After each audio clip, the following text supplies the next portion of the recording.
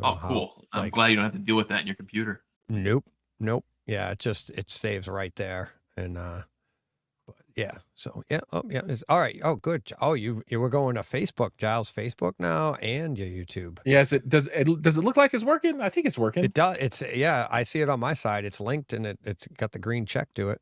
So we're Right good. on. Cool. Yeah. I Yeah. don't think I've got like any thumbnails or anything for it, but it's all good. Hopefully some Yeah. folks out there. Yeah, yeah. It looks like it's I gotta turn the monetization on. What am I doing? There you go. Why it's Oh not my on? Yeah. God. Uh Yeah. well, so for everybody on my channel that joins, if you guys don't know DJ from Brightside Home Theater, DJ is the man, a man and a half, Yeah.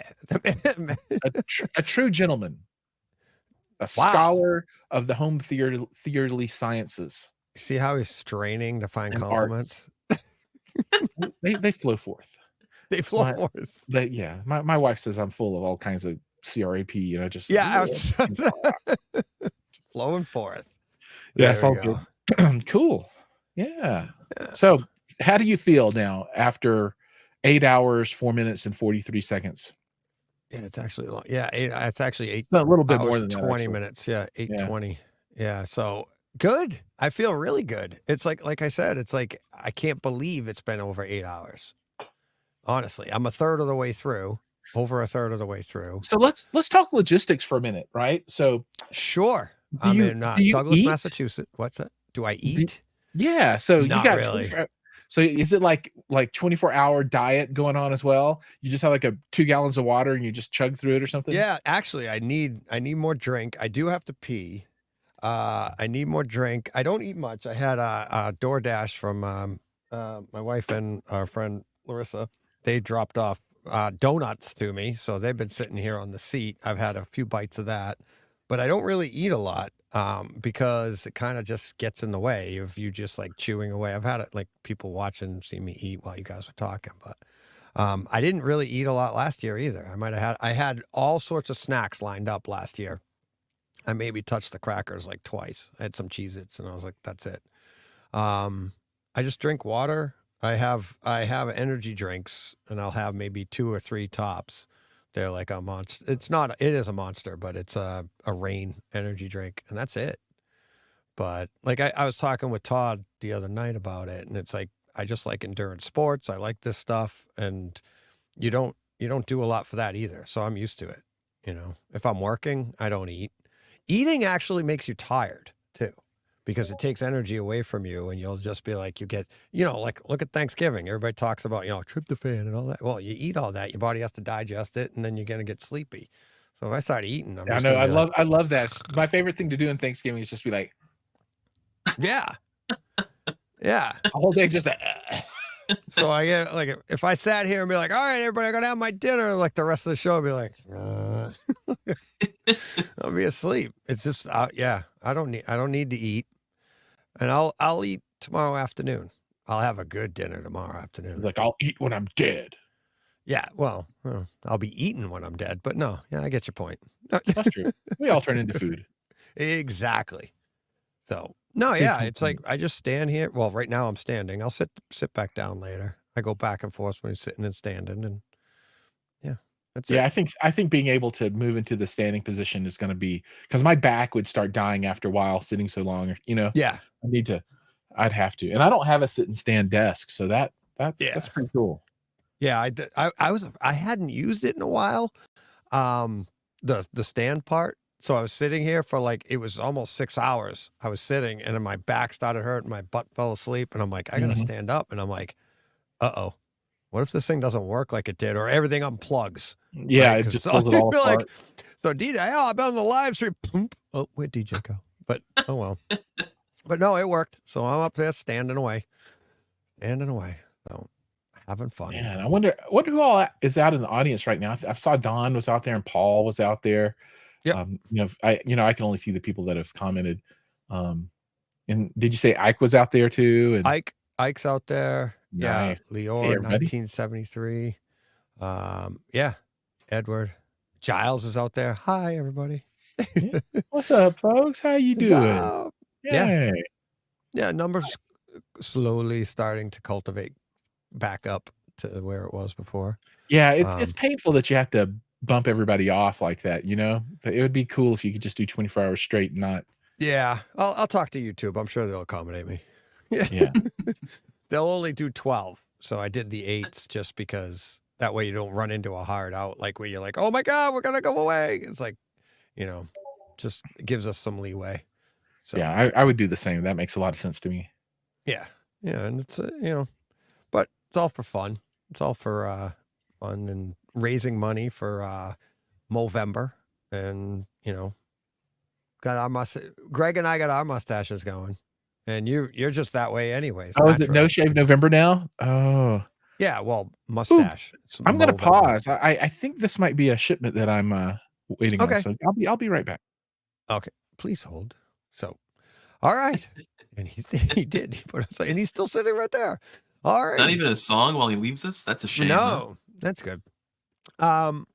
What have you watched in your home theater recently? So I just finished. It's not exactly a home theater special, but I've been watching through Gene Wilder films, and I just started watching Stir Crazy, Oh and yeah. that movie is funny. Oh Holy yeah. cow! I love Gene Wilder. He's ridiculous. He is Yeah. ridiculous. Oh my god. And Yeah, Richard Pryor, he's fantastic. Too. Yeah, Stir Crazy. That's fantastic. Yeah. I haven't. I'm only seen that halfway movie. through, but Oh, okay. I won't spoil it for you. yeah, please don't. Please don't. I barely even remember I just know that's a Too Wild and Crazy Guys. All that. Yeah. That's from that. Yeah, and I remember that. I haven't seen that movie in forever, but yeah, it's classics. But that's what's fun about even having, like you said, it's not really home theater wise. But Yeah. when I saw it, I probably saw it on HBO when I was a kid on a 20-inch tube television in my parents' basement, and you're like, it's not. You're seeing it better than a lot of people. Even like you said, it's not home theater, but it's a great way to see the movies. So Absolutely, it is. Yeah, I have tons of fun with it. Even like my wife and I watch a lot of like the Survivor and Big Brother and the kind of dumpy reality TV shows. So we still watch that, and it's the living room, it's the home theater, and every now and then you put the lights down low and make it more cinematic. But yeah. we get a lot of use out of it. Oh yeah. Tons of fun. Yeah. Oh, Paul's asking in the chat. He's like, have you seen Blazing Saddles? Oh, I love Blazing. I was so sad. I almost said our cinema showcase apparently had a Blazing Saddles night where they played it in the. I'm not sure if it was in the X Plus theater, but they played it in the theater. I was like, that would have been the most fun thing to see in person in the theater. I'm really bummed I missed out on that opportunity. Yeah. Well, I'm playing at home. And he said Three Amigos. But he meant Never Blazing seen that. Saddles. It's Chevy Chase, right? Oh my God, Three Amigos. Yeah, Three Amigos is awesome. It's awesome. That's same Blazing thing. Saddles is good too. Yeah. Yeah. But Three Amigos with the throwing the canteen away with the full of water. It's so great. Oh man, great movies. Great movies. Greg, in your in your living room setup, give me a scene that blew you away, like home theater wise. It was definitely when everyone was raving about John Wick, and I watched the first one, and then I don't think I watched any of the rest of them, and I was like, you know what? I just installed the second sub. I'm gonna go through John Wick because I know it's got a lot of the gunshots and people rave about it. So I got is John Wick 4 the newest? Yes. When he beats up the sandbag, the punching bag at the beginning. Oh yeah, the opening. the punching bag thing. That's like thunderous. Yes. Oh yeah. And I saw my subs coming towards me because I didn't realize that they're small for their size, I guess, and they're not heavy enough to sit still. Oh, So they started were like walking. Steve. Oh yeah, big time. Yeah. Big time crawling towards me. Yeah. Nice. Occasionally your equipment will try to kill you. That's what I was wondering. So you have to be careful. Yeah. Yeah. We talked about that earlier today with John, and he has the PC 2000s, and it took us the tube ones. Yeah, the SVS PB2, the PC 2000s, and he has two of them, and he's like trying to get them to sit. It took us weeks through the show of talking to people, different ideas on how to get these things because he has hardwood floors, and they were like dancing into the room and moving. He couldn't get them to sit still. It was funny. It was shortly after he got everything calibrated right and had good bass in his room. I think he is running a DSP and everything. He got it right. So these things are pumping out some serious bass, and now they start dancing around. He's like, oh, now there's another problem. And it's like, it's a good problem to have if your subs are dancing, but it can be a pain in the butt. SBS isolation feet helped me out. We and tried then them, didn't work. Yeah. I went to Yeah. Home Depot and I cut up a welcome mat with a rubber bottom, and that worked entirely. So that was good. That's what that's what he ended up doing, putting mats underneath it, and then You we can tried. buy there are industrial mounts, I don't know, rubber feet for lack of better terms, for like washing machines and stuff like that. And they're designed to just have something sit on it, but you know, they're about this thick and they are really, really thick, nice rubber. So those are pretty good too. Cool. If you could just take the old feet off and then buy a whole bunch of those and put underneath it, and that's pretty decent too. Oh, neat. Yeah. Neat. Instead of the cut up welcome mat with all the dog hair on it, that might look pretty good. Yeah. I don't know, that dog here, man. That's the dream. That's That There little you fuzzy go. guy. All right, I gotta run out. I am gonna pee. go to the Tyler. bathroom. We got you handled. You guys chat it up for a minute. Absolutely. Yeah, I'm gonna open this box up and start talking through this thing anyway, right? So What is it? You're gonna do that without me? just for Oh. giggles, right? I mean, just to have something to do. I got this new streamer, and straight. You know, when it comes in a box like this, you know it came straight from China, right? So Oh, jeez. Easy. straight. So no, it's Alpha Audio. So they're going to be competing with it's brand new, and they're going for Ever Solo and Hi-Fi Rose and those guys. So I'm gonna, I don't know, take it out of the box and look at it and see. There you go. All right. Yeah. Cool. I will be right back. You Right guys on. have fun. Yeah, Yeah. man, we got you covered. Go do your thing. You have the Take con. the long break if you need to. No, Say it. I gotta We're get all some gonna be drinks. I counting gotta minutes. pee. We'll see. Take the long We'll see if it's break. a 5-minute break or a 10-minute break. We'll know. Yeah, exactly. Where did DJ go? Oh, God. Mark the time, 12:31 p.m. Mountain Time. So Greg, where do you live at? So I live I- about 30 minutes away from DJ, actually. What city name is that, if you don't So- mind? And no worries. Auburn, Massachusetts. Auburn. Okay, right Yeah. on. That's cool. So are you guys like buddies outside of the show, maybe, since you're so close to each other, or did it just happen that you know you met each other through the show, but you live close together? No, I married his daughter. Okay, that's definitely one way to meet, Yeah, right? yeah, big time. I went to college with his daughter and married her. Yeah. So how's that working out? Oh, fantastic. Fantastic. She's over in the other room. She's like, "You better say it's good." No, she's sleeping. Yeah, so I can say whatever I want. Yeah, we're good. Right on. The night Man, I shift want nurse. to go to sleep at 12:30 in the afternoon. That's awesome. Yeah. You're a good husband. Let her relax and get some rest. And then and then the father-in-law is all like, "You have to come on my show." Oh. So that now I know why you're here, right? So I'm amped to be here. I've already got such good recommendations. Watch The Three Amigos and turn off CEC and the rubber and the industrial and the rubber feet thing, yeah. I've already Um, gotten so much out of it. Yeah. So what kind of movies are you into? I mean, I'm like a big sci-fi action guy, but occasionally, like, so he was asking what scene you liked.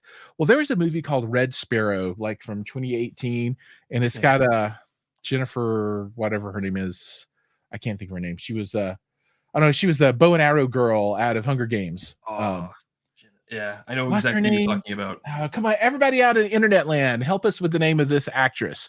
And then she was in the space movie where she got woken up by the guy who was Jennifer Lawrence? also in Guardians of the Galaxy. I can't ever remember anybody's names. So Yeah.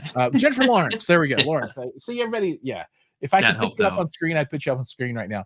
But she was in a movie called Red Sparrow. And there's a scene where she's like, it's some kind of I can't remember if it's like a big church or if it's like a place where they're putting on a play, a big theater, but they were playing this kind of classical music in the background, and it showed her like walking down these stairs, and it was beautiful and it sounded amazing. So, kind of outside of my normal like whiz bang. He's back. Is only like 2 minutes, so short trip. But that was kind of out of my normal, like, oh, I love this scene, but man, it was so good. I just remember watching it. It was good. That's I don't know awesome. if that's the same scene I was thinking of, Don, or maybe Don, you're talking about DJ. That it makes more sense if he's talking about DJ. Hey, DJ, could you put up that last comment that Don just made talking about you? He's not even hearing us. Oh, Man, good. that just ruined the joke altogether. So I was curious, Giles. So you Yeah. review hardware, correct?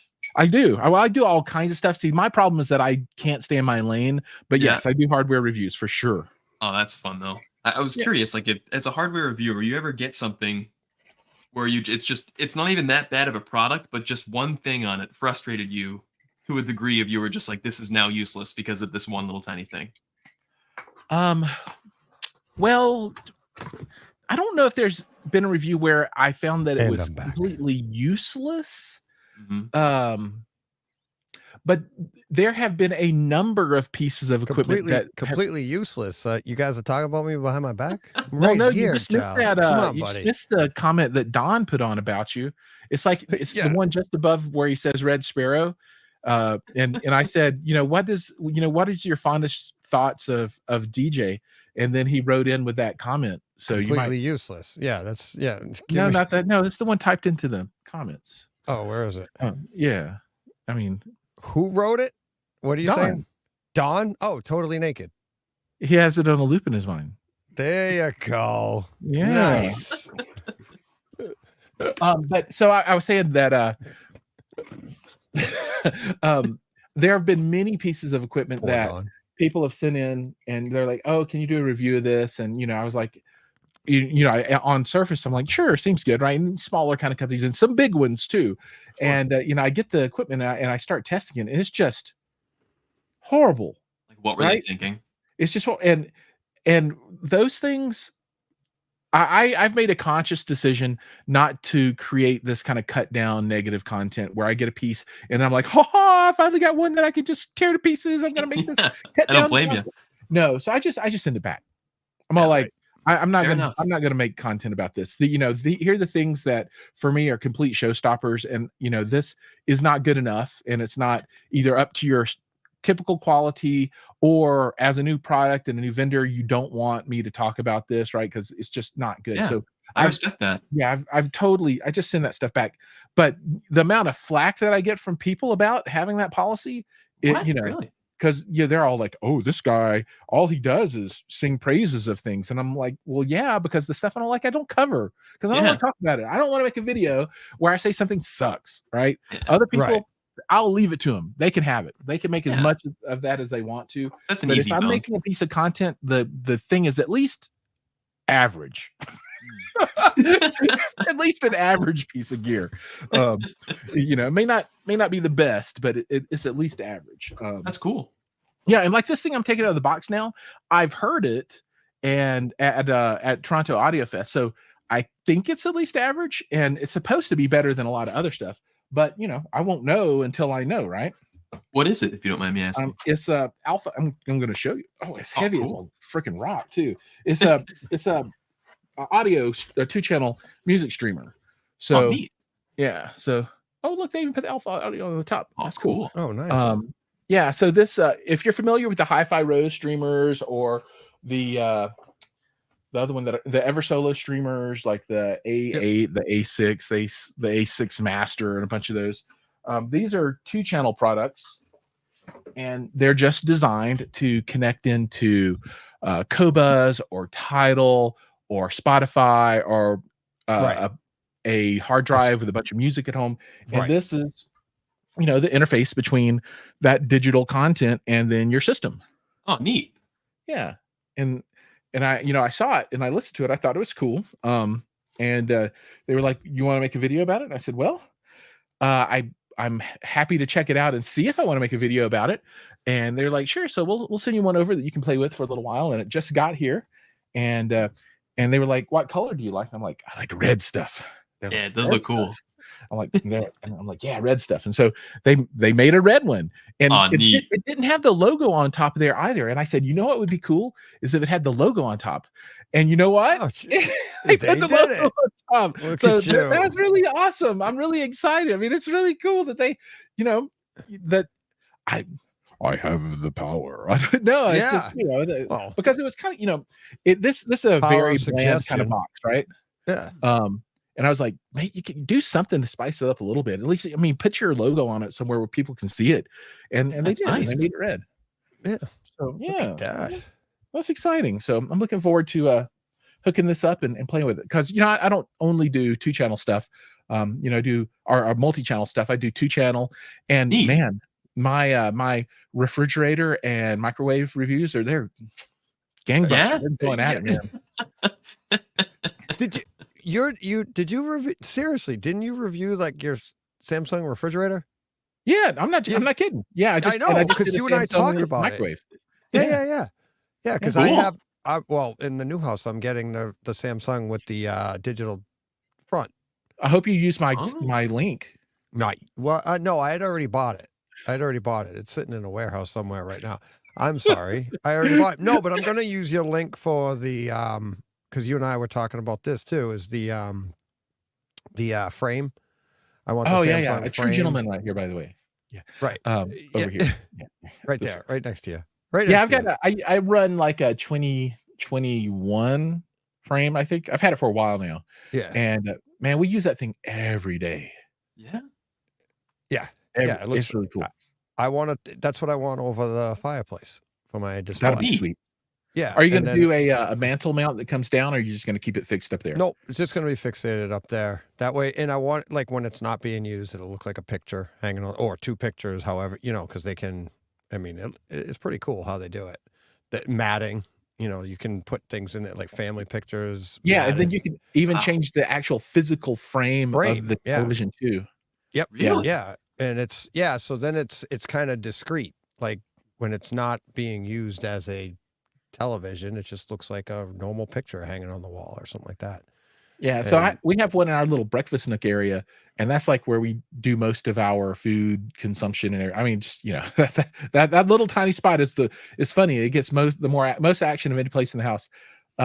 And somebody was over, I forget who it was, and they were walking through, and they were like, "Oh, and do you have any?" We were talking tech and stuff, and he's like, "What TVs do you have?" And I'm like, "Well, that one." And he looks, and he's like, "What?" And I turned down and said, Yeah. "Oh, I thought that was a picture." Yeah. Oh yeah. Yeah. Yeah. It's cool. I mean, it's as far as, and everybody, like home theater people, be like, it's not that good of a display. It's like, it's not good. It doesn't do. I'm not using it as a home theater display. I'm using it as a, as a living room, just something to hang on the wall or something. It's a piece of art for all intents and purposes. Literally what it DJ, is. do you think people, to comment on your comment there, do you think people just get too critical about stuff sometimes? Absolutely. They're all like, "Oh, I would never have that thing. It's, 4 points of contrast off of the so-and-so." Right. You know what I mean? I don't know. Yeah. Oh yeah. Yeah, we see it all the time. You see it, of course. It's like it's in your comment section. It's in the it's like people get like, and they miss the original purpose of what they're commenting on, actually, right? And it's like, no, it's not meant for that. Or it's one of the, I got a review. Somebody wrote like a bad comment about the Stihl, STIHL, Still. Yeah. Stihl. So it was their lawn vacuum thing, right? And it's like, it can convert from a leaf blower to a lawn vacuum, and the bag goes over your shoulder, and it's like this. That's cool. Yeah. Oh, it's awesome. I love it. Right. And Stihl's great product anyways. I mean, Good it's brand. like bulletproof, great stuff. Greg knows from, construction. It's like, Oh yeah. that's like pro grade stuff. Right. So one of the reviews on it was like, whoever wrote the review was like, it's horrible. The bag fills too fast. Well, because they're trying to pick up their whole lawn with this thing. And it's like trying to use a dust. Yeah. They're like, it Works too clogs. well. Yeah, it works. It fills too fast. It's like too many, like you can't pick up a lot of I'm like, it's like complaining about a dustbuster not vacuuming your entire living room floor, right? Because like you're using it for the wrong thing, you idiot. Mm-hmm. And so I wrote my review on it because I hated this donkey. And I'm like, I wrote my review and Stihl wrote back to me. they had to take it down. They're like, well, yeah, we don't, as negative as the reviews are, we don't like people disparaging the reviews. I was like, Oh, oh, that's okay. funny. I was trying to stick up for you, but all right. But yeah, you know what I mean? So I was like, they wouldn't even let my review go up because I was reviewing the reviewer. But but yes, people can be. Because you're so mean. Yeah, typically I am. Right. But I find like it's the age old thing, right? Most criticisms based in ignorance. They have Yeah. no idea what they're talking about. It's like, that's, like, oh, that thing, it won't pick up my whole lawn. Well, it wasn't meant to. Sorry. That's not what Empty it was the for. bag. Start over. Yeah, exactly. I mean, that is ridiculous. It fills too fast. So it did its job really quickly. Yep. Sounds like a bad review to me. Like, I'd never buy that. It was awesome. Yeah. And, sometimes I just wonder if maybe my standards are just not as high as other people. And, I'm like, no, I know what's good and what's bad. And people are just like overcritical about stuff, because I think we're living in the golden age for people who want to watch televisions. You can get humongous TVs that have pretty darn good pictures for, you get like $2,000 for a 9800 inch TV and the picture's pretty darn good. That's a 98 or 100 inch, not a 9800 inch television. Oh, right. Not 9,800 inches. Yeah. That You would be misplaced awesome the comma there, Giles, buddy. Yeah. 98 or 100 inch 100 in inch. that size, 100 inch class TV. Right. Everyone's like, where do I get a 9800 inch television? Yeah. But $2,000. The pictures are pretty darn good, And Yeah. and they're like, oh, I could never have that TV because my 65 inch OLED is so much better. And I would, I don't know, man. I'm just in the awe of the big screen. I'm like, oh, look at that panel. Oh, yeah. This is But so good. Yeah. But that was the idea, right? And that's the advice I've given to everybody when buying. It's like when you're first getting into it, it's like, what TV should I get? Well, as big as you can. Well, what about quality? Perfect. You don't know the difference yet. Don't worry about it. Get the biggest you can get. Once you know the quality, then we'll work back from there. But yeah, and even to the person like, my 65 inch OLED is so much better. Yeah, but it's still only 65 inches. That's right. It looks like a postage stamp. It's like when you go to see the Mona Lisa and you realize it's only like that big, really. You're like, oh. I mean, What's there's wrong? something to be said for that. Your monitoring display, the calibration displays and all that. They're all smaller. Oh, that's different. But that's different. And even a 65 inch OLED. I have a 55 inch OLED in my living room. It looks fantastic, but it's not it's not the movie theater experience. The giant screen. I learned something that I didn't know this It's year. usually what happens when you learn, but okay. I learned something I didn't know. And I guess I learned something new. I guess that new is also I learned something unneeded. today I've I always learned known. something. I learned something this year. And I should have realized this, but I did not. So, when you think about just think about the best available OLED on the market, right? Whatever it might happen to be at the moment, right? The most perfect, beautiful picture ever.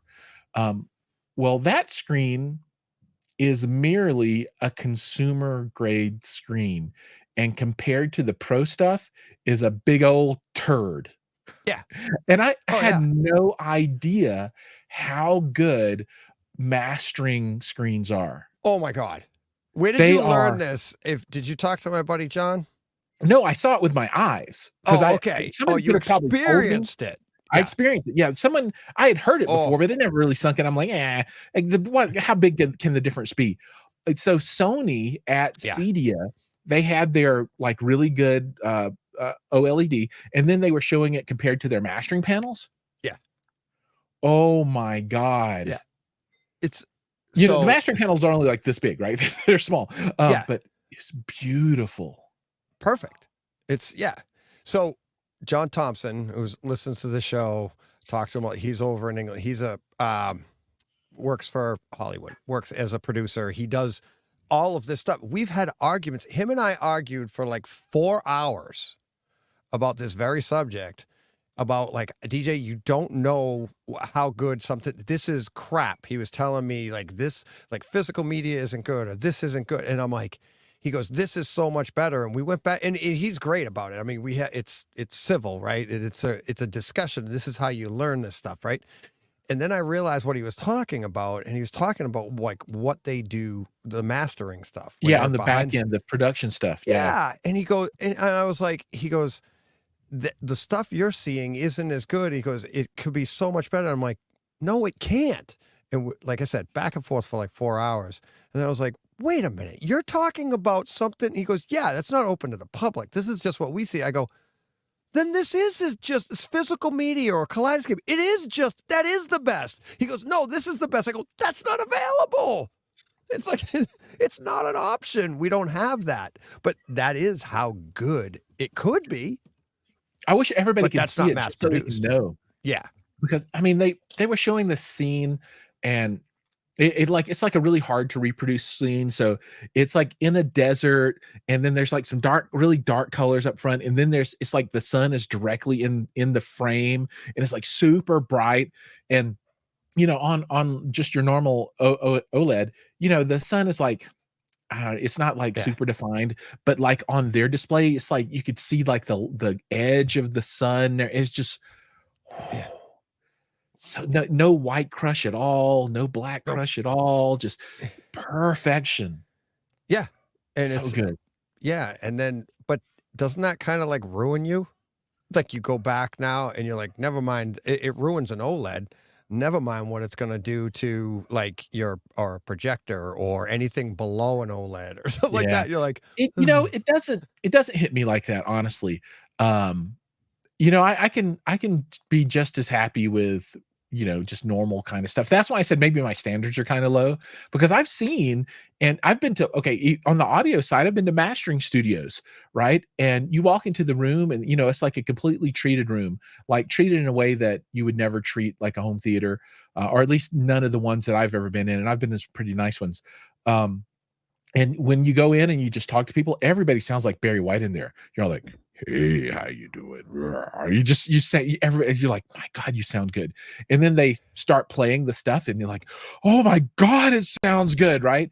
And I talked to the audio engineers, and they don't set anything up like we set up in home theater, right? So like in home theater, everybody's like, okay, you got to cut all your bass off and all your channels at 80 hertz or 60 or whatever it is for your Right. system, and then you pump it all to your subwoofers, and you have to do all, and anybody's like, well, if you ever play any of your channels full range, that's wrong, and blah blah blah.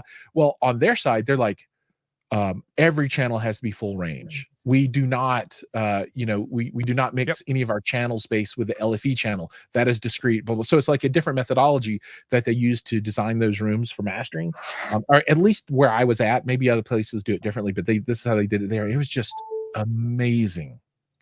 Yeah. So good. yeah. So And, good.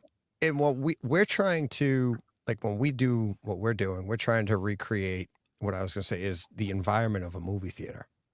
At Mhm. least from my perspective, right? There are people that like they want that on their wall. They want as close as they can get to like the mastering image, or even the audio side of it. We're trying to recreate the environment of a movie theater of like when we went, and I want the bangs and the booms and stuff to be recreated that way. And it's so, and I've had listeners tell me like, oh man, I've had my projector calibrated and it looks so great. It's too good. I don't like it. And they actually back it off because it's too good, too close to being like an OLED.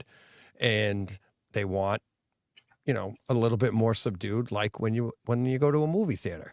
So that's why, like, when I asked, like, does it ruin it for you and stuff? And like you said, going into the audio studio, and it's like they're trying to do their thing to master these things so that everybody can get as much out of this, whatever they're producing in those studios.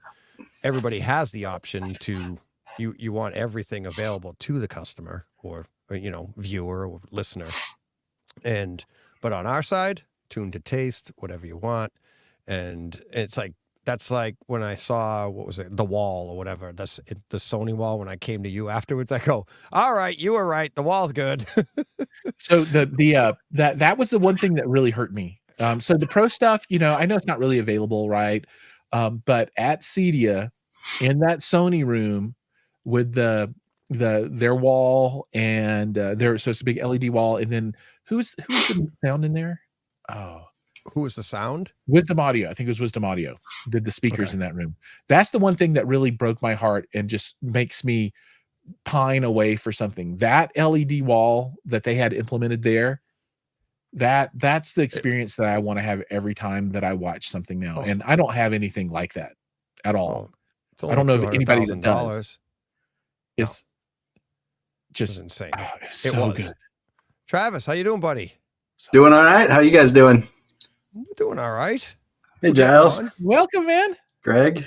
How's Yeah, it going? How are Greg, that's you? my son-in-law, Greg. I heard when Nice I to went meet you. upstairs. Yeah, I heard Giles interviewing Greg when I just went and took a quick pee break, and I'm upstairs and they got it on in the living room.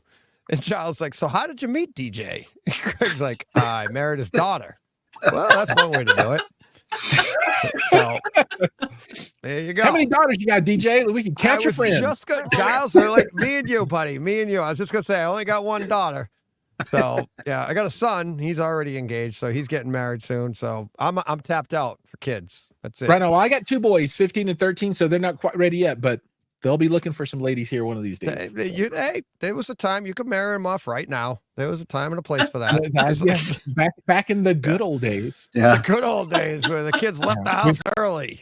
That's right. We could combine our empires. There we go. Yeah, exactly. Exactly. Yeah, I'm Greg's merging like, with the what monarchy." empire did I come into? What the hell? The dark side. Yeah, exactly.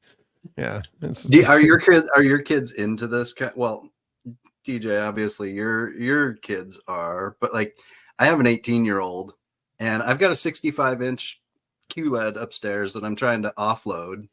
And he just moved into his first apartment. He just started college. I'm like, you want that? He's like, no, it's too big. What? Yeah, both my boys, they are super happy with their cell phones and some headphones. Yeah. And Yeah. they will occasionally use an iPad. They could come down and watch 65 or a 98 or a projector or 120, and I got all this shit around the house, right?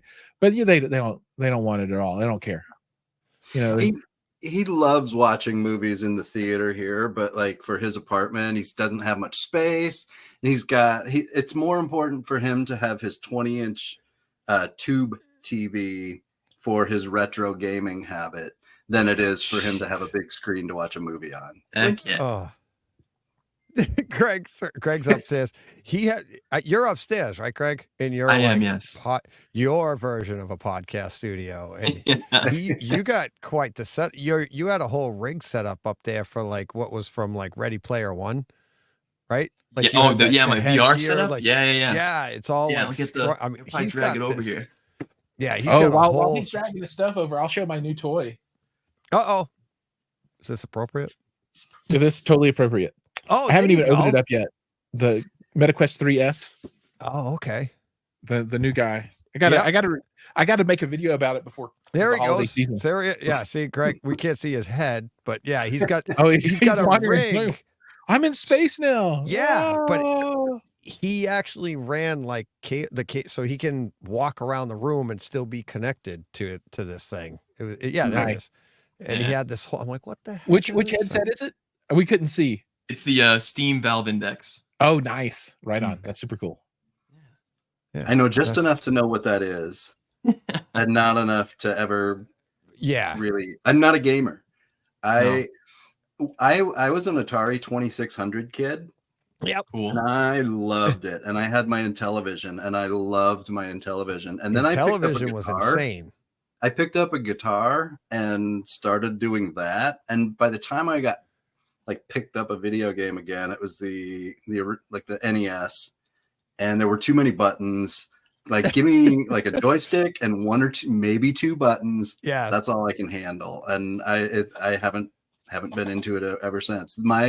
My gaming extent now is like playing, Spider Solitaire on my phone, or I have a few of the Apple TV games that we play on rare occasions, but I bought a controller to use for that. But Dude, Cool. Clash Royale on the cell phone. Yeah? That's my jam right oh now. my Yeah. god. Now let me some Clash Royale. Yeah. Yeah. Nice. Yeah, I haven't played any of those. I haven't played any games in I'm so an Apex long. guy still on my PC. Yeah. Oh, jeez. Yeah. That's a fun Huh? game. I don't Yeah, have time my for my games. boys are big into Valorant, but it's just too twitchy for me. I just, you know, I go somewhere and I'm dead like in 15 seconds. I'm like, oh, I didn't even Yep. see anybody, and they're Yeah. all like doing this stuff, and the screen it just flashes. They're moving so fast because they'll pop out and shoot and then come back. It's like, "Da-da-da-da," and then Oh, I yeah. got him, and I'm like, I I just like I Oh, I can't even got 'em. see it. They're like, that's because you're old and slow, Dad. yeah. I'm like, yeah, I guess so. They have Oh the my crazy God. mouse settings where like you move the mouse like this much and the character's doing like a 360 because they're just like that precise. They're Yeah, like they- surgeons. It's it's incredible. so the way they sensitive. my play Yeah. boys these games. argue about that. So what is it like high dot pitch versus low dot pitch or something like that? Yes. And Yeah. like my younger son, if I remember correctly, he likes to have the lower resolution so that he has to move further, Mm. right? And then my older son, literally just like a micro, and he spins around in a whole circle, like just you know. And I'm all like, I don't have that fine motion, but he'll play with snipers all the time, and you know, even for like close up stuff, right? And he's always like popping around the corner, shooting and coming back. So he's just like, crow, crow. It's like, you know, that's like a whole thing. Just like, you know, I don't know, I can't do it. Yeah. It's amazing. Yeah. I tried to play some video games when my son Joe went to college, and he was at college, and I was trying to play, I forget which first person shooter it was, but I used to be really good at it. That's what I used to do years and years ago. I'd be up to like 3 a.m. Playing Me and my Doom. buddies. It was Yeah. Doom. Yeah. And any of them, like they were games like, yeah, it's so much more advanced now. Obviously everything's so much better, but I'd go to bed at like 3 or 4 and I'd be all wired, like hyped up, like, oh my God, I was just in the woods hunting this guy, you know, I'd be like, but I tried to get online and play with him, and I was like crying laughing because I couldn't do anything right. And then like he's dying laughing because he's watching my character like run around the screen and jump and everything, and I got no weapons. I don't know what to do. I think we had a parachute in. I forgot to pull my chute, so I just splatted on the ground. He's like, Dad, you're embarrassing me. This is a That's group fun. thing. Yeah. That's like- fun. Hey, you get old. So Yeah, my little guy's making videos. He just started his channel, so he No hasn't way. gotten up the nerve to put his face on screen yet. But he did a little bit of voiceover narration for a video that he did. So oh wow. that's kind of cool. Oh, that's wicked cool. Yeah. Yeah. He hasn't gotten up the nerve to put his face on video yet. That's funny. Yeah, It he's is. getting there. He's getting there. Yeah. That's like when I John made some- and when John and I made first- little Lego videos with my kid when he was younger, and he would come up with these stories and build the characters, and we made these little 2 or 3 minute short films, and I put them on my Vimeo. And then like last year when he's in high school, his friends came across them because he has a unique name, and it was kind of easier to find him. find him, So yeah. they came across him, and he's like, "Can you take those down?" I'm like, Nope. "No." Yeah. You're gonna live with that. That's Yeah. great. That is fun. It's I was just gonna say, like, it's funny that kids are they're getting exposed to this earlier, so it's easier for them, right? So like even like your son's like, I don't want to put my face on, but he will eventually, you know, it's just Yeah. easier. Yeah, And- he's got like 59 subscribers now, so he's all excited. Ooh, I that's awesome. put the link in the notes, everybody, or in the comments. Go subscribe to him. Let's get him 5 or There 6 you more go. subs. At Red Mouse. At Yeah, Red 2 YouTube Mouse. /at Red 2 Mouse. There you Red go. 2 Mouse. Yeah. But yeah, when John and I first started doing this, like podcasting, I didn't start on YouTube. I started audio only podcast, and we'd record, and we were nervous. Like we're Yeah. not even talking to anybody except ourselves, and we'd be like, okay, as soon as you hit that red button and you know you're being recorded, you immediately just like freeze up. And Yeah. the two of us were like, what do we hit like play, like record. And then we just stared at each other like, shut it off, start again, shut it off. So we had all these, we had all these 1 minute audio recordings of dead air because neither of us knew what to say because you're just getting so nervous to do it. And we're like, what are we nervous about? Nobody's here. It's like, you don't have to put it out. It's like, you Yeah. can't screw up. But it's just the mental part of it. And then I think when I went to YouTube, Steve and John will tell you all the time, like I forgot to tell them we were live because I started recording the videos, and then I'd put them out later, and then one day I just found a way for us to go live. They're like, "Oh, by the That's way, awesome. guys, we're live right now." They're like, "What?" Oh well. I think live is sometimes easier for me, at least, Yeah. than pre-recorded stuff, Oh, yeah. because it when it's done. You know what I mean? Yeah. You don't go back and you're like, I need to edit this and make it perfect. You just Right. know that it's not going to be perfect, and it's okay. Wait, you're saying my show isn't perfect? Oh no, your show is. I'm talking about myself. I can never Oh, okay. achieve your level of performance. Yeah. You are peak male live streaming performance. You are the one. You got to watch more content, buddy. You are the one. The No, dude, one. your show is awesome. What are you talking about? Don't okay. belittle yourself. Yeah, I know. There's plenty of people to do that. Don't you Yeah, do it you too? gotta go for that thing. You got it It's covered. like, you should see the comments. Why would you watch Brightside?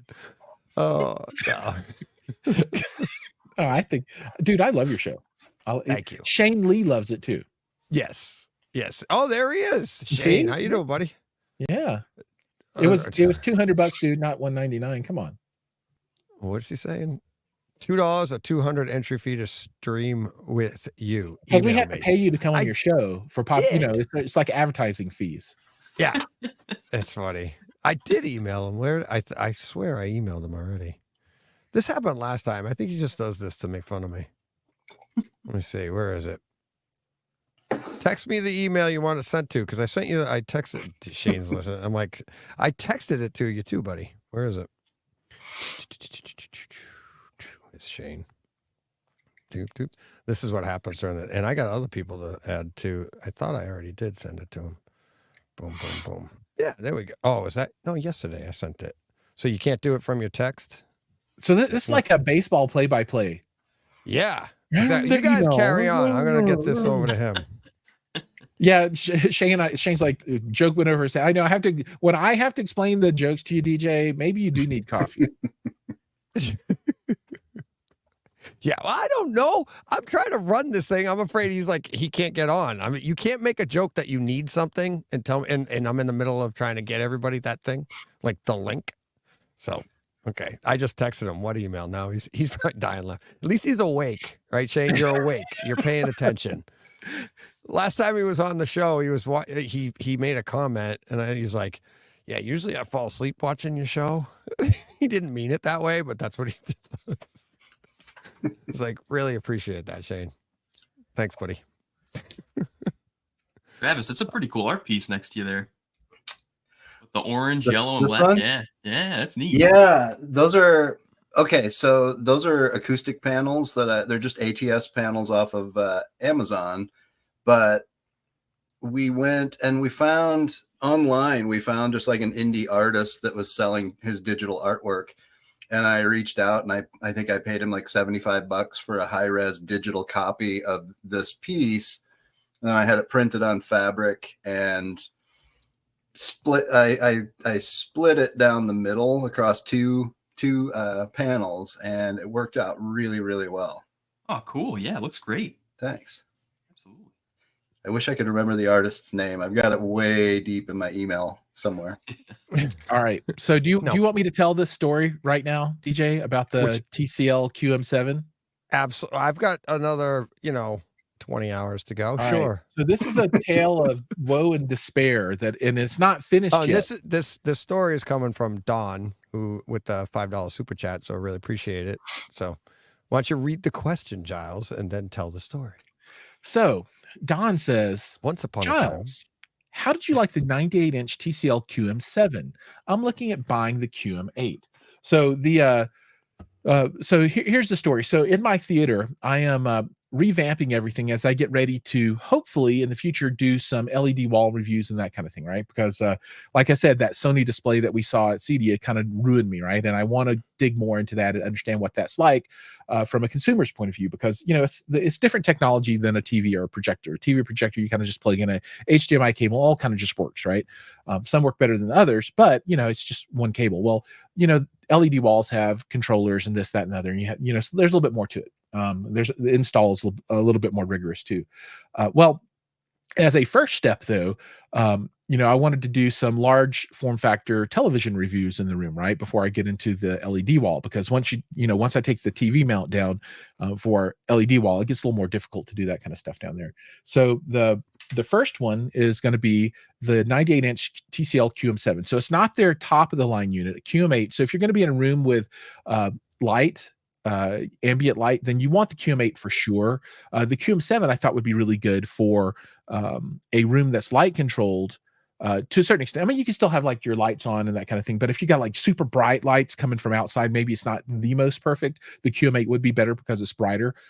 So I talked to TCL. I'm like, all right, let's do this thing, and they're like, great. And so I like ripped down my projector and my screen, and then I put this black slat wall stuff up on the wall, and putting in new seating and the whole deal, right? And so they delivered this QM7. It's great. I get a buddy to come over, and we lug it downstairs, and in the box it's like 230 pounds, so it is not lightweight, right? And it's humongous. I mean, these things are massive. And I get it down to the basement, unbox it, and I do a whole unboxing video, right? And that's published right now. Once it's unboxed and that video is all done, then I wait a couple of days, and I'm going to plug it in and check it out and start doing the setup on it, so I can start I'm going to hang it and all that kind of stuff, plug it in, and it's like shattered in like 4 places, and it's just, I mean, it is completely destroyed, right? And I'm all like, dang, what do I do now, right? So I'm all like, hey, TCL, this thing's destroyed, and sent pictures and went around with them a little bit, and they're like, okay, we'll pick it up and send you another one. I'm like, awesome. All right, so they pick it up and send another one, and I'm all like, okay, because I felt kind of bad. I'm like, oh, I knew there was no way that I did it, because it's like shattered on the top. So like something hit it like 2 or 3 times on top and shattered. Or maybe somebody put like a tie down on it and like really ratcheted it up and just shattered the glass on top with that or something. So I'm like, okay, there's no way I did it, but I still felt kind of self-conscious. Like maybe they're like, oh, this guy broke the TV, and bleh. So I'm like, okay, you just send another one, and then just have your guys unbox it and test it. So they sent another one. They had their guys unbox it and test it. It is broken. It's shattered. So now we're on 2, and there's a third one coming this coming Friday. That's that call that I took. That was the shipping company. That's what you were talking about earlier. Yeah. So as long as they're not shattered, I'm sure it'll be awesome. And TCL has been an absolute joy to work with on this stuff. It isn't, and it's out of their control, right? The shipping companies are just destroying these things, right? But that's one of the challenges of these larger form factor televisions, right? There's more opportunity for damage, right? Because they are big and they are heavy, they are hard to move around. So they're great, and it's the right form factor and the right size. I mean, 100-inch is really nice in most homes, but I've been super unlucky. Yeah, what about the idea, like, just off of that, I think you could solve the problem by going to the store, buying one yourself, if you could, right? But how do you get that home? Because who was it that I was listening to the other day talking about the size, and like the size of truck you would need to get these things home in a box? I might have been an AV rant if I remember right. Like, how do you do that? But then when you get it home and it's cracked or damaged, maybe it was done during shipping to the store. Maybe you never know. You never know. So it's almost like you have to buy these things. You cannot go into the store and buy these things based off of like this kind of information, because by the time you get it home, it could be a huge issue, right? And it's like, well, they could blame you did it or this or that, and it's like that's a great part of the review, though. As funny a story or a sad a story as that is, that's actually a pretty big part of the review that I think people overlook, right? Yeah, the whole getting it there definitely is a thing. It's a lot more challenging, and I'm going to talk about the challenge of the shipping and all that kind of stuff in the video. Obviously, really, the video is to talk about the room changes and that kind of stuff, but I think for an owner, they need to, know that piece, right? Because it's not the same as buying a 65-inch TV. Those are easy to deal with. And right? Don adds in the chat, he says you can rent a truck from Home Depot for $19.99. Yeah, I would want to rent a box truck though. Yeah, exactly. Well, they do have those too as well, I'm pretty sure. Yeah. Like you could get a U-Haul, but you can do whatever. But think about the logistics you have to go through to buy a television. right? It's like, and now you get it home and it's cracked and you just rented the truck and you're like, oh, now I got to pack it back up, put it back in the truck and get it home. And it's Yeah, like, you get gotta it back. you got to do that all at the same time, right? So you got to be ready. So you can't just buy it and then park it. Right. Right. Yeah, I would not buy anything, any 100-inch TV and buy it and put it and store it for any amount of time. No. As soon as you get it, unbox it, test it, and make sure it's okay. Because you Right. don't want to wait 2 weeks. Right. And then be like, oh, like, so don't buy one of these for Christmas in October And wrap and it. put it under your tree. Yeah. Well, Don't 100-inch do under it. your tree. How big's your tree? Yeah. You put your TV in front of, or your tree in front of it. Yeah, don't do that. Just take it out of the box and check it out. Yeah. And This if is, it all works, then you put a little red bow on it and you set it to the side, don't turn it on. But that is the one thing that I've learned, other than, dude, it's impressively big. They are impressively Yeah. big. And even with the how it all turns like blue and green and everything when you have a shattered LCD, it looks really cool. It's super sad, but it's super you're sad. like, man, this is gonna be awesome. So, Yeah. I'm excited.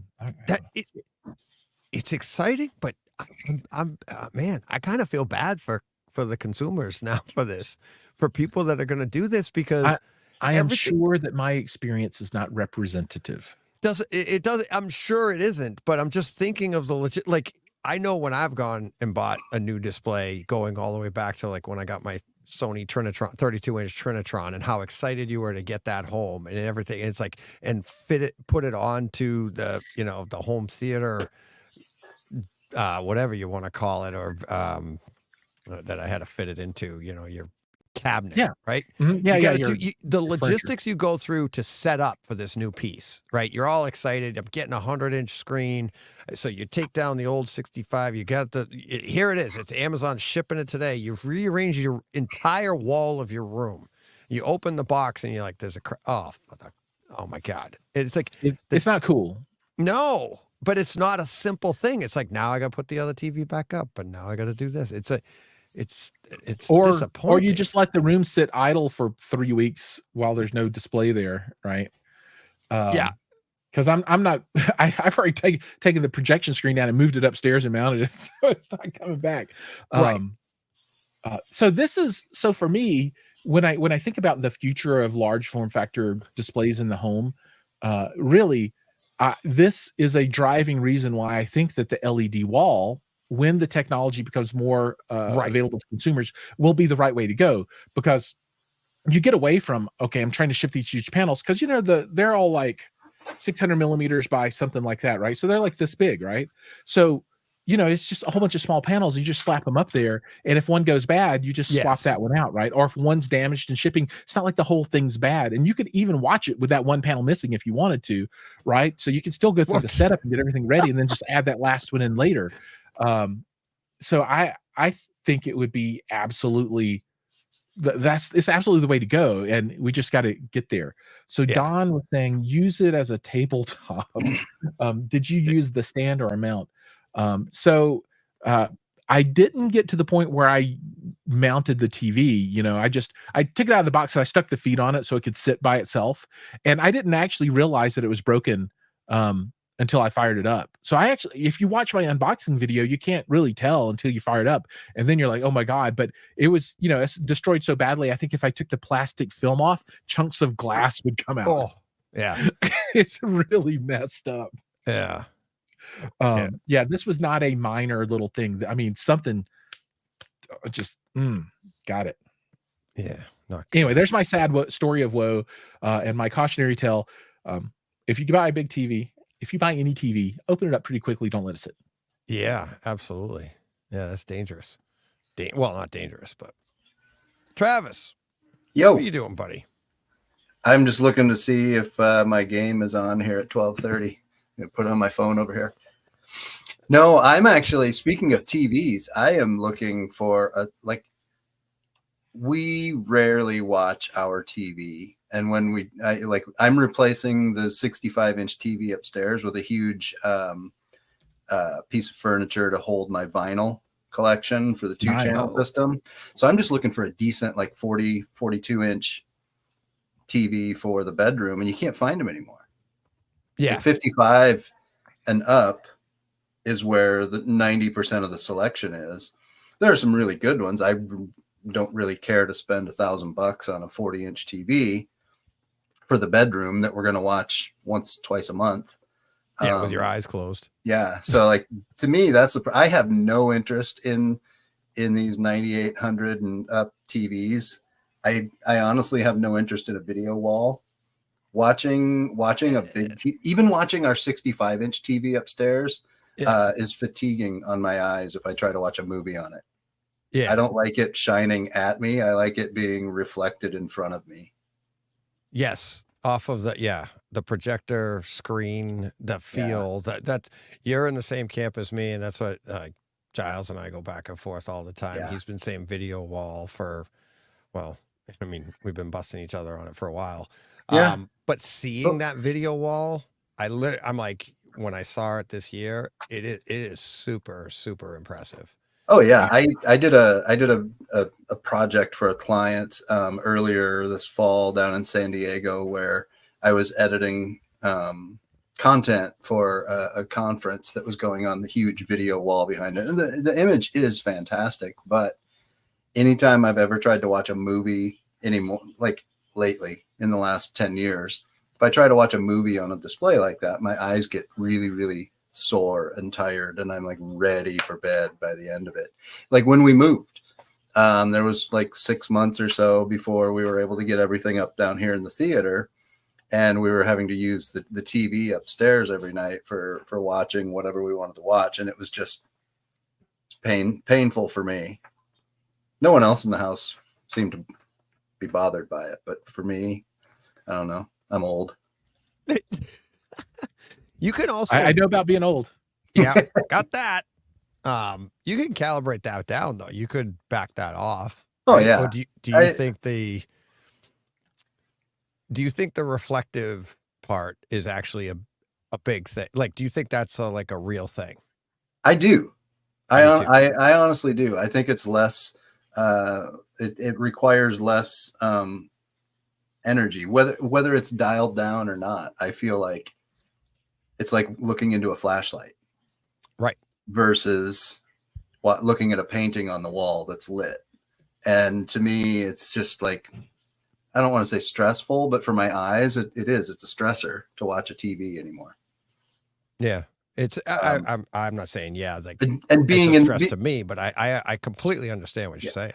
Yeah. And being in in the video industry, the video production business, I spend a lot of time looking at screens, and the last thing I want to do is do that again at night when I want to just chill out and watch a movie.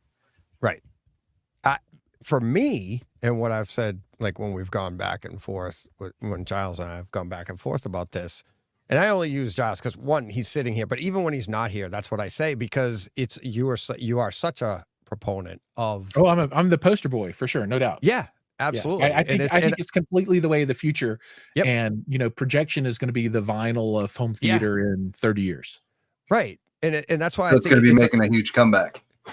Yeah, yeah. So it's going to fail. People are tired of the going to be video like wall. A handful of people who think it's cool.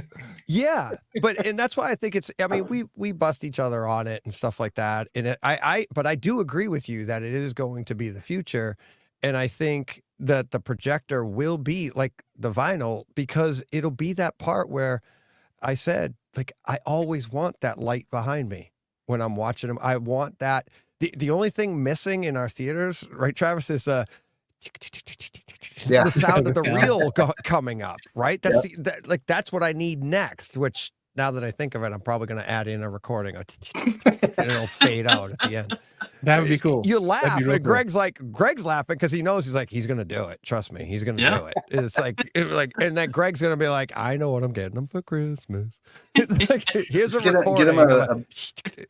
Get him a bike tire and a pack of baseball cards, and he can just spin it quick every time you walk in to watch a movie. And get there you go.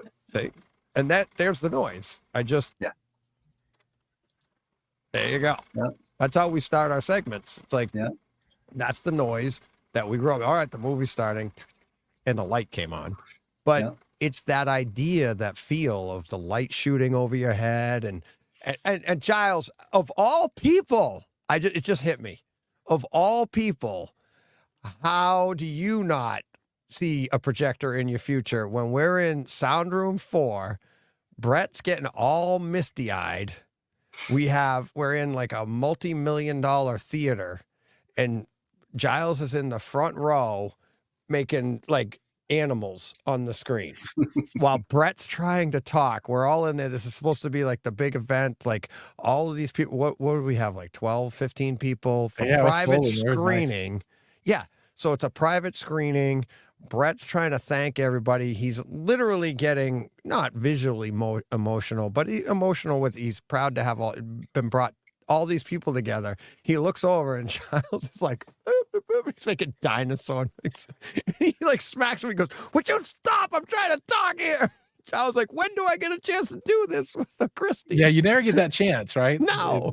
It's not. And I got to. Like, it was like a $200,000 Christie projector, and I got to make little things. It was really awesome. Right. And it's like but my point is like, that's the fun. The lights shooting over your head. It's like, it's being I'm reflected not off saying the there's wall anything in front wrong of with you. it. I think it's awesome No, I too. know. It's great. Yeah, clearly. Right. I just think it's going to die. Right. Not if I have anything to say about and it. if I, I'll just take the contrarian view to Travis.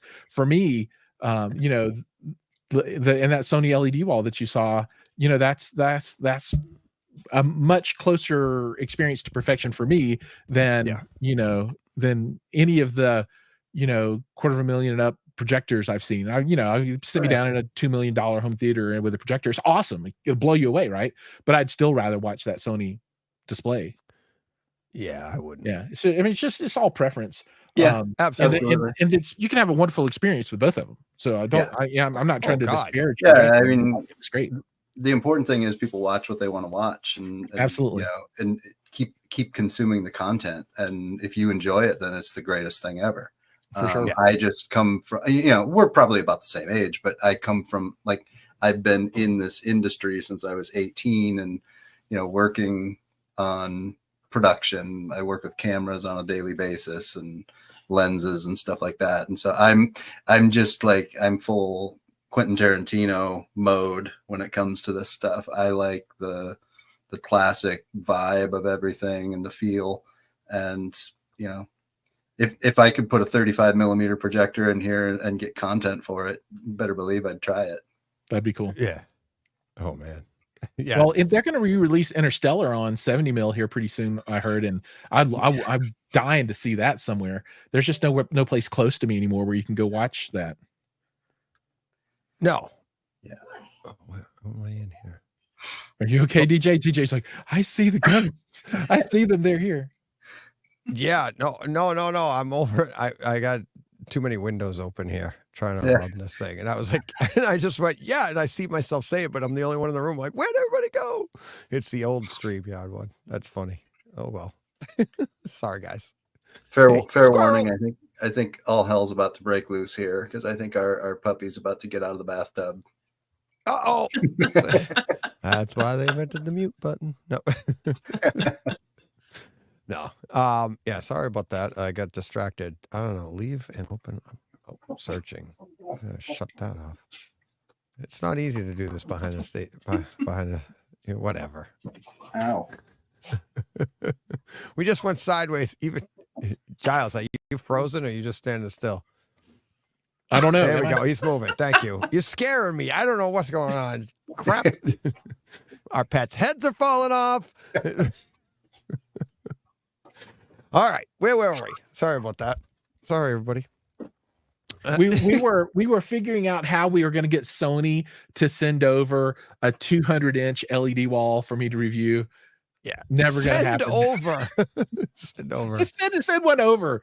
I can't even imagine how the logistics of that, because it is not a simple thing to throw one of those bad boys up. Well, what if you order a piece, DJ will request a piece, and then everybody can request a piece, and eventually you'll have a wall. We need like 25 people. Okay, It can happen. We can do All this. right, if you're in the chat, email Sony at. No, what did they say? It was like 200,000, right? Yeah, for that something like that. 200-inch. They had a 200-inch. What was it, like a 195 or something like that? 195 inch. Yeah, and they at their even showroom in admitted that Florida. they It's had it. $200,000. Yeah, and they admitted that they dialed it up super freaking bright, right? Yeah. They Oh, were yeah. like, nobody will use it at this level in their No. home, but they Yeah. were just trying to, and they were very effective in showing what it can do. And I mean, just Yeah. the scene. SPF 30, just if you're Yeah, sitting in so the front row. they showed a image like from a helicopter or up in the sky of a skyline of a big metropolitan city with the high Mhm. rises at nighttime, so you get the complete black of the night, and then the pinpoint white super bright of the lights inside of the buildings, and Yeah. it was just miraculous. It was insane. The detail and this is HDR, right? The drop off, like you were saying, from the brightest brights to the blackest blacks, and how accurate. It's just, it was like lifelike. You felt like, I mean, it was like, that's what passive 3D, no glasses needed. It's just, I mean, it looked that good. Yeah, it was really nice. Yeah. But I But still out of prefer reach that for me. projector. I want it, but I can't have it. Yeah. Yeah. Oh, yeah. And you're like, this is amazing. Then they tell you the price. And I'm like, okay, back to the projector again. Love my projector. Love my. Yeah. Like, No, yeah. absolutely. Anything over 100 inches, you are solidly in projector land right now for Yeah. affordability. There's no question, right? Yeah. But dude, the times are changing. And They're when we getting do this in 2027 or 8 or something, You I think bet even at that point we're going to see a big difference in cost. 3 or 4 years? I'm still For- waiting for my yeah. roll-up OLED panel that you just roll up, put it under your, take it on the bike, and take it over to your neighbor's place and unroll it on their wall to watch the game. That would be cool too. I'd love it. Yeah. 10 years ago, that was what was going to kill projectors. Yeah. What's it going Oh, to yeah. be 10 years from now? Yeah. I just don't buy it. I don't think they talk about how the price on this is really expensive now, but it's going to get cheap, and it never does. And then they move on to the next thing, and so we'll see Next what tech. happens. Yeah. The Mhm. one thing is, like you're the proponent for this. One of the things that hurts this, there isn't a lot of this. It's not a huge market for that size, right? So how does it end? Well, It the does, projection exists. right, but it's still fairly expensive. I mean, even Well, projection to get a when- good quality, it's like most people don't. There are lower end projectors to get even close to this wall. You're talking. I mean, look at that. Look at that the Christie projectors cost that projector that we saw in that room cost as much as this wall, right? Well, here's the thing, right? So it's right now the manufacturers are sucking the money out of the commercial market, right? They do this not for us, they do it for them, right? Yep. So you could take a 65-inch OLED television, produce it without a bezel at all, right? You could take 4 of those, slap together, and have a 130-inch diagonal 16:9 screen with a picture that is better than any projector that you could buy up to $250,000, right? Yep. And you could do that with technology that exists today. The manufacturers just need to actually do that. You'd have to have an outboard controller, right? So just call those, I don't know, $2,500 a panel for like super top end, right? Well, maybe not super top end, but really good. So you're at 10 grand and then 2 grand for. So for 12 grand, less than a JVC projector, you could do 130-inch if they wanted to today with existing technology, and it would be stunning, absolutely amazing. Wow. So it's just people got to, the companies have to want to do it, but they could if they wanted to. Right, and that's my point. And Yeah, Eddie's saying in the chat, Eddie Churches, who was on earlier with the giveaways, says from January to today, micro LED fell 35% in price, and what's driving that is people are buying it. The micro LED, the smaller displays. It's like what's hard for this though is like at 98 inches and above or anything like that. How many people are actually willing to purchase this to get us to the point where it could be mass produced and people are going to, and that's like what Travis is saying. It's like, all right, we have this roll up OLED, it's like OLED that nobody cared. So it never really got, nobody had the idea like, all right, how many people want this? Hello, nobody, crickets, right? And you get nothing.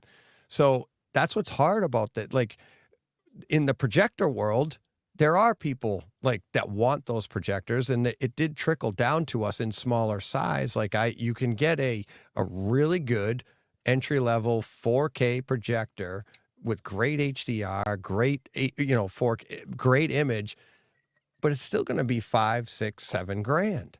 And people, it's not the $100,000 or $200,000 Christie.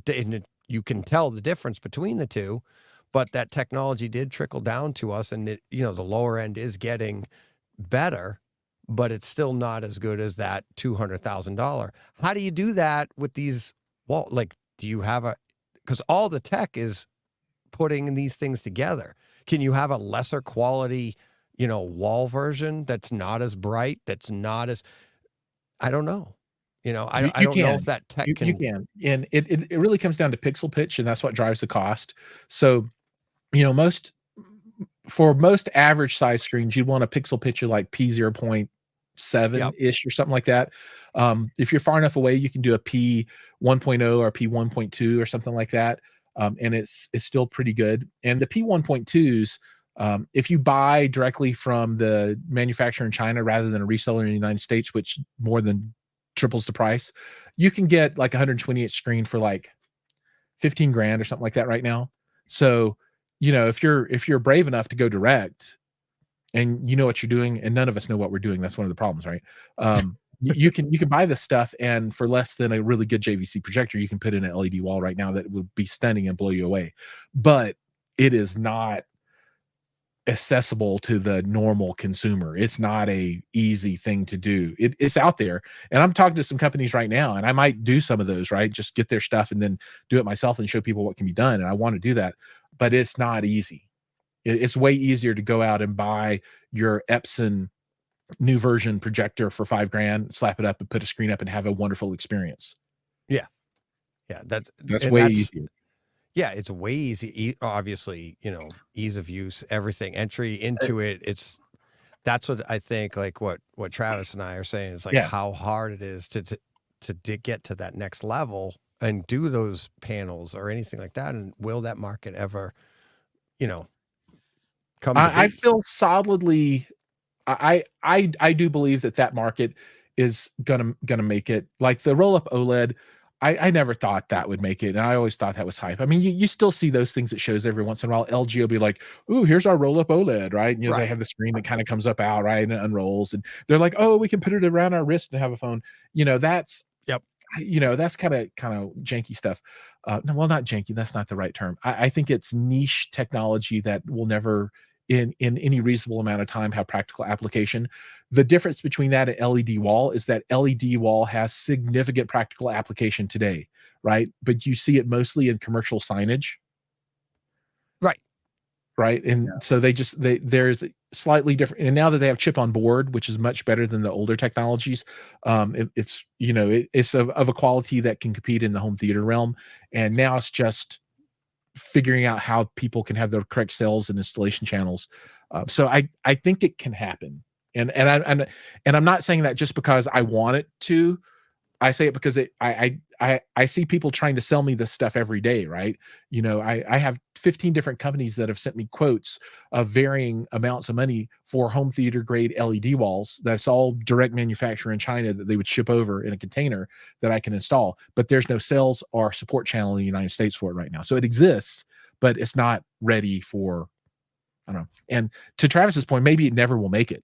Might not, right? But the equipment exists already to do it. It's just there's no good way to get into people's hands and homes. Yeah, but like you said, maybe it will, maybe it won't. The market will dictate that, and that's the good part for us as the consumer. It's like, if we want it, it's gonna be there. It might be pricey because there's not enough other people that want it, but at the same time, these options are there, and that's what kind of like what we like to see as if the you home want theater fan. If you want it and you got money, you can have it right now for sure. Just video walls. We'll come and install one for you in 20 days. It just costs a lot, but it will blow you away, and it's amazing. It's out there, but that is not mass market at all. No. Not in no way is that mass market. Do you see anything? that I make it would that I way? my opinion would be that if rear projection is going to be gone in 15 years, I would say that the vast majority, the large percentage of those of us using rear projection would probably opt for an improved ultra short throw than a video wall. If when we built this, if a UST had been available that could really do constant image height, I was really thinking about doing that and building this room the other direction. It just didn't exist, still doesn't. Yeah, no, it would be cool to have a really good constant image height UST. I've got the Hisense PX3 Pro upstairs right now that I'm going to do a review on, and it's pretty good. The blacks aren't super awesome, but it's more designed to be a gaming projector and a general use projector. But in that context, it's pretty freaking awesome. Yeah, because you can get really big with it. Right? You do 150 inches on that bad boy, and it doesn't cost a lot. Yeah. But you don't have to rebuild a room to use one. Absolutely. Yeah. Right. You walk it in, you set it down, use a screen, you don't use a screen, you can take it outside and put it on your garage door for the summer night. They're super cool. I so agree. much with it. I just feel like there would be a lot more use cases for something like that, or not even use cases, but desire or demand. Yeah, it comes down to what do people really want. And it comes down to, some people won't know the difference in the picture quality, so it won't make any difference, right? They won't care. But I've just my appetite has been whet for the whatever the right term is for the for that LED wall experience with the HDR stuff. Oh God, it's so good. But yeah, no, ultra short throw. I used to poo-poo ultra short throw to a certain extent, but I've really gotten on board a lot more with the use case for ultra short throw. Yes, because the quality really is there now, and for many uses, it can totally take the place of rear projection. Yeah. Depending on usage, but like they did the shootout a couple of years ago, and where they compared a bunch of projectors, and they had ultra short throws and they had conventional projectors, and they were doing like I don't know if it was out of 10 or out of 5. But they had some ultra short throws that were like, it's a 10. And then like the JVC, whatever, and the Sony top end, they would get a 10 or whatever, or their higher end $30,000 conventional projector was getting a rank to a 10. And people were misinterpreting that and saying why spend $30,000 on that when this ultra short throw was getting a 10 rating out of this shootout, right? They're not relative. No, their image quality is not the same. And that's where that kind of got exposed because of that. Because people were like, oh, no. In this category, the UST was a 10. In this category, these projectors were a 10. Neither the two shall meet because they're not, image quality isn't the same. But to your point, Giles, it's like they are getting up there. It's kind of like streaming versus physical media. They're both good. They're both really good. But a conventional projector still is, like, if you're talking image quality, that's the way to go. If you care about that. If you don't really see the difference, absolutely, because it is an easier way. Like John has one in his living room. He's got a 123-inch screen in his living room with an ultra short throw. You can't do that necessarily with it. Well, you could, but the aesthetics committee is going to be like, what the hell is that hanging from the ceiling? Like, what are we doing here? I think the maybe a more direct conversation when you're talking about long throw projection. The people that want the LED walls, they're going to go that way. The people that want the UST, they're probably going to go that way. But there are new competitors, direct competitors in the long throw projection market, like the new Valerian stuff that's coming out. Yeah. So you're getting these smaller form factor, triple laser displays, projectors that are pretty darn good, that are just dirt cheap in comparison, right? So I think there's going to be a lot of action as the Sonys and the Epsons and the JVCs of the world have to compete with these new ones. Like, so AWOL Vision, they're behind the Valerian stuff, right? And they're doing really well in the UST market, and so the Valerian stuff is now John has. Their foray into the long throw projection. and I did a review of one of the more entry level Valerians. Man, it was really good for a lifestyle projector. It's outstanding, right? If you're not looking for like the top end kind of cinema experience, and you just want a freaking big ass screen that you don't have to have even an external streamer, you can just use the Google TV included. It's amazing for less than $2,000. And again, you can even listen to the speakers built into it. And it's not like multi-channel surround sound or whatever, but it's all right. Right. But again, and that's at a price point in a lot more people's budget than even a video wall at a quarter of the price. Yeah, 5 years from now. TVs. And when you think about the age groups, like our age group of home theater enthusiasts is aging out. Yeah. But we're the ones who in 10 years might be able to afford that $50,000 video wall versus the mass of 20, 30 somethings who are buying the $300 Amazon projectors that are, the lifestyle Greg's projectors, sitting there. the ultra That's short Greg. throw stuff. Yep. And where is their growth in the hobby going to take them? Is it going to take them to a video wall, or is it going to take them from a lifestyle to an UST to what? Like, where will the next step be at that point in time? What will, maybe it'll be that the Valerian long throw AWOL vision. I could see that definitely being a gateway drug into home theater. Yeah. Yeah. Along with the USTs too, right? Yep. And for many people, that would be the final stop into home theater, right? Because they're good. Yep. They're good. They're real good. Is there ever a final stop though? Because there's always technology remember, coming along. We're not normal. No, we are not normal. We just got to remember we live in this echo chamber world of all these folks that are like after the newest and best and the most perfect, right? And that is not the rest of humanity and the vast majority of humanity. So I think for a lot of people, it definitely is a getting off. Our trains just there's no final station. I think for mere mortals, there are final stations for them. Yeah, but I'm hitting mine to this stuff. Our shows, Giles. Are there people listening to our shows, reading AV Nirvana, watching Brightside Home Theater, or listening to us? It's not our community. I really don't think it is. It's like, who gets into this, and then there's an end game. Like, okay, I'm done. I'm out. It's always Travis is like, that's me. I'm here. Really? I am literally. I've been in this for since I was 20 or whatever, 21. So 30 years.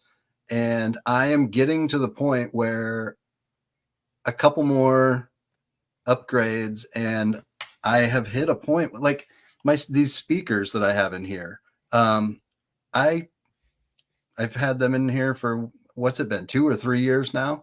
I don't find myself thinking, I wonder if I could upgrade this.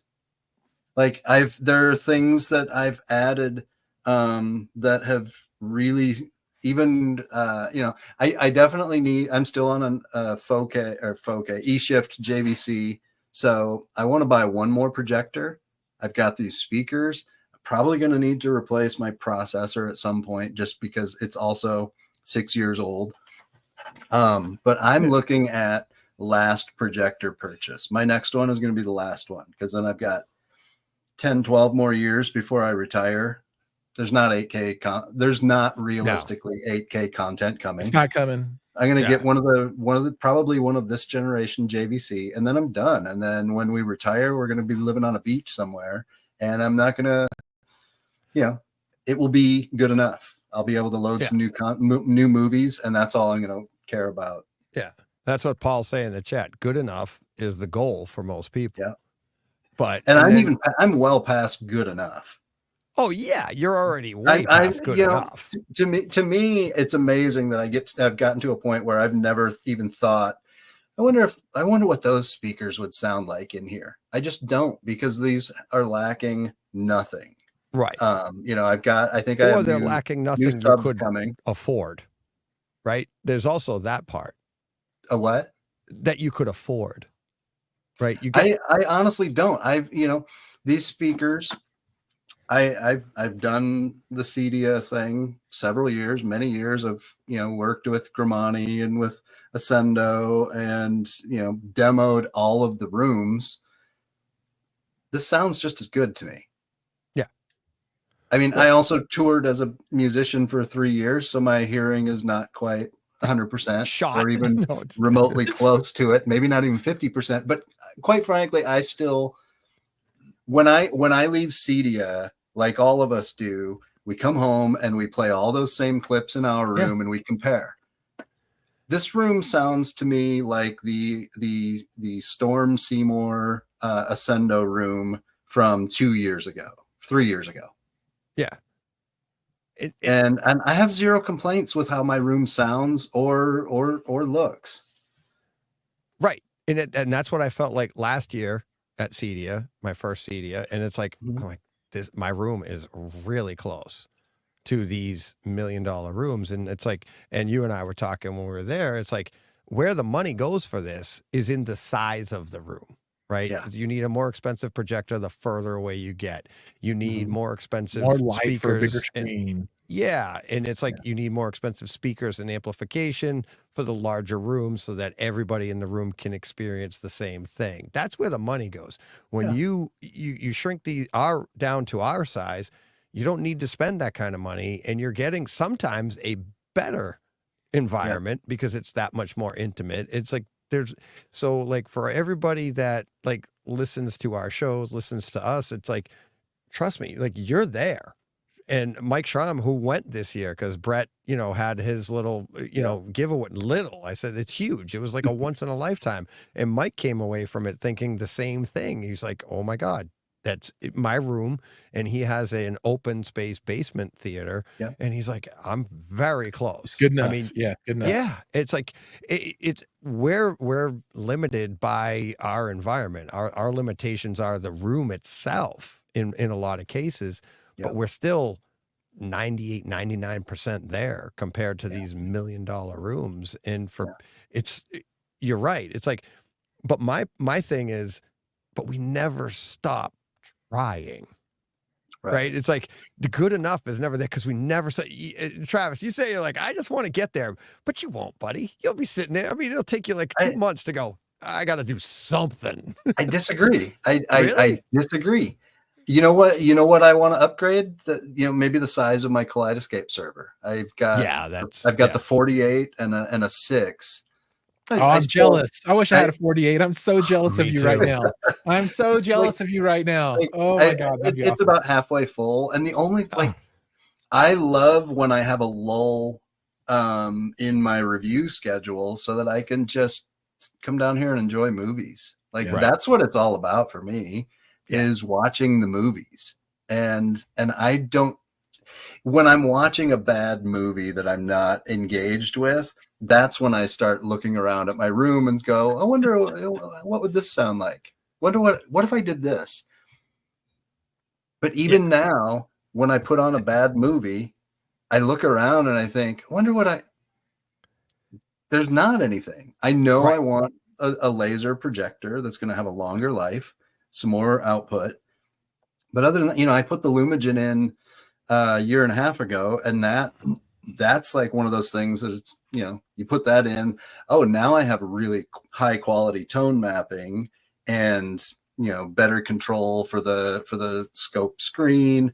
It's like, okay, I can wait longer for the projector before I, decide what I'm going to upgrade. Because I was literally sitting there thinking, all right, do I get an NZ7 or 8 or do I get the Lumagen? And I got the Lumagen. I think you made the right choice. Yeah. That's cool. Has carried me still through, almost 2 years now. Obviously looking and watching the new projectors, but I'm just waiting for the timing to be right, the price point to hit the right spot. There's a projector I could buy today. Actually, it's not quite out yet, but there's a projector on the market today that could be my last projector. I have no doubt.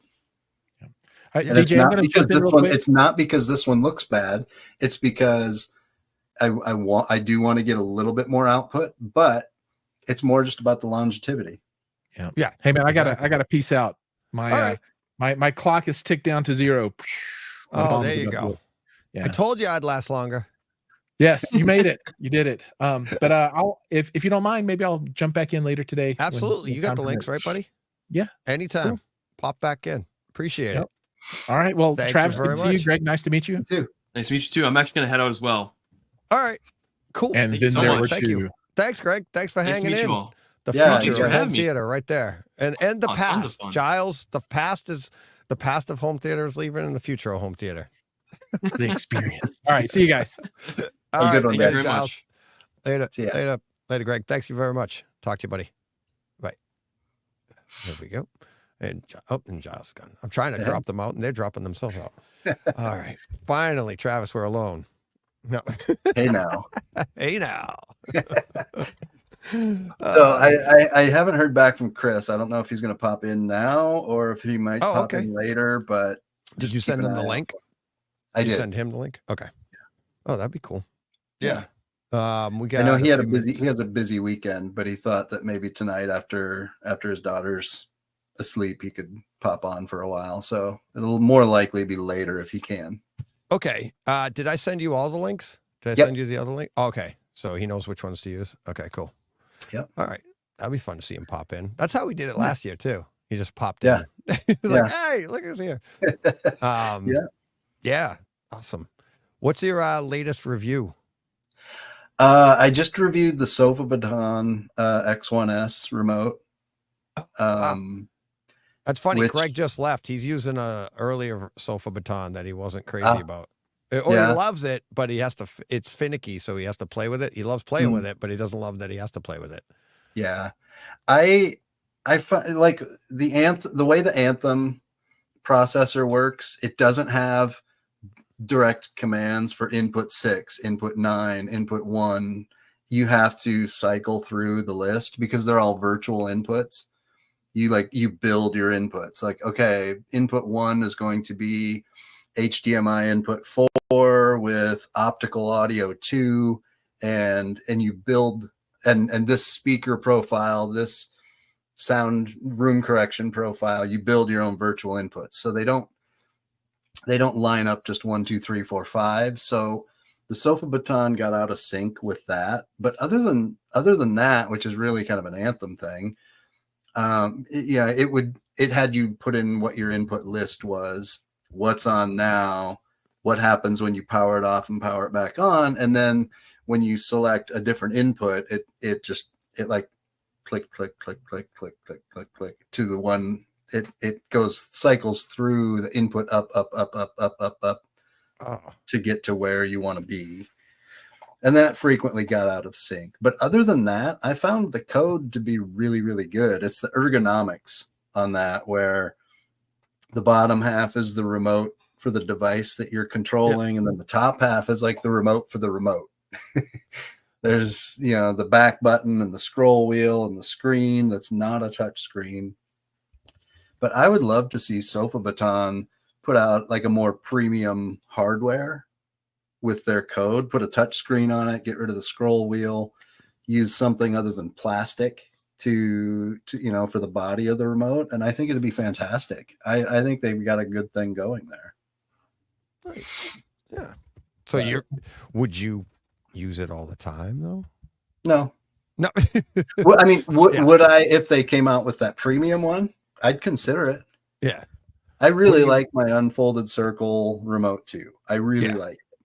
But it's not like I own the company and that's all I'm ever going to use. If something better comes along, Right. I will absolutely use it. The Sofa Baton, the one that they sent me, was not it, but I think there's potential there for that to be a solid contender going forward. I also have the Alanis remote. Have you heard of this Okay. one? Yeah, I've heard of it. I haven't. They're sending me one for review here coming up relatively soon, so I'll be interested to see what that looks like, feels like, acts like. It's much more of like the unfolded circle. It's much more of a control system than just a universal remote. The Sofa Baton, I think, is still a universal remote. Okay. Whereas the unfolded circle gets more into the Control 4 type territory, like Crestron. Like, it's more of a control system. It's more powerful. It's two-way. It knows what your devices are set to and can work from that rather than just Right. sending out a command and crossing its fingers. Exactly. Like that, like what was nice, especially with the Kaleidoscape, where you can it'll tell you on the screen what you want to, you can pull up scenes from the control from like you said, it's a two-way street. So Yeah. have you seen this one, Hey, the Joe. Ava, the one we're giving away? Let me The pull it up. Ava? Yeah. Oh, yeah, that one, the hardware on that one looks really nice. Like the Alanis, I believe it's Android based. Yes, it is. Yeah. Yeah, we had Eddie on earlier. Did you hear that one? We had Eddie on earlier about No, I didn't. Okay. Yeah, we're giving 2 of these away. Nice. So Eddie donated them to the show for this month, and we're giving them away for if you're interested in one, you just email me and you're in. That's one entry, and every $10 you donate to the charity Movember, and the links are in the show notes and stuff. And we've been talking about that, how you do it. But every $10 gets you an entry. So we're giving 2 of these away. But yeah, they look really, really cool. He was demonstrating it on the stream too. But have you had one of these in your hand yet? No. And that's from what I understand, that colored wheel is like a glass material, and they do look really, really nice. I'd love to test one of these. Yeah, exactly. I'd love to, like, just watching Eddie use it. I'm like, I want to play with this thing. I'm like, like you just like having the buttons there, like that top screen is like one full screen, and you can, program it, whatever. And he said, and the way he said it is he's going to show, if you win it, he'll unlock it. So basically it's like a Harmony remote. You can do whatever you want with it. You can play with it. You don't need a dealer to install it. Hey Shane, how you doing, buddy? Hey Shane. Hey, what's up, guys? He's like, I'm on. Oh, and he's on. Oh, there you go. He's shy. Oh, and Jim. I think Drive Jim's by popping Shane. in. Yeah, let me pull this down now. Remove. And there's Jim. So, Jim. hey Jim. How you doing? Jim Peterson from Good. Lumagen just dropped in. Shane just dropped in. Shane Lee from Spare Change. He dropped in and then dropped out after saying hi. So something's going on there. But Jim, We were just talking about Travis at all? Lumagens. Okay, well, hopefully good things. Always. I commonly say that my Lumagen is the one piece in my theater I wish I had bought 10 years ago. Great. Yeah, I was here 10 years ago. I know. That's why I could still be using the same one. There you go. Yeah, Shane's back. I'm you get back. Shy, Shane? I had to log in. Oh, there you go. Yeah. All right. Shane, Jim Peterson, Travis. What's up, Jim? yourself? Tried to get you on a couple of months ago. Guess you were out. Yeah, I think I had the link didn't come to me. It came to spam and I didn't get it or something. Bummer. It's not that I should have forgotten that I was supposed to be there, but Yeah. It's all good. Yeah, that's what he said. He said to me, he's like, send me the email so that you're sending it from, because all of us go to spam. Yeah. But yeah, thanks for being here, Jim. And Shane, thanks for dropping in. Yeah. What's going on? How's stream been going? Good. I've been I don't even know how many hours I'm up to now. My counter has changed. I started at 6, so 10 hours, just over 10 hours, guys. I've been going. So good time. It's flying by, believe it or not. It's crazy. When you're Crazy. having fun. Yes, I Not- am. Not to rub it in, but I got up and went and had breakfast at my record store, picked up the new Cure album, cup of coffee. I've been sitting here chatting away home theater. We had a huge talk earlier today about, I had 3 listeners on and talking, and they all had Kaleidoscapes and Lumagens. Yes. 2 of them had Lumagens. Did you hear that one, Shane? Were you listening then? I was probably sleeping. Oh, there you go. Oh, yeah, because you started listening. All right. No, and we were talking Lumagen and stuff like that, and I was like, oh, man, this is going to be great when Jim comes on. And Travis, you've got a Lumagen. Mhm.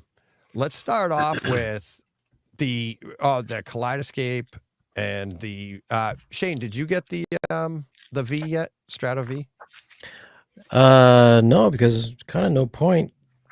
I don't use it on my TV, so I just have the regular Strato S. Okay, that's what I have a Strato. I have a C with the, and I did get the V, but I haven't connected it yet. And do you have a video processor, Shane? I have one of the Lumigens. No. There you Cool. go. Hey, we're a family here. Here we go. So if you have the Lumigen, Jim, tell them what you told me at CEDIA about why you want to try that. Get the Dolby Vision into your projector through your Lumigen and all that stuff. Because I was going to use my V up in my living room just that has Dolby Vision, but then talking with Jim and even Chris and getting Dolby Vision into my, I know, sorry Shane, Sony projector, that getting the Dolby Vision to that projector and how it's like you'd be able to test that out and see the difference. So Jim, tell everybody how that works, because you're much smarter than than I am. Well, I'd be happy to talk about that. There's lots of little details about Dolby Vision, and it turns out that the players weren't implementing certain things right. And so if I might step back a half a step. There's two parts of Dolby Vision and multiple versions of the Dolby Vision standard, and I don't even understand all those all the versions that are available. But there's typically one that's used for streamers, and that's I think what Strato's currently using. And there's two portions. When Dolby wanted to do Dolby Vision initially, I think it was Samsung didn't want to pay a fee, and so they worked out this thing called HDR10 that we're all familiar with. HDR10 is a 10-bit standard, 10,000 nits HDR standard. Dolby Vision's also 10,000 nits. But what they came up with is the DVD actually, I guess, whatever the Blu-ray consortium, I guess, said basically they're going to force all discs to have a base layer of HDR10. So when you buy a disc that's HDR10, that's the base layer. And then if you buy a disc that also has Dolby Vision, there's a second layer. The base layer in Dolby, is this too technical? No, I don't know. Okay. Go. Okay. I thought some people glass over when I start talking like this. Okay. So the base layer is called the MEL, M-E-L layer. It's 10 bits. It's basically HDR10, but it has already embedded is the metadata for Dolby Vision. So you can have a disc that only has that, and it has the metadata, and that metadata can actually improve the quality of the 10-bit picture. But the gravy, the best you can get out of Dolby Vision is adding the FEL layer. That's an extra layer that has data to take the 10-bit HDR to 12 bits. It turns out there's ways they can, and they don't have to, but it really can take it to 422 instead of 420. So half a step back, 420 is quarter resolution chroma, so chroma red, chroma blue at quarter res of the standard luminance values, which would be 4K.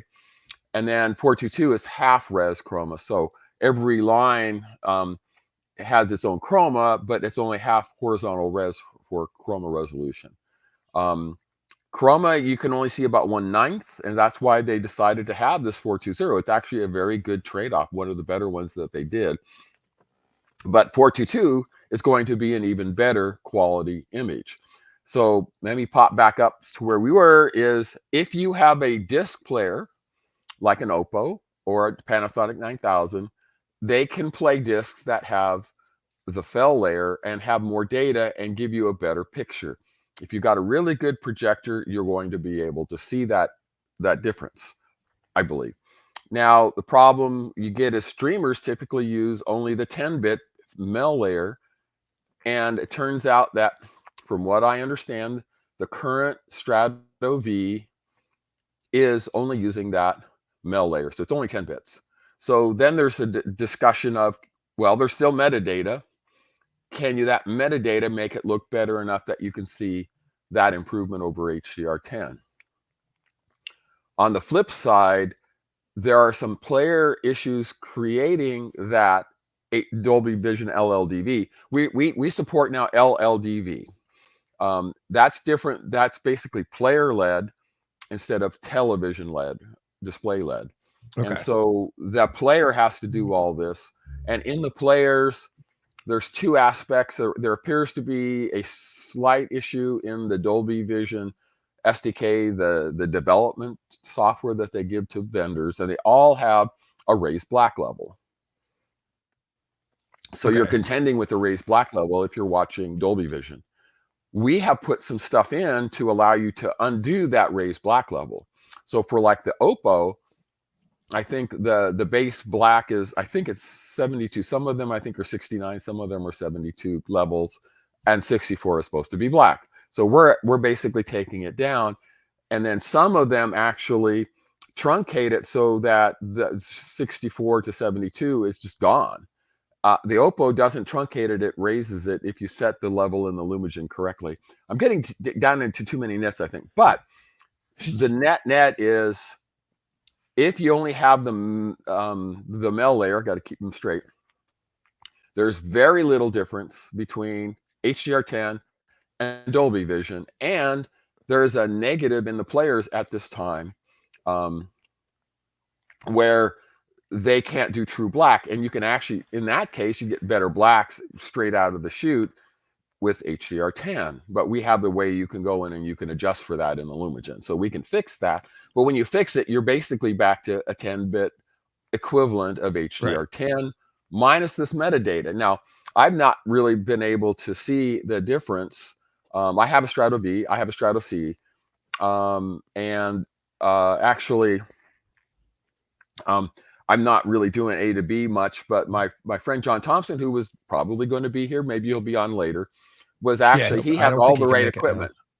Yeah, he said he couldn't make it at this time. So he's been doing all this testing because he's really into getting all this stuff as good as it can be. And he's actually talked to Panasonic about the couple of little things they had some issues with. They couldn't, when you set the Dolby Vision level for LLDV, you tell the player how bright your display is. And because we do all the tone mapping, we really want them to set it to 10,000 nits. Right. But with Panasonic, if you did that, bad things happened. And now we're seeing some issues in the Oppo 203, where if you set it above 1,000, some things happen where it's not quite as good, but then it's doing some tone mapping. And so the thing is, at this point, there are some issues with Dolby Vision LLDV all around the industry. You know, people who've done testing for Dolby say that we've done it right, but the players need to do some fixing. And then I think there's a thing that Dolby has to actually fix in the SDK. So right now, there is not a huge reason to do with streamers or even with the Strato V. There's not a lot of advantage to doing Dolby Vision. So a lot of people are saying, Chris Deering has been doing some testing. He says, just play HDR10. Not going to argue with that, but there is work being done to get the FEL layer. And if you have discs, and there's a number of movies that have this really excellent extra data for FEL, that you will be able to see an improvement if you've got a good projector. See, now I am not, let's go right here. Van Gool saying in the chat, I think everyone here understands tech. I agree. Talk about getting into the weeds, Jim. I love this stuff. And I know, even if I, Shane, I think you and Travis probably understand this far more than I do. You probably got way more, like, actually comprehended exactly what Jim was saying more than I have.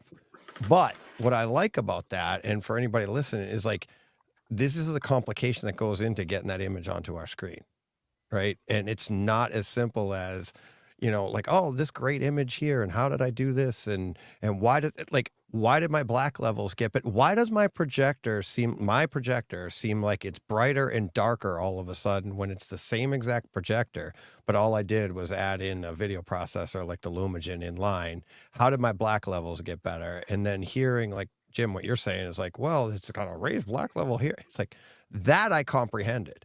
And it's like, it might be a little, I mean, you can't get too into the weeds for me personally. I actually love this stuff. I don't know about you, Shane. How much of that did you get? Like, Well, when I put the Lumagen in, maybe it was a placebo effect, but I thought the image was cleaner looking for sure. I don't, but then again, I think the default settings that Jim had out of the box was kind of brightening up the image. I don't know what setting it is. Again, I haven't dug into it in a couple of weeks, but after I had to mess around with the tone mapping, I think the gamma, or maybe it was like the black level setting or something. I did have to mess with that because it was kind of clipping some highlights, so I had to bring that down a little bit to get all that back. But jumping back and forth between just the regular JVC tone mapping and the Lumagen, I did notice a pretty big difference between those two. I mean, I could still bring down the Lumagen dim enough to make it look more like the JVC if I wanted to, but I was like, oh well, you can squeak out some more definitely with a video processor. So I wouldn't have it any other way without one. So what Shane is talking about, I think for Dolby Vision, I believe that's what you were talking about, is what we've done now is the latest release we just put up this week actually has separate black and gamma levels. You have to be in service mode to set them, but you can set separate black and gamma levels for Dolby Vision because there's some slight variance in, I think, the decoding that's going on. Certainly there's that black level error that you can fix in the Lumagen, and then the gamma ends up being maybe slightly different. It's up to your desires, but I mean, just looking at it, it looks really good. I haven't really gone in there and played with it as much. Currently, I'm actually still with my Strato C. I actually like the covers look a little better on the Strato C, and I need to talk to Kaleidoscape. I've been on their beta for the Strato V, so I've been playing with it, but I've been mostly trying to break it, not have a picture and stuff like that. I haven't been doing the kind of evaluation. John Thompson, I know, has a Strato V. A lot of people around now have Strato Vs actually. So if you have that Strato V, you should be looking at, well, do I like the Dolby Vision? Do I like the HDR10? You may find that they're not enough different and just stick with HDR10. I'm hoping, I don't know, but I'm hoping that the Strato V it's a programmable device.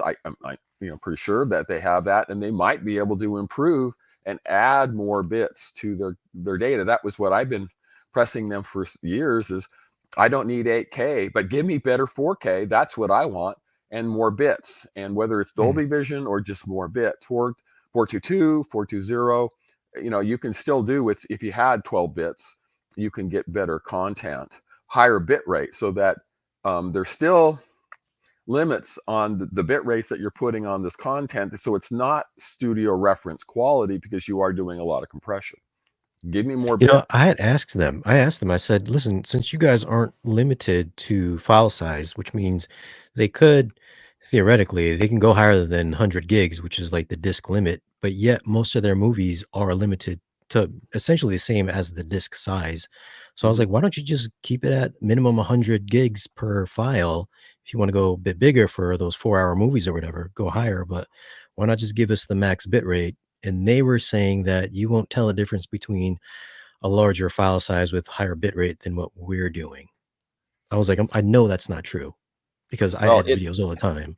I think it's a matter of perspective, because some people, it won't. We have people that don't see differences. Some of us are like, well, of course it's there. Don't you see it? So there's different people. If you're a lot of casual people are going to be great with HDR10. It's going to look amazing. And then you get the people that really want to take that last ounce of performance and squeeze it out, are going to want to do that extra bit rate. And you need to have a really good projector. We're using you can actually see it behind me, an RS4100 from JVC. It's excellent projector. We do the tone mapping, auto aspect, all that kind of stuff. But that's the level of projector you need to be able to differentiate between 10 and 12 bits and 420 and 422. And you're not going to see it on all content. Also, you're not going to see it if you're bit rate limited, because you're going to do more compression. And that was my argument against content at 8K. I don't have any disagreement with having an 8K projector because we can upscale, or they can upscale. And but the content, you got the compression algorithms and you're bit limited. So if you limit the bits and try to compress higher resolution, either in Chroma or Luma, you're going to get bit starved for trying to get that extra performance, and you may not see anything. So you need to have those extra bits. What Shane was just saying, 100 megabits, maybe, and my understanding is they can go higher than 100 megabits. Maybe they need to do some content at 200 megabits. I even foolishly said, I'll pay extra Right. for a 200 megabit stream. Rather than they're charging retail, charge me a premium for the better content. For a lot of movies I won't. I don't. If it's just a basic movie, but if it's like Lord of the Rings or some major movie, I'll pay extra to get that last ounce of performance because I believe I'll see it in my theater. Yeah, I remember seeing a DCI version of Maverick on a Barco, and I was like, "Wow, this is amazing 4K." And they were like, "No, this is only 1080p." I was like, "There's no way this is 1080p." I was like, "We've been getting shortchanged all these years." Yeah, because of the higher bit rate and the less compression and all that. It's just fantastic looking. Yeah, and we did early on in the 4K time. We had a true 4K projector with a true 4K movie and its Blu-ray version. This was before HDR. And so we didn't do it. One of our dealers did. And he did a comparison, the Blu-ray upscaled by the Lumagen versus the 4K direct. And basically he said, no one could tell. No one could tell the difference. But there is color depth, and color depth is going to make an improvement. And 420 is typically very, very good because Chroma is about 1/9 the resolution. However, that Chroma data affects the luminance. So it's mostly the luminance, the Y value and the YCBCR, if we were getting technical here, the luminance value, the chrominance actually affects that luminance value. So you're getting more luminance resolution when you increase the resolution of the chroma. Are you going to see that in everything? No, you're not going to see it in everything, but you're going to see it in some things. And so you're getting the very, very best you can get. So I would love to see Kaleidoscape do 200 megabit versions of these movies in Dolby Vision 12-bit, or there's different versions of Dolby Vision. There's versions for streamers that aren't dual layer like they are on the disc.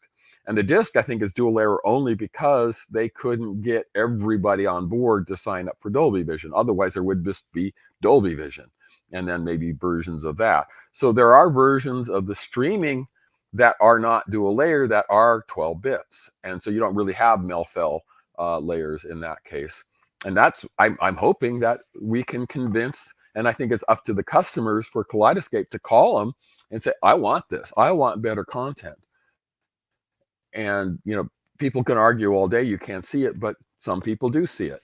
I know, talking to John, in their studio, they have a Dolby Cinema, and he looks at the 10-bit FEL versus the 10-bit FEL plus the MEL, the other way, the 10-bit MEL plus the FEL layer on some content on disc players. And he definitely says people walk in and say, amazing difference on that. So there is definitely going to be people who can see that if that data is actually there, you need that FEL layer on the current disk. You need that FEL layer to have a fairly high bit rate. I'm not sure, maybe it's like 8 megabits is kind of what people are saying is a decent level for that extra data. And that is, and I'm actually going for what people are telling me. So this is secondhand, but that's actually a difference layer to the 12-bit data. So it's taking that 10-bit data and adding and subtracting to it to get to 12 bits and a 422. And they have this extra metadata, and I don't understand the details, but that metadata can help improve the quality of the image beyond what you would just get with 12 bits. Oh, I'm sorry. I just took a sip. I wasn't ready. The idea, though, of what you were saying, you need to have the display. You need to have a projector to pull this out to be able to see all this. People, the bigger you get, the better quality you need. But the idea of the 1080, and like you were saying, Shane, like that, there's no way that's a 1080p image, right? It was so good. but the pixel size doesn't. That's what we get hung up on, that part, and it doesn't matter. It depending on how close you're sitting to it, right? And at 1080, even when you're talking about this kind of quality, if you're sitting back, you could actually save a lot, couldn't you? Of bitrate, of file space and everything by doing a 1080 at 100 instead of a 4K at 200. And it's everything you're saying about the chroma and the image and all of the brightness, that's the most important part. It's not the resolution, the pixel size. It's just. Well, my view of that is 4K, one screen width is about right, because your eyes, I had the honor to work with some perception physicists back in the day, and they're 50th of 1 degree of arc. And if you had a 4K projector at one screen width, you're sitting with slightly less than that for your luminance resolution. So that gives you a little bit of oversampling. So what we can actually do is get into the concept of, is oversampling effective, just like it is in audio. You oversample audio, you take 24 kilohertz or 48 kilohertz and you upsample it to make it sound better. Can you do that with video? And I think the answer is yes. There is some, it's very, in many cases, very subtle. I can tell the difference between a 4K and a 2K source at viewing distance on a really good projector, but not on all content. A lot of content, you have the edges where we're able to interpolate those so they look like they're 4K edges. It becomes in the fine detail that you can, and fine detail at 1080, it's not going to be as good as fine detail at 4K if you have an adequate bit rate, which 100 megabits is pretty good for 4K. Okay. Now that's 100 megabits. You're talking like the whole. Well, that's 100 megabit bit rate. What was it? Oh, I got that confused. See, you guys are spinning my head, but I'm loving it. It's because I'll like wake up in the middle of the night and start to comprehend half of this. Like, now I see what he's talking about. I've done this part where you're in the middle of doing something in my theater, and all of a sudden this will like resonate with me. I'll be tweaking something, or I'll go in and hit a setting on my Lumagen and go, "Oh, this is what Jim was talking about. I got it here. There we go." It's like, Travis, do you have any questions? You've had your Lumagen for like a year now, year and a half? A year and a half now. Do I have questions? No. Chris Deering set it up, but it just works. I haven't downloaded it. What's in the firmware that was just released this week? I haven't updated that to that yet. Is that that's these fine tuning of like the that's the fine tuning. The LLDB improvements where you can do a separate black and a gamma for HDR10 versus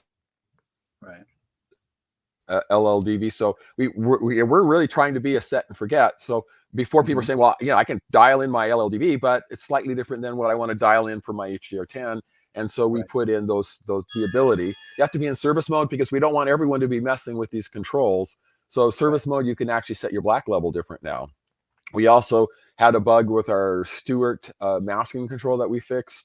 A couple other bug fixes, some tuning. There's always some below the hood tuning going on that Patrick's doing to make certain things work better. We try to make all the HDMI stuff work as good as we can.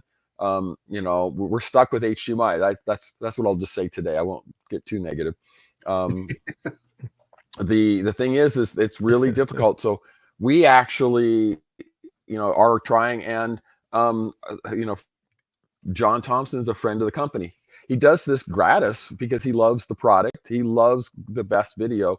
He's using the Lumagen in his posts and his dailies. And in fact, he said another company saw what he was doing and borrowed his gear so that they could do it on an upcoming movie, a very big budget upcoming movie. They're using it for dailies. So we're all about studio reference quality. So what he does, every release, he puts on this Tektronix test gear to make sure that everything is working well. and he runs it through bunches of content. He does more time testing the Lumagen outputs than I do. So we're getting this benefit, but we're really trying to get that last ounce, and that's kind of stuff we don't even talk about it. Other bug fixes is what it gets reported as. Sure. So or improvements or whatever. So we're always trying to under the hood do that.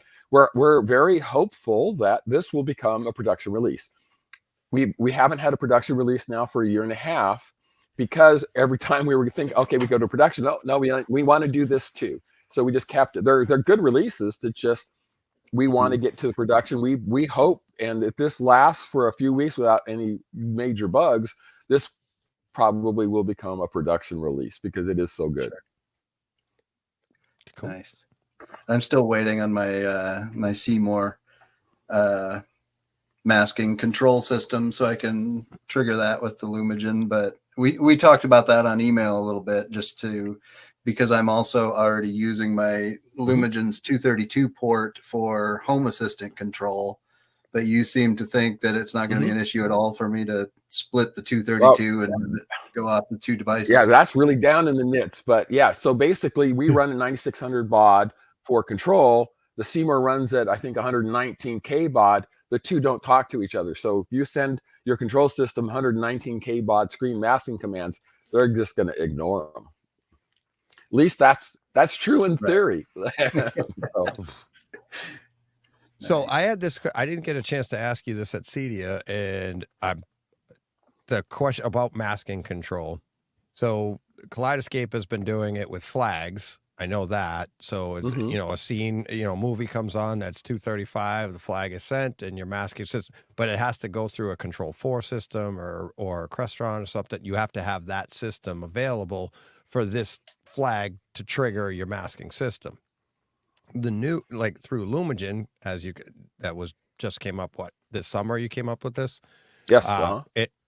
And it triggers the masking, and we saw it at CEDIA in Sound Room 4, and it's like, wow, it was just like boop, back and forth. I mean, you can't do it in movie, but between movies, it was. Yes. They did a great example. Basically, they showed everything, including the Snyder cut, to get you to that. The 4x3. Yeah. Mm-hmm. So all the different four-way masking we got an example of. Fantastic. Here's my question. Now, obviously, we were running. They were running the Kaleidoscape there. Does the Lumagen still pull it out of, if I'm watching Netflix? Is it going to grab it off of Netflix as well? Like if I change the channel and I go to a 235 and then go back to a hockey game, is my masking gonna and now I'm 16:9. Is my masking gonna? I don't have it yet, but I would like that someday. Is it gonna trigger that? So we actually go from the video, even if you got a Kaleidoscape, because we support a lot more aspect ratios than the Kaleidoscape does. Right. So we support, like, even 276 we added for Seymour, because that's a big thing that they want for their masking, to be able to support that. So 256 is now supported. We basically just look at the video, and Patrick is a really good engineer. I'll just brag on him, because in a single frame, between the time that frame finally gets in and a vertical blanking time later, the software has to decide what that aspect ratio is. So we do that we call it instant. It's less than 1/10 of a second. And so you get that off of the video. So we're going to control the masking. Now with the masking control, I actually suggest people maybe set that to 1/2 a second, so that we have, on a movie, we have 12 frames before we would make a change. 12 frames of, oh yes, this is a new aspect, then we make the change. But it works very well with the instant. But it's totally done in the Lumagen. Based on the video, it will work with any source device that you have. So you can actually, if the masking could move fast enough, you could actually have that triggered to do like a Top Gun Maverick. It would actually, the Lumagen would do it. We just don't have masking that could move fast enough. That's what you're saying? Right. The masking won't move fast enough. So we have a timing in the Seymour and on the Stewart where we won't move the mask more than once every X number of seconds, because the Seymour guys, I think, are upfront saying their motors are not designed to be moving a lot. And so Right. they want time between movements. And, I, for one, hate screen aspect ratio changes in the movie. So on Yeah. Top Gun, the first thing you're going to do is you're going to either select 2.4 or disable auto aspect, and you'll watch the whole movie that way. It looks better. You don't have, to me, it takes me right out of the movie when that aspect ratio changes. It's just like you're taking something that in IMAX is supposed to be bigger, making it smaller. I really wish they would pick in IMAX, do all the movies as 1.9. That's fine. I'm Yeah. happy to watch movies at 1.9. I just don't want them to change, or pick Yeah. 2.4. Do them all that way. So I'm on that. We do instant auto aspect. We really didn't do it for that feature, but people wanted it, so we do it. It's like nonlinear stretch. I don't like nonlinear stretch, but we do it. But my recommendation, of course, with masking, you don't have a choice really, because it's just way too slow, way too distracting to change in the movie. Start, if it's a 2.40 movie like Top Gun Maverick, select 2.40, temporarily disabling auto aspect. The end of the movie, the vertical rate changes. We see it's the end of the movie. We re-enable the auto aspect for you automatically. Oh wow. Yeah, and Deej, if you did go with the scope screen and let it switch in Top Gun, it is instant enough with the Lumigen switching that unless even me, unless I'm like looking for when that switch is, it's quick enough. It happens almost imperceptibly on a cut when it cuts from, when the scene cuts from scope to Right. IMAX. It's, unless you're watching for it, you almost don't notice it, unless of course your masking is closed down to the 1.9, but it is really quick. It's impressive. Right. What kind of screen are you And going one thing for in you your new can theater? do- Oh, there. Me? Yeah. ahead. Yeah, I I'm, was I'm asking DJ. 16.9. 16.9. And that's like the way I'm running that. It's the width of the room. I'm probably end up at about 150-inch screen, and that's going to get me almost to the ceiling. And then I have about maybe 18 inches, maybe under that, between 12 and 18 inches on each side of the screen before the walls. So it's really Yeah. taking up the whole front Whole wall. wall. And then, and that to me is like, that's like, and Travis and I have argued about this. Like, I mean, all the time. I mean, sometimes we just do it just to have fun, but it's like the aspect ratio to me is more about the room than the choice. Right. Like, Yeah. so to me, it's like, if you went with like a 235 screen, but you have all this negative space above and below your screen, you're wasting wall real estate, right? For the sake of saying, I've got a really wide screen, but you could have had a 16:9 and then ended up with the exact same 235 screen if you just masked the top and the bottom, right? Yep. And by the same token, if you have a really short room and you want to go really wide on the screen, why would you hurt yourself by putting this little tiny 16:9 in the middle and have all this dead space on either side of it? That Yeah. to me is where the scope comes into play. I'm absolutely, I don't disagree with that logic at all. I knew that I wanted a scope screen. So I went wall to wall. I had my screen off the wall this week, and laying it down, just bringing it off and laying it down flat. It won't even, it's wall to wall to the point where with the floor molding, with the floorboards, it won't hit the floor. It's sat on top of the That's kick awesome. panels there. So, but yeah, pick your 16:9 screen size that you want. And if your room is wide enough to extend it out the scope, extend it out the scope. I personally moved my seating up a little closer, just to make sure that my 16:9 was still going to be a good size when I went wall to wall with the scope. Yeah, that's what I did. I made sure I just maximize as much wall as possible. Because in my old place, my room was a bit wider than it was taller. Or I'm sorry, the throw distance would only allow me so much 16:9. So if I put a horizontal expansion lens, I could expand it out wider. So I maximized that as much as possible. So that's why I had to go with scope with the old place. But the new house, I just filled up as much gap as possible, which ended up being 16:9. Obviously, you got to take into consideration how bright that projector is too. You just don't want to go Right. huge, and then end up with a dim image. Yeah, exactly. It's really big. I can't see It's anything. 350 inches. Yeah. But that to me is So, like it's one of the things. Go ahead. Sorry.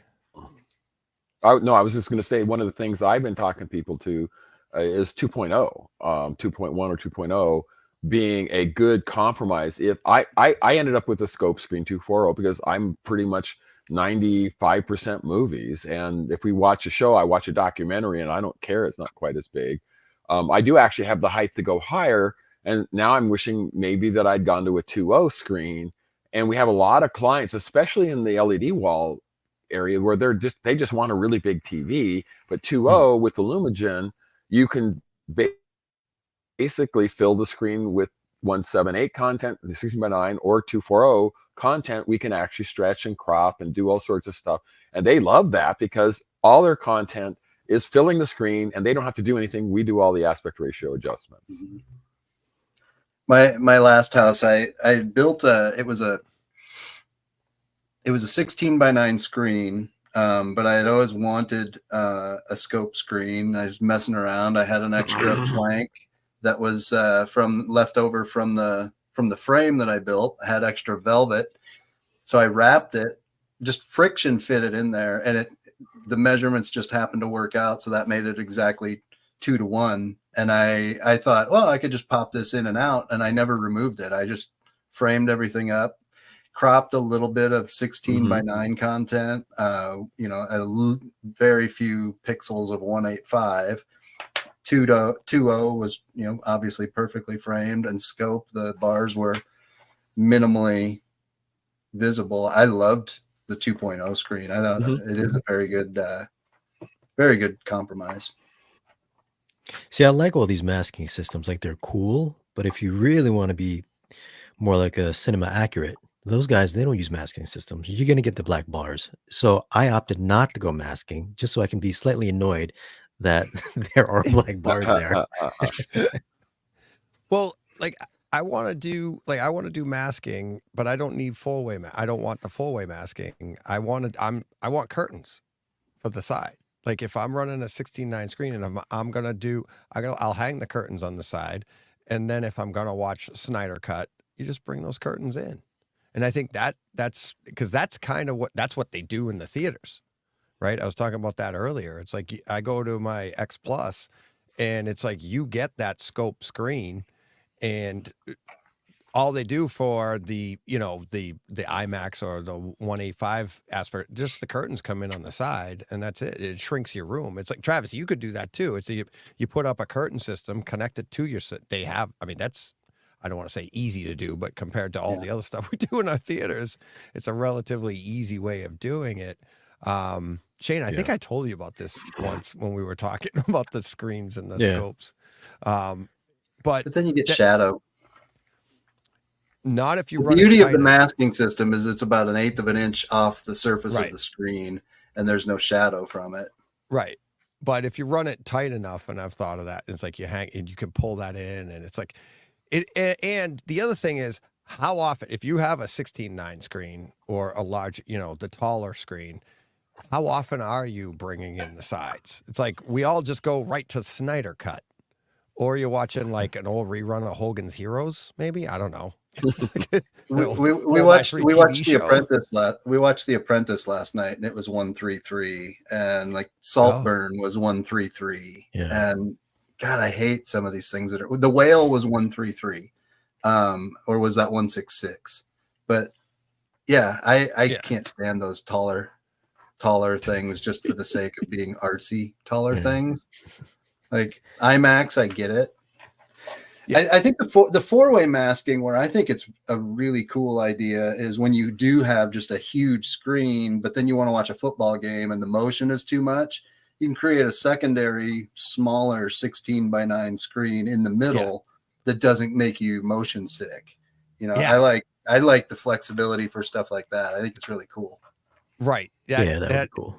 It is a pretty cool idea where you actually take it and you take and with the Lumagen, you can actually bring that, you put that, you don't have to worry about settings on your projector. You don't have to worry about all that. It's like you can actually program it and have it look like a much smaller display, and you have everybody over for the football game, and it's still like a giant screen. But then when you go to the movie, it's like the whole thing opens up, and the cool factor on that, it's incredible. It really is. People, wait a minute, it gets even taller too, and it goes this way. It's, and we just love to wow people with geeky stuff like that. Yeah, that would be awesome. Just having your whole wall white, and then 4-way masking, and then for the IMAX stuff, it actually would get taller. That would be pretty sweet. Yeah. So before I put that extra friction fit board in my last screen, I had the idea of creating masking socks with a strip of velvet, with elastic that then wrapped around the sides of the frame and down, and you could just slide it up to where you needed your masking and slide it off to the bottom when you weren't using it. And I always thought that would be a good idea too for a budget masking.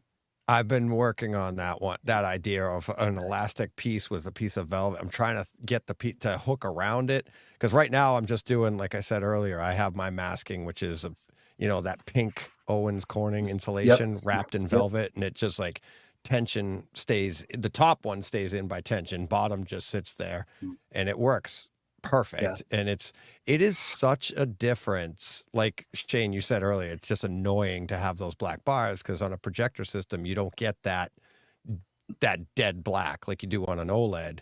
But the perception of contrast is so much more improved when you run a masking system. It's just, like a movie like The Batman, which has that weird, that the black level in that movie doesn't go all the way down.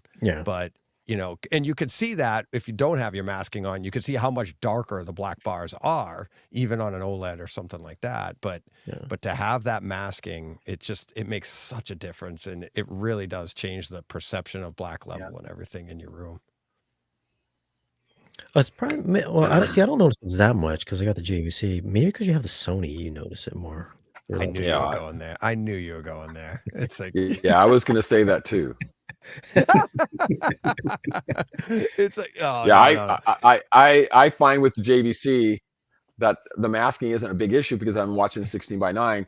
Once I'm in the movie, I don't notice that I don't have the masking. Masking is still important. RP23, I'm on that committee now, and that's defining the standards for CEDIA for 4 levels of home cinemas, and 1, 2, 3, 4, and level 4, you're required to have 4-way masking, and level 3 maybe just 2 ways enough. Well, they haven't decided yet, so I'm kind of listening. I'm not huge on masking, mostly because I only watch movies, and almost all of those are 2.4.0 or close. Right. Yeah. DJ Mateo had a comment for you there. Where's that? Oh, right above Paul Hertz. I gotcha.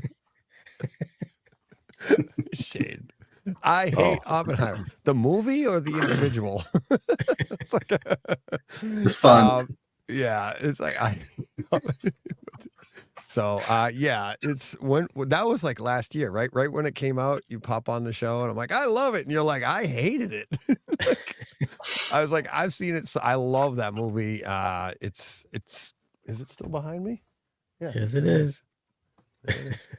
There's the poster for it.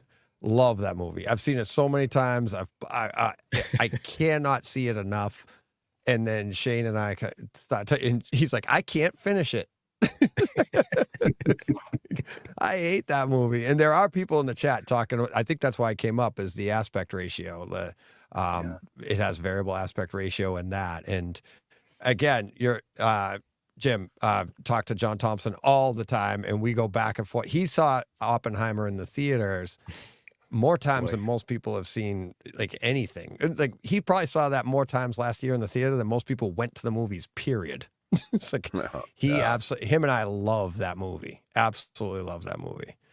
He will be on later today. He couldn't make it right now, Jim. He's in the middle. He's trying to move some stuff around, but he'll be on. He's actually helping me close out the show again, where he's over in England. So he's going to be on early morning. So definitely check that out. For people watching, listening now, you'll probably catch it later because we'll be on it like it's East Coast time. He'll coming on at like 3 a.m. So, but yeah, I love that movie. And Shane, have you finished it yet, or will you ever? No. I had finished it. Yeah, I did a review on know. it a few months ago, so I was like, I should probably watch it. I did So- a review on it, so I thought I'd watch it. Well, that would be good. Keeps your credibility up there. So Jim, here's a question. Since I didn't go to CDO, was Sony showing the Bravia 8 projector there, or were they just talking about it? was it the 8 or the 9? I think. What's the top one? They showed The 9. the top They have one. the 8. The 8 and the 9 are the two new models. Okay. So the 9's the top. I one. didn't see the 8. I only said they didn't demo the 8. They demoed the 9. And the talk of the show was how they were like, sorry, Shane, how they were destroying their own product with the demo, because what they did is they took their previous top of the line, which was the 7 or whatever, the previous year that doesn't have tone mapping, and they were A/Bing between the two. And you're like, what the hell? Why would you ever even want to own that thing? But Right. with Jim sitting here, the reason that previous Sony, it was a good Sony if you threw a video processor in line. And that was the idea. It's like, I know my black levels aren't JVC level, but they were vastly improved when I added a Lumagen in line, because the contrast ratio was pretty much dead on what it should be. And whereas before, without tone mapping and stuff, everything was blown out and you didn't get the true depth of detail that you were looking for in your shadows and stuff. So, it's all of this stuff. It's like even JVC owners. I had multiple JVC owners earlier that they have Lumagens in line because the tone map, and like you, Shane, it's like the tone mapping is good on that, but it doesn't stand up to the computing power of an outboard processor. Yeah. Yeah, for sure. Are you going to get a new projector at your new theater? Your new house? Yeah, I'm going to have to, because it's just a bigger screen. This one's 5 years old. It won't, I think it does a really good job here. I've experienced the JVCs in real world environment, not like at a show or something. And the black level, like for the opening of Star Wars, Nelson has a JVC, has a really nice one, and he has a Lumagen in line. So it was comparable. I see it at his house. I come driving home an hour away. I watch it in my theater. Yeah, the black levels are better. It was almost indiscernible. I say almost. I can see the difference. Most people would be like, those both look fantastic, right? And that's what I know. You're just busting on me, Shane, but and I also have listeners that prefer the Sony over a JVC because they think the JVCs, the contrast is too much. They want that going to the theater experience, right? And it's like Of bad black levels, dim bulbs.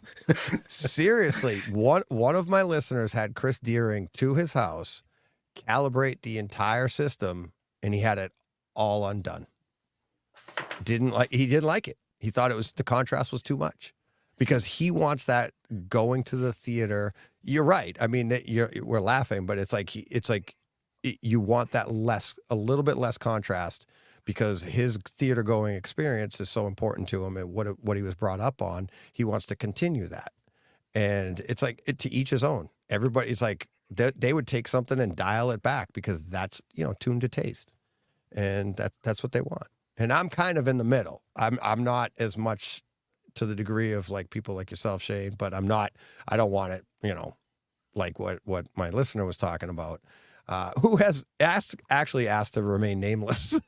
So funny. It's like, because he doesn't want, I don't want people to know I think this. Why? It's your opinion. You're not wrong. It's your theater. Knock yourself out, but yeah, it's stuff like that. It's to each his own. And that's what's funny about the internet, and people are like, you're wrong. No, you're not. And that's like, it's like, I don't think Shane's wrong. Well, I do, but I respect him for it. If my subscribers think I'm wrong, Yeah, exactly. I'm But used they to keep it. subscribing. I'm used to it. Yeah, exactly. So I had a guy over here a couple weeks ago who Chris Deering had just installed and calibrated an NZ9 or 900 in his theater. I think it's a 9.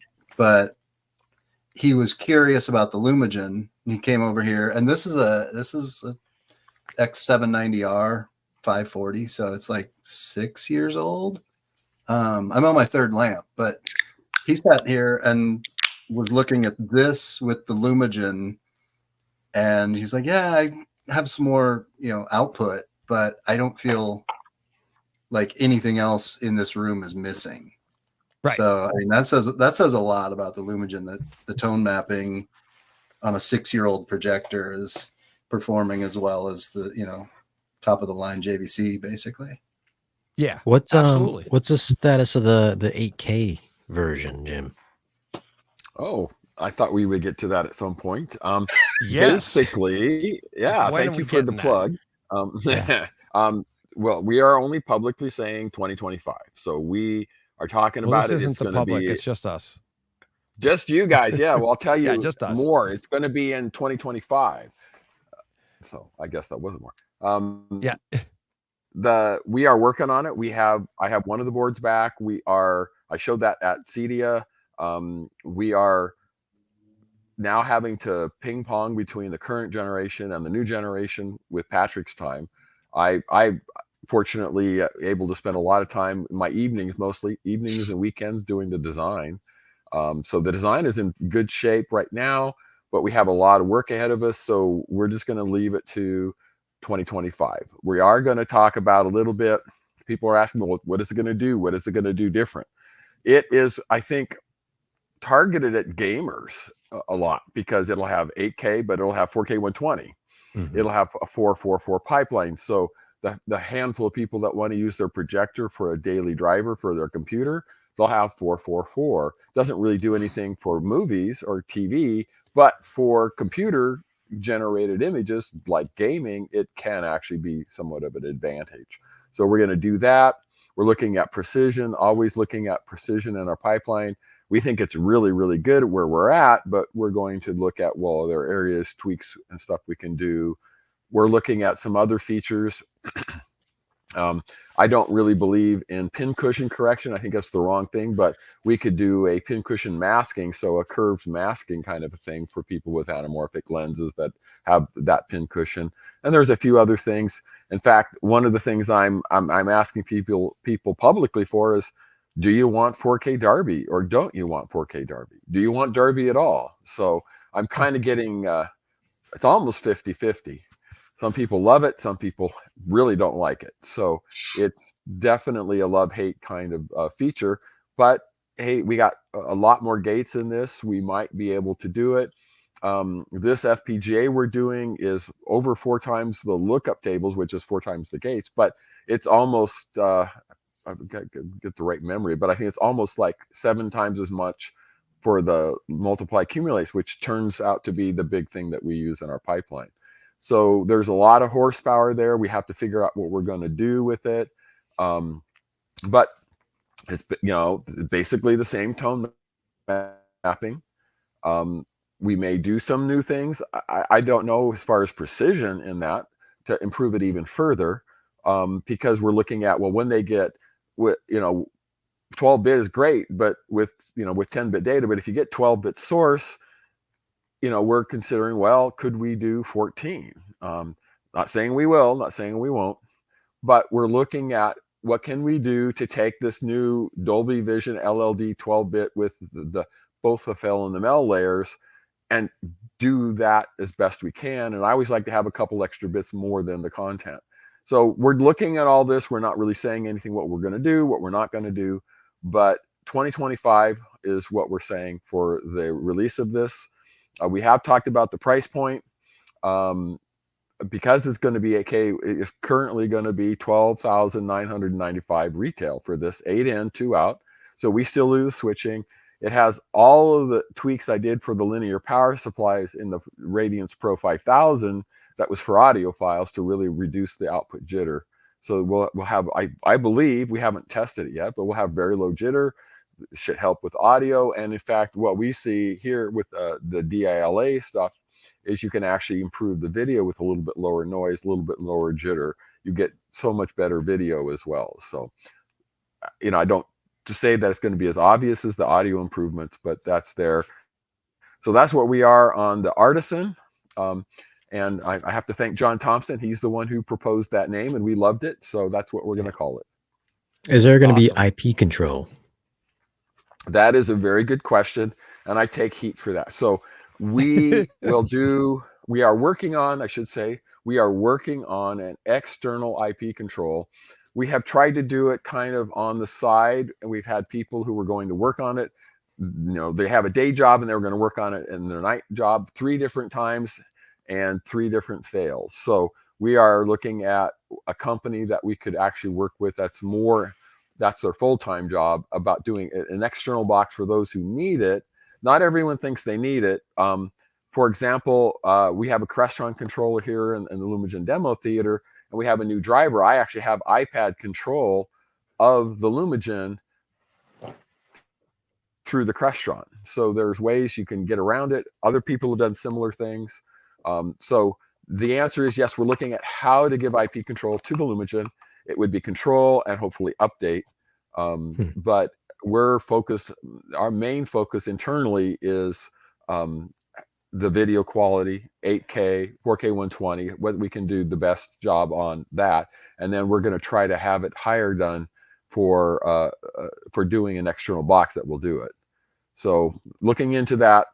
Don't have a schedule, never have a schedule, because we don't know until we get there. So there is a Home Assistant integration for Lumagen that gives basically all the commands of the remote through a little global cache.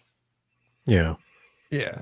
I mean, really, that's what I've been using, but honestly, I don't even really control it with the remote that I'm using. I just have it so that when my projector turns on, it sends the signal to the Lumagen to turn on, and vice versa. That's what I was just going to say.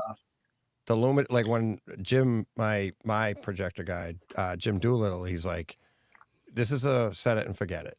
It's like, really, it's like, I get what you, like, people have said that, like, oh, it doesn't do this, it doesn't do that. It's like, well, what is the brains of your JVC tone mapping? What does that do? You don't know. It's supposed to be set it and forget it. This is the brain. And the idea of doing all that, it's like, it would be nice, I guess, if you wanted to integrate it, but this really isn't a piece that should be toyed with. Yeah, right? There are a handful of commands, though, that with a scope screen, I want to have on the remote. Like I've got it right on the screen where I can just tap to lock it to 2.4 or 2.2 or 2.0 on a variable aspect ratio film.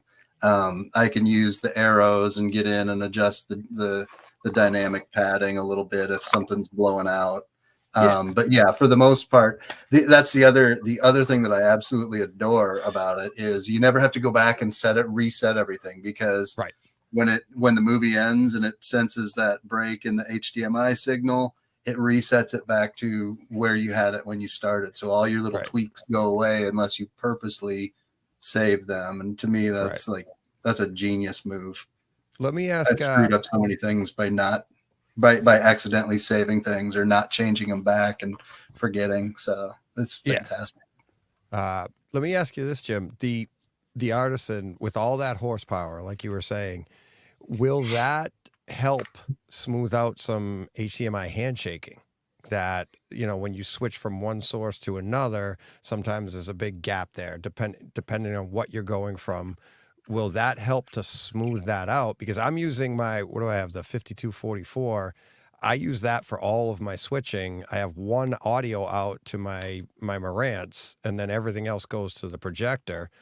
That, even the 5244 has smoothed out a lot of the handshaking. Yeah. Will the Artisan even smooth it out more? Good question. The HDMI 2.1 has a concept of fixed rate link. We are early in development, so we're not really sure how well that's going to work, and as far as the switching.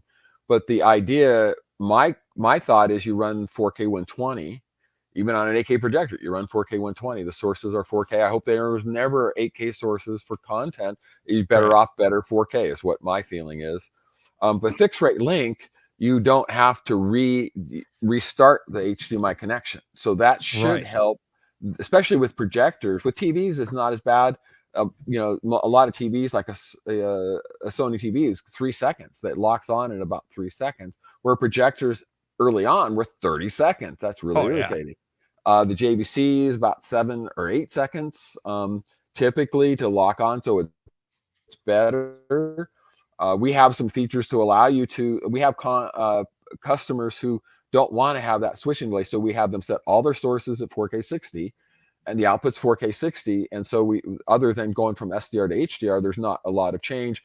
One other pet peeve I have is that, you know, industry pick 5994 60.00. Pick one. why Yeah. do both? Do one. And it's just very frustrating because that difference is an output restart. Now, usually it's a faster output restart, but it's artificially there. You know, I can see the difference between 24 and 60.00 or 5994, but why have two that are right next to each other? Fixed rate length, arguably, if it works the way it's supposed to, will eliminate the fact that you have to restart. They'll just change the data. The data comes in packets. Even in the current one, like audio is packetized. Well, on the 2.1 fixed rate length, the video is also packetized, so that they're just sending packets out with a fixed clock. And then if you go 24 hertz, they'll just take it longer. And I don't know if they're wanting to like change. It's a 1 part in 1,000 change between 5994 and 60. And so are they going to actually make that change and just expect the projector to lock on? We don't, I don't even know yet. We haven't gotten that far in the development for the fixed rate length stuff. Yeah. So I saw this was earlier in the chat. It's Byron asked, most movies are shot at 2K, 4K. What are we going to watch on an 8K projector or TV? And this gets right to that question. Actually, is why I would want that. I would want an 8K projector someday, because the more horsepower you have, you can back it off and now it's going to smooth out everything else, right? It's like, just because I don't have 8K content, I want that horsepower so that my 4K is running that much smoother, right? And it's like, and to me, it's like that's me, and that's how I can justify getting something like that, knowing that, all right, I don't need it. But now I'm almost like future proof, because I don't think we're ever going to get 8K content, but I want the horsepower to be able to get the best 4K I can. And now, like you were saying, to smooth out the entire experience in the room, back off if 8K ever showed up, you back it off to 4K anyways, because my room, I'm not going to be able to tell the difference in that seating distance and screen size.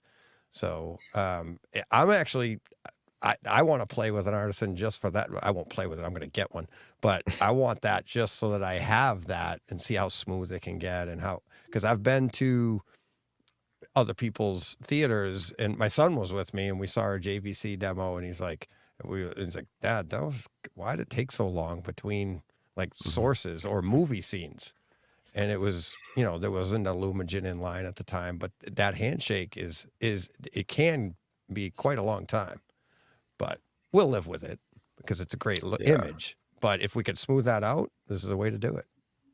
Well, I put my Strato back to 60 hertz for the OSD, so I can go to my Apple TV and my Stratos. The two screens are both 60 hertz.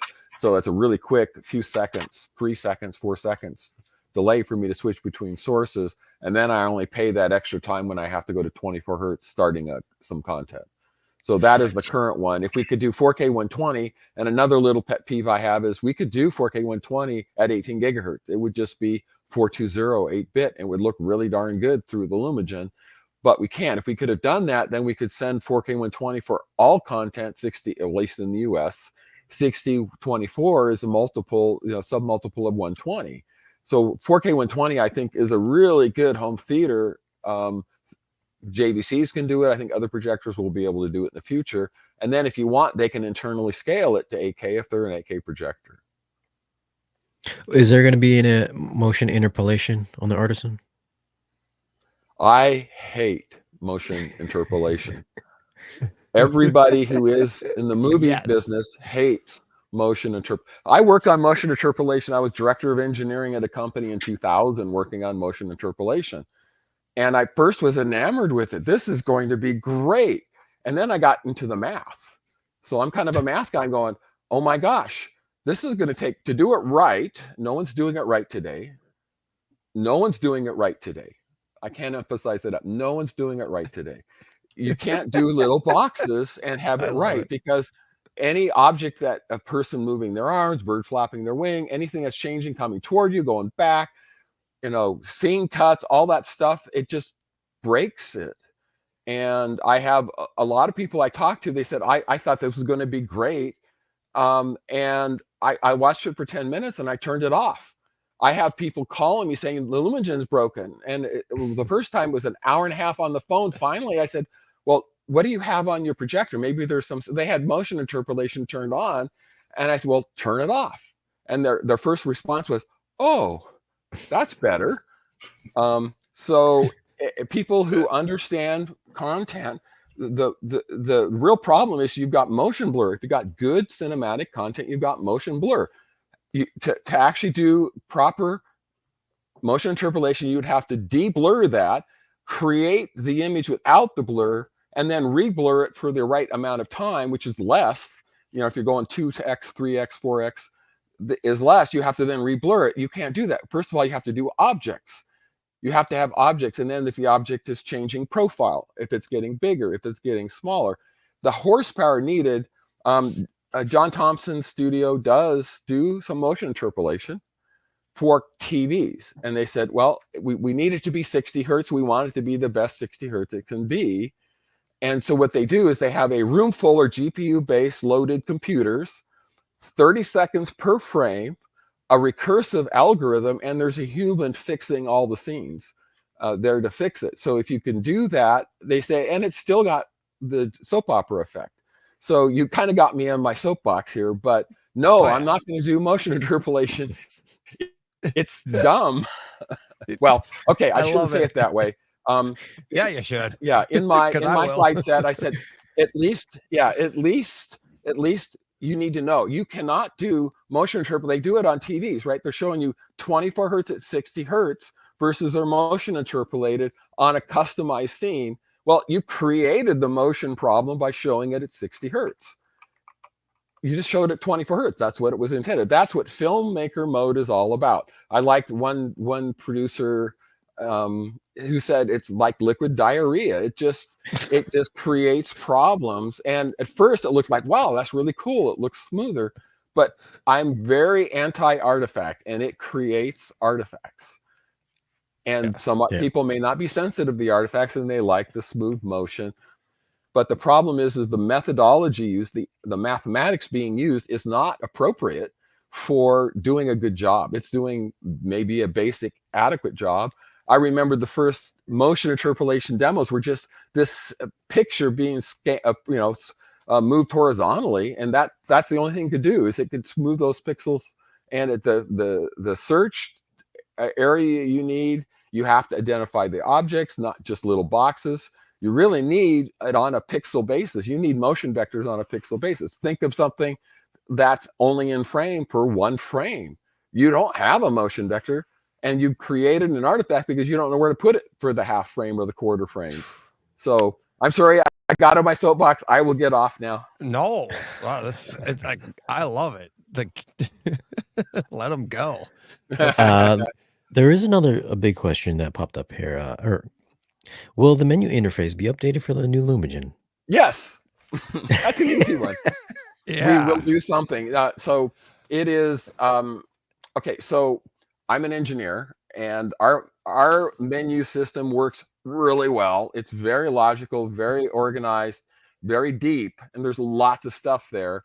So we have two things we're looking into. One, it would be a wizard built in, so that it would kind of walk you through what the setup slide set does now, but also a simplified menu that might look a little bit prettier than what our menu looks. But I like to just say, hey, you don't watch the menu, and Exactly. it's a set and forget. So after you set it up, you're not really using the menu, and we actually Right. recommend custom installation. Call someone like a Chris Deering and get them to set it up. You don't even need to look at the menu ever, because it's just for setup. So Right. I get people want a pretty menu system, but I want a functional. I'm more about function. Right. And our menu system works very well. You can do a lot of stuff. You never have to reboot the computer to get something that changes and stuff like that. Everything is instant. We have multiple memories. All that kind of stuff works. And once you get it set up, that's really key. I understand there's a lot to learn about our menu system. We do have a little help button that most people I don't think know about. Press the help Yeah. button when your menu kind of gives you a little hint.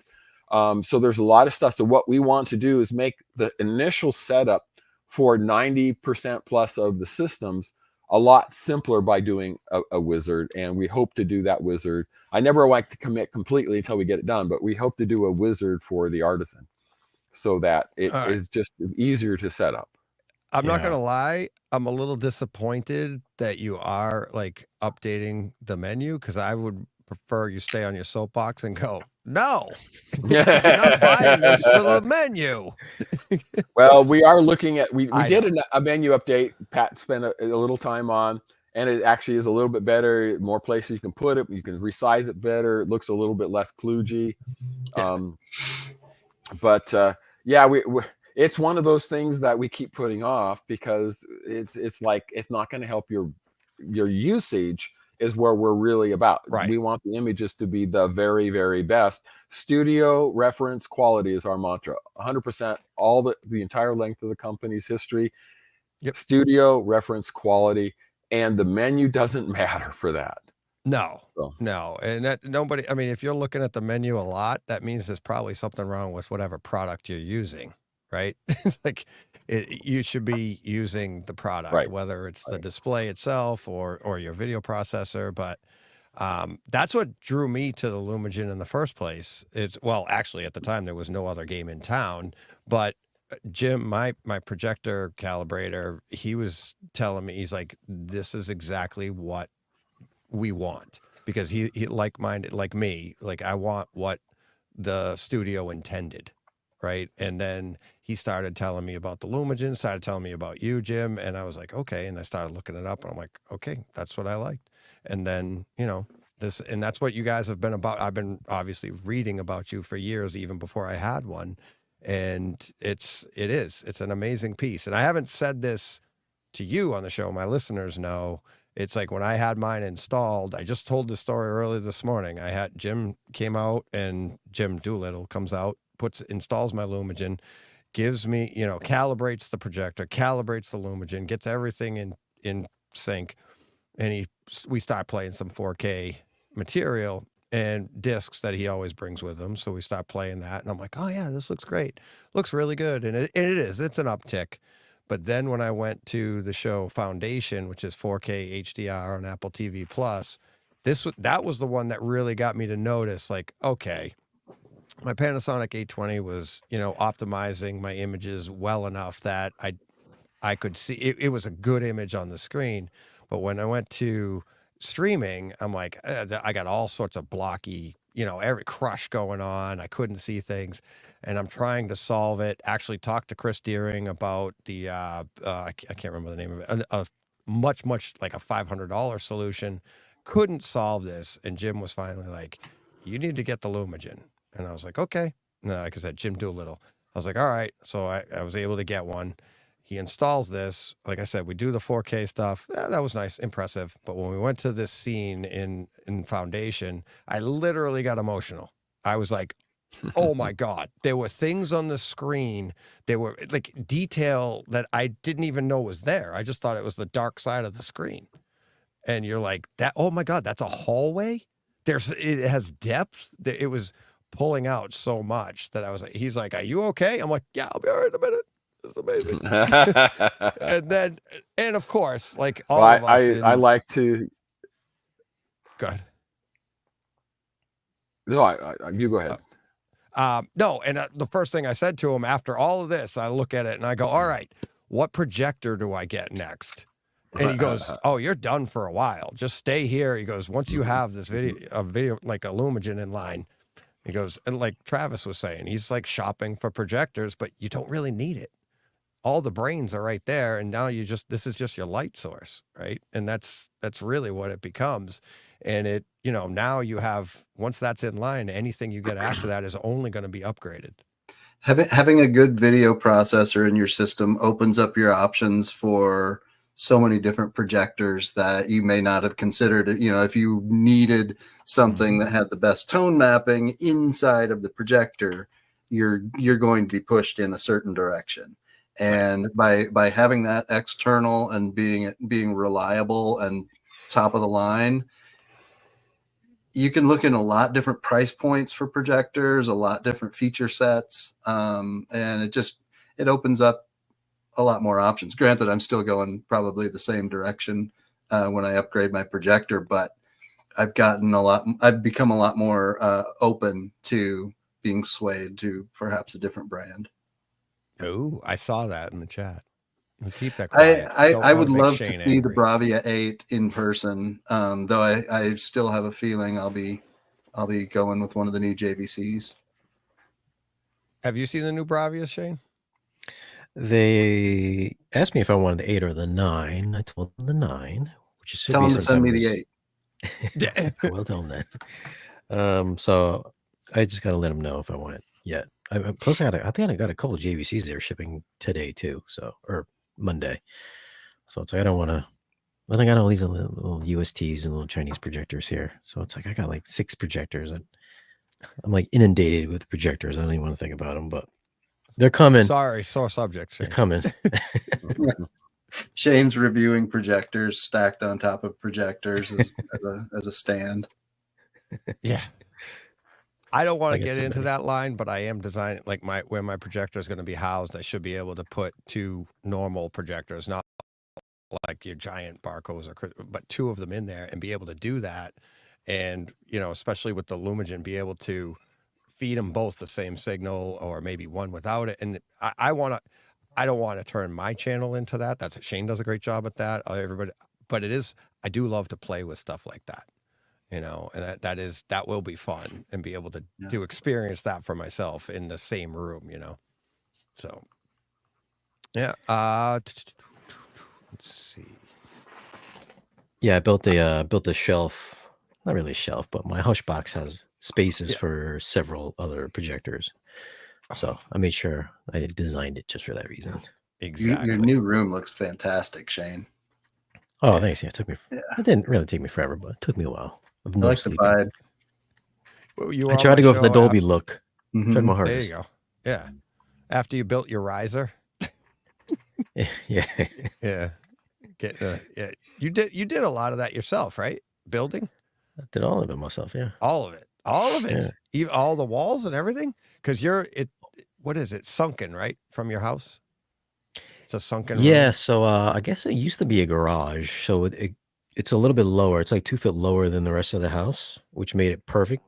So when you walk in, it's kind of like you walk down into the first row, so it almost feels like I stadium deliberately did seating. it like the Yep. stadium. Yeah. Mhm. So that was pretty cool. Pretty cool. That's That awesome. turned out that way. Yeah. Yeah. It's like, talk about making that work. Who else could do that? Everybody else is just like, oh, okay, this room's like, and you're like, it's like it was meant to be. Yeah, I know. It's like, I don't know if I told you, we saw like, before I bought the house, we saw like, I don't know, like 10 houses. We had 10 of them lined up for the day. And the outside of this house is pretty ugly. So I try not to show it in the videos if I'm outside because it's green. Like I'm not a green guy, but I was like, oh, this is the first house. I was like, oh, this is horrible. It's not. I was like, why is this on the list? I told my wife, why did you put this on the list? It's ugly. She goes, we're going to look at it. Okay. It's on the price. So I walked in. I was like, yeah, it's from the 80s. Then I walk into the family room / garage. I was like, oh my God, this is the first house out of the 20 that we've seen. This would be perfect. Yeah. And then we go see the other 9. I was like, all of these suck. Back to the first Yeah. house. Right. Buy that Yeah. ugly one. Yeah. I was saying that when we were shopping, it's like we were just like the idea of we were going to move, right? And all of a sudden, I hadn't even started looking at houses yet, but I was saying it on my show. It's like I'm driving down the street and I just look at houses and be like, okay, that they got a decent basement there. Like I could tell from the outside of what I was thinking for a theater, right? And that's what we think of when we're going into places, or how are you going to do this? What can I do in this house if I'm going to shop? Like every room you go in, you're looking around and it's like, no, this house just doesn't have it. I'm not going to be able, I can't fit anything in here. Next. And she's like, oh, but it's so cute. No, I don't care about cute. I need functionality. And then I went the route of designing it myself, which then it costs you, like, you've got the ability, like, well, I could do a 9-foot foundation. It's only concrete. That's just expensive. You're like, all right, let's do this. And then, of course, I get the 9-foot foundation, and right after it's poured, everybody's like, "You should have gone 10." Oh, it's always something. So I got to upgrade my foundation. No, I'm just kidding. How tall is your ceiling? How big's your theater? It'll be Gonna be? 9-foot ceilings. I mean, 9-foot like ceilings. the whole thing. The room, it's Yeah. going to be, well, I have false walls. So like what you're sitting in will be about 14 by 8, maybe 18. But the room itself, which, because the false walls are just all speaker cloth or whatever, or will be, it's going to be about 24 by 16. So, Okay. yeah. And the throw for the projector is about 18 feet onto a 150-inch screen. And yeah, the front and the rear of the room is going to be about 3 feet false walls behind it. So you can put anything you want back there, acoustically transparent all around the room. It'll feel smaller than it really is. I mean, it's still 14 by whatever, 14 by Yeah. 18 isn't small, but it's Yeah. the room itself is going to be bigger. So I Yeah, can't mine is wait. 14. And then I Yeah. went to the Macintosh Theater over the weekend, and theirs is 27. And I was just like, and then I came home and I was like, oh my God, I feel like I need to make my room a little 10 foot wider at least. Yeah. Well, it's about, I mean, really, how many seats do you have across? 3 or 4? Three 3. across, Yeah. yeah. And it's But like, then I was just I like, want, the 27 wide is just, I was just like, oh my God, this is so cool. It's only ever me in there, but I feel like if I Right. ever were to have people over, it would Right. just be like a wow factor. They'd be like, oh my God, you have a legit. Yeah. And my theater, honestly, when I was first thinking of this and designing a theater, I was much smaller. I was going to go three in the front, 3 in the second row with a bar behind, no problem. And my wife's like, no, we need bigger. We're going to have grandkids. We're going to have people. I want more people in there. I'm like, it's only me.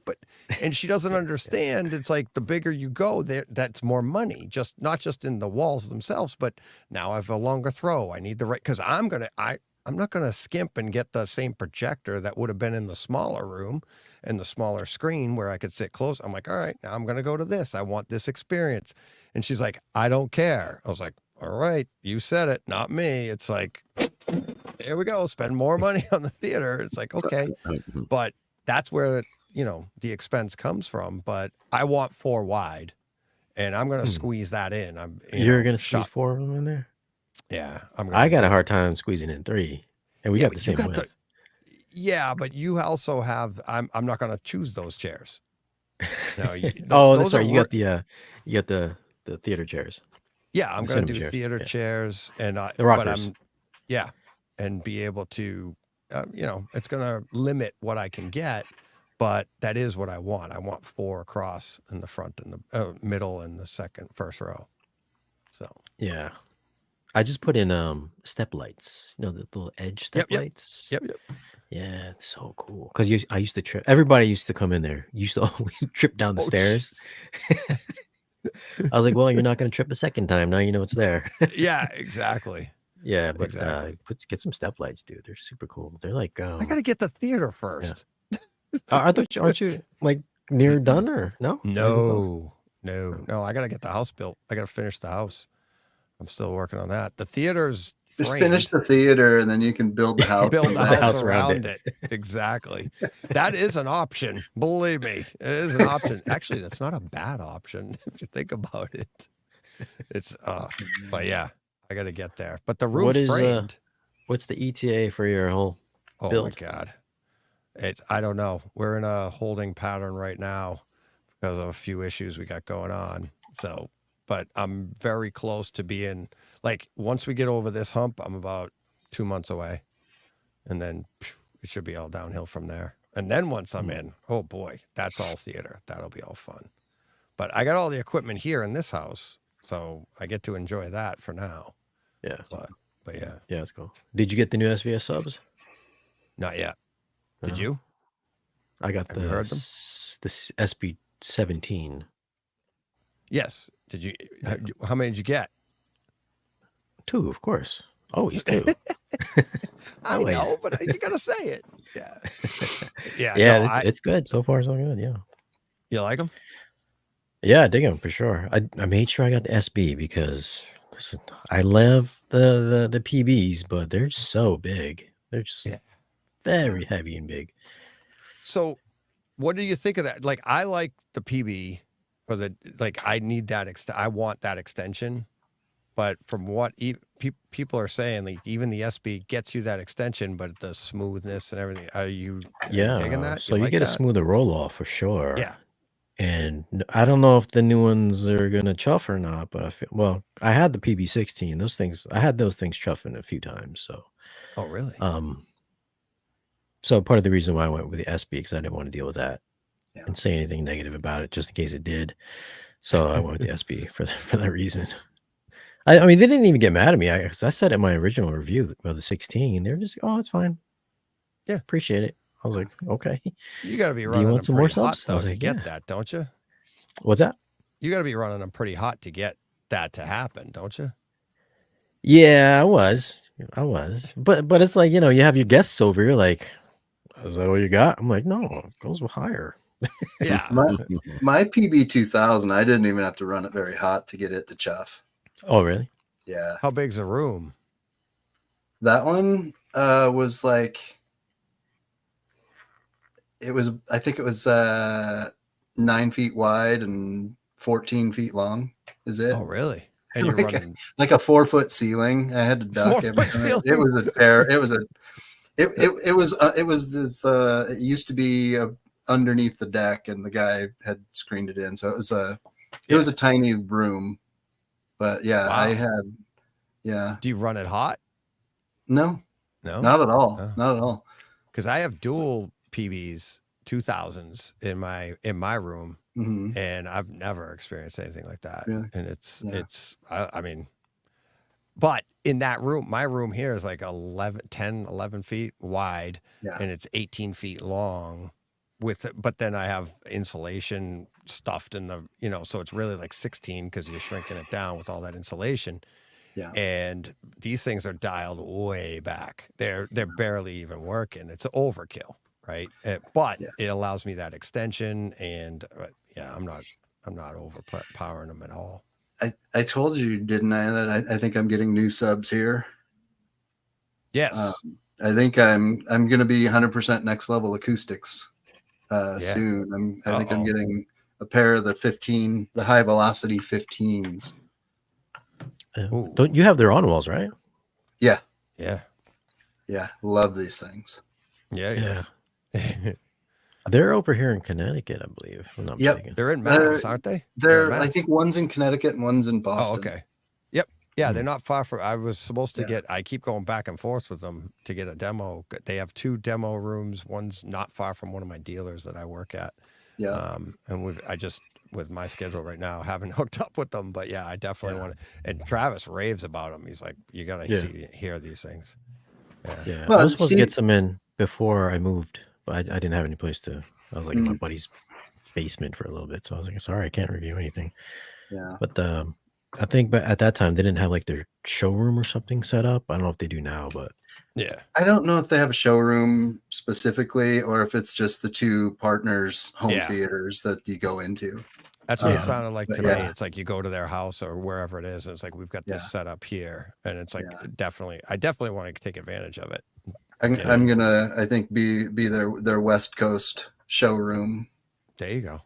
Once I get their subs, because my height speakers are also just their angled satellites. So, Jim, what do you got in your place? Looks like you got an official home theater. Yeah, we have a custom designed. We did an addition back in 2018, 2019. It's 19 foot wide, 12 foot ceilings with basically vaulting a little bit. So 10 on the sides, I think, and 12. And then it's 21 feet long plus 2 foot of false wall. So to the false wall is 21 feet. We went with Revels. We have C28s in the centers, F206s. I picked Sue Reese HSU, Sue Research 15-inch whooper. Got 2 of those in the front at the quarter wavelength point. And then when I did the room, I found a book by Floyd Toole on acoustics that I recommend. I was looking at all these books and I said, well, this one looks like it's really science. It's really based on a lot of stuff. He worked with Harman for a long time. I've always been a fan of Rebel speakers, so I got those on those 3. And then all of the surrounds I have, it's a 9.2.6. So we have W380s, I think is the number, in wall 8-inch for all around. And then I put a band of 4-inch thick acoustic material for first reflections from all the speakers. So that basically that has done a very good job on the room. The rest of it's kind of just left reflective, but that band really does help us with the first reflection. We have a Trinoff right now. I also have a Storm Audio sitting outside that we're starting to work more with them, so I want to get that in here and test it. But I had some resonances in the room, and before I had Adam Pels out to do the calibration, I was out putting extra screws, and I was putting extra 2x4s in the false wall because it was vibrating. And so there's a lot of that tuning, but it's a really nice room. We don't have infrasonic. We get down to about 15 hertz, but it's really smooth. Just a plug for doing real true, room tuning for acoustics. If you have a Trinoff or a compatible thing that you can actually do it well with, Adam did a great job tuning the subs manually, and then we ran the Trinoff auto tune, and then he spent a day just doing manual tuning for 2-channel work and just all getting everything dialed in. So it's a pretty good sounding room. We have the JVC RS4100, of course, the Lumigen, and then we play Apple TV. We have the Oppo 203, and then the Strato C is what I currently have. I actually don't have it right now, but I've been leaving both the Strato C and the Strato V hooked up just to do some testing. Good size room. I wish mine was 19 wide. Yeah, I actually wish it was a little wider. You were commenting on a 27-foot because the wife factor was it's a dark gray. It's not velvet black, non-reflective. So if the screen lights up at 19-foot wide, I still get the peripheral of a little bit of light on the sidewalls. And if I had another 10 feet, then they could have been better. And acoustically, that would have been better, because if you look at the ratio of the sound of people sitting on the side of the room, we have 10 chairs. So people sitting on the side, they're right next to like the left surrounds. Right. So they hear them a lot, and the people on the right side of the room aren't. So a little extra width there gets the ratio between the closest and the farthest person a little bit better than what we have here. So it's a good room. It's not hugely expensive. It's not inexpensive, but wasn't as much as people spend. But I think it ended up being a really nice room, and of course the video looks amazing. So we're really thrilled with having this, and we have friends over, and it's just really great to be able to share it. Yeah, part of the reason why I want to hopefully probably within the next 2 years extend mine out at least another 5 feet or so. Because I feel like every once in a while, since I'm always by myself, I'll go to the second row in the corner and just be like, what is this like back here? Trying to experience it in a different seat. Yeah, you really need like 4 subs. 4 subs if you want the second row to sound pretty decent. So 2 is not quite enough. I sit in the back row and go, I'm putting my friends through this, and it doesn't sound as good because it's not really optimal for 2 subs. See, my second row is my prime row. I shove that front row a little bit closer to the screen, and my prime seating is the second row, because I want that. Like when I go to the movies, you never sit in the front row because you're sitting like this, looking up, and you always had a seat in front of you. So when I designed this theater, I was like, I had the riser. I'm in the second row, and then my screen, like my head is center screen, so in the middle, height wise, and it just works. And that's what I'm doing in the next one as well. But I like that idea. And they're like, yeah, but your front row is now too close. I don't care. It's like if you design your front row to be prime, your second row's too far away. So one of them's going to suffer, right? So, but I like the idea of being like having something in front of me, even if there are people there, you see the tops of their heads and you look. It doesn't like affect the screen. It doesn't change my view of the screen, but you get that little bit. It gives you that ambience of actually being in a theater. And I've said that a few times on the show, multiple times on the show, and people are like, oh my God, never thought of that. like maybe Well- I'll change to the second row. Like, but you have to shift everything because the prime seating position, everything else is going to suffer, right? Yeah, I don't want anything between me and the screen. Although one of the things that did factor into the fact I don't have a 2.0 screen is my neck would have been angled up more than it is. Right. I can sit back. Just lean back. My head is a perfect angle for looking at the screen with the front row, and there's nobody in the front. I never like having Right. people in front of me. And you're going to get the best sound from the 3 front speakers as well, in my opinion.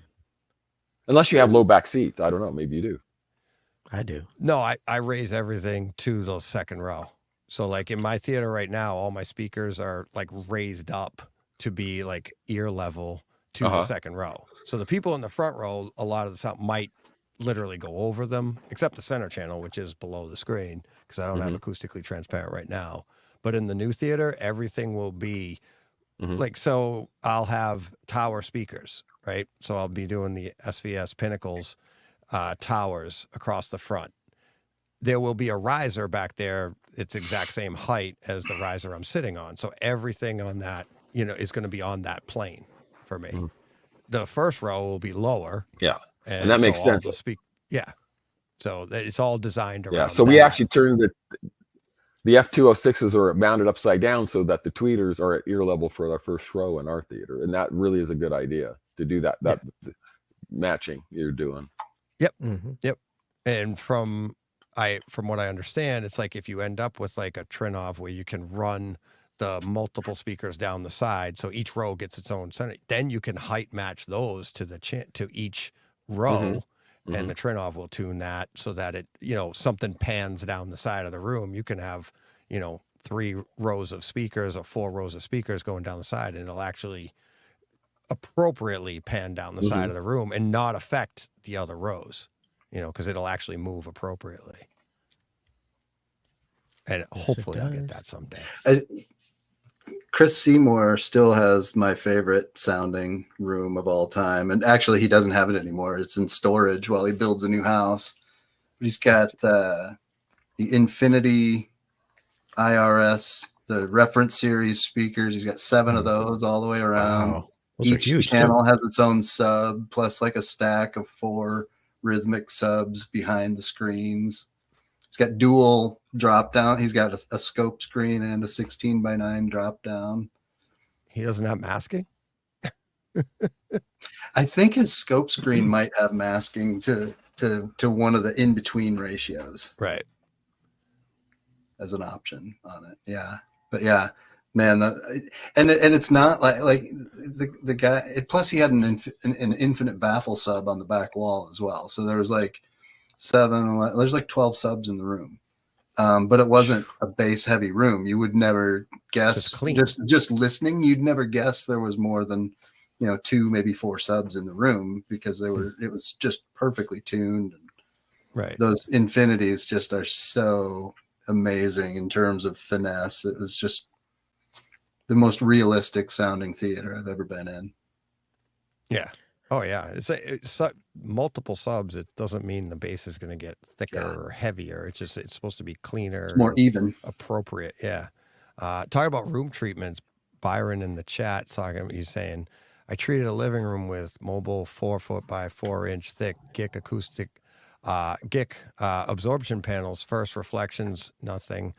Back wall, nothing. Open to living room, nothing. Front wall, cathedral window.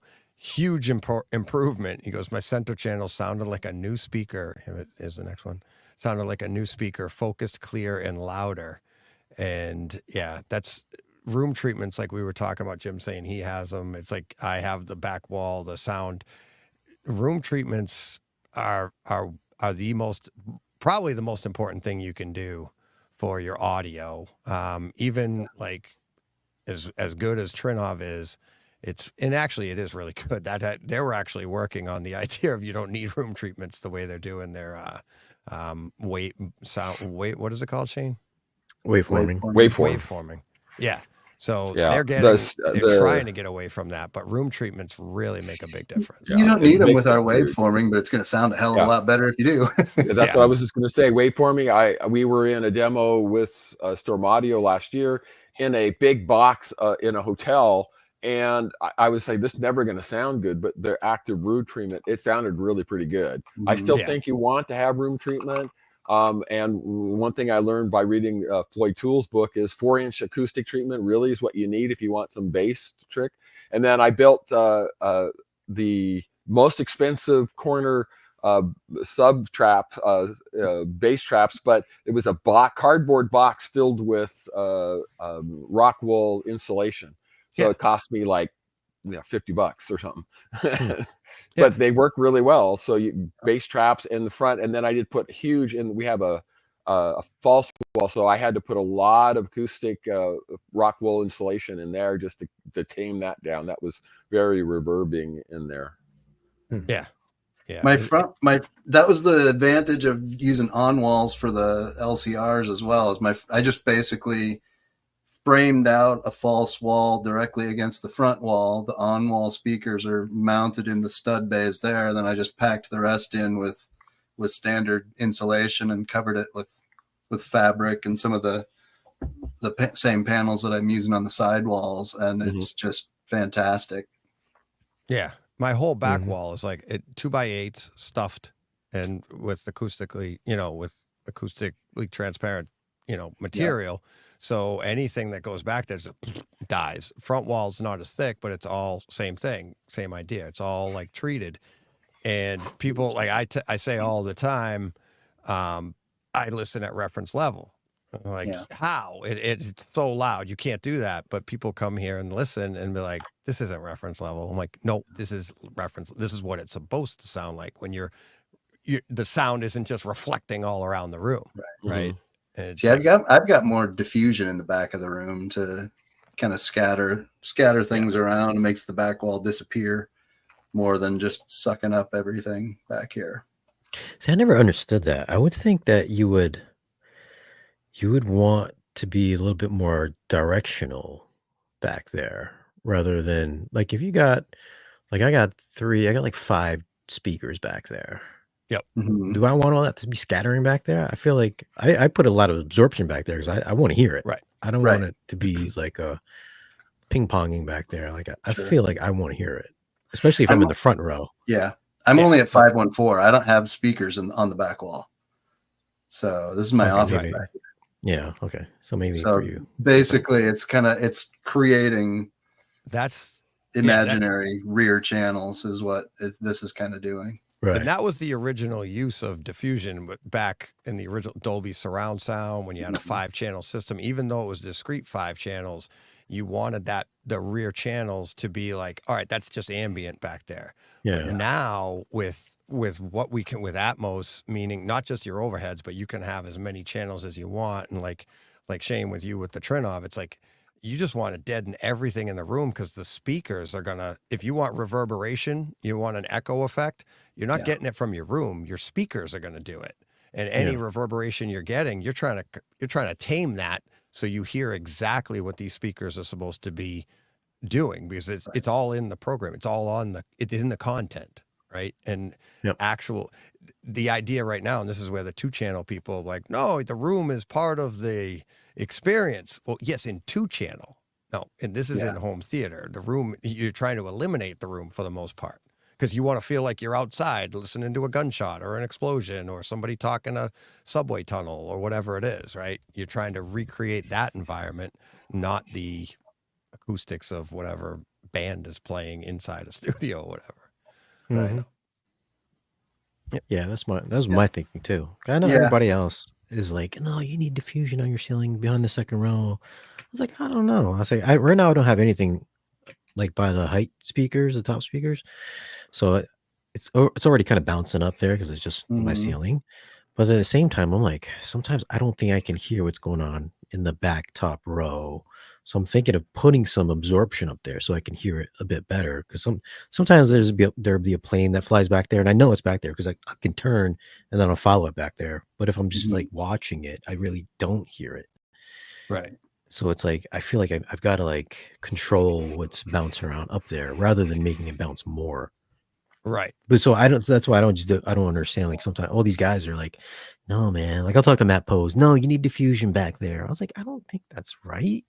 I was like, Yeah. but you're on the RP23 council or whatever it is. Yep. Like, maybe you know.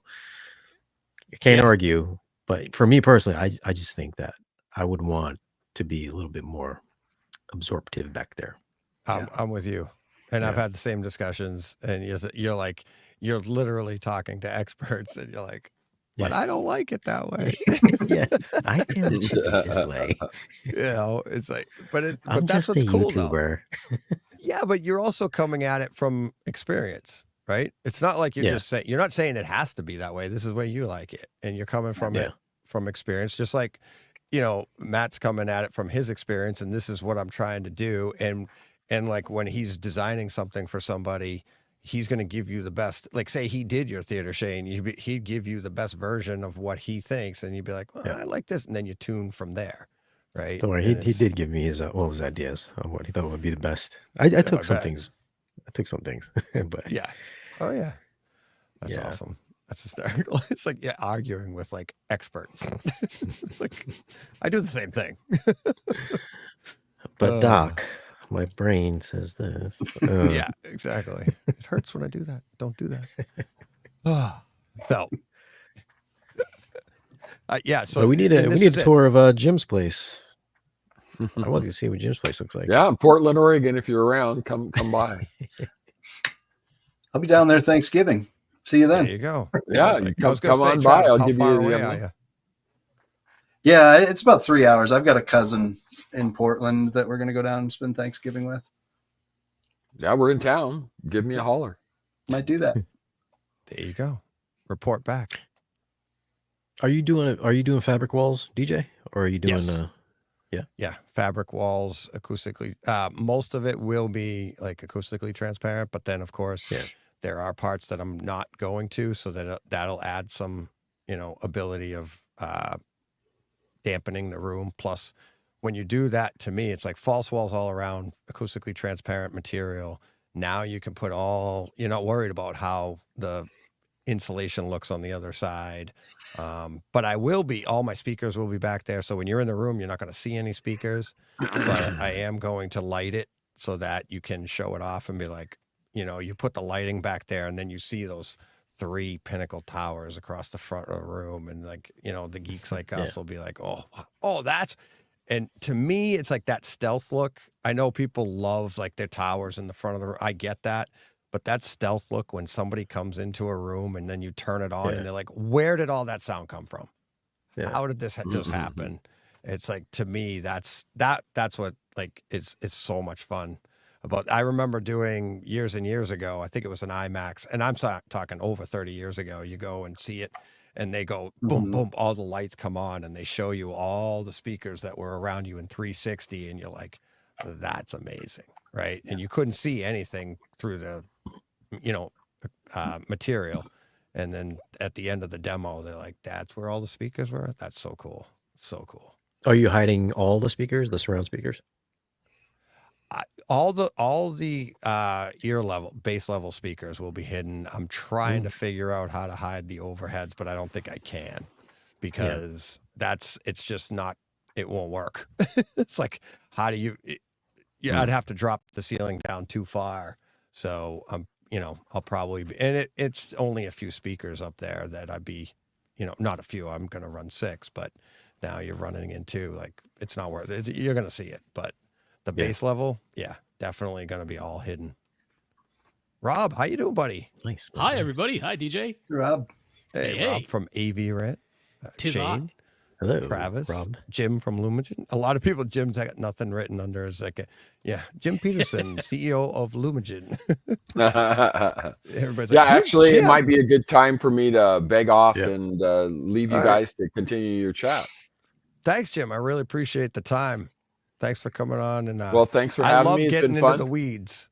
Well, I love talking details. I know people start going glassy eyes when I start to talking about some of the details. Not everyone, but Yeah. John and I get along great because we love talking about all the technical details, absolute perfection. Yeah.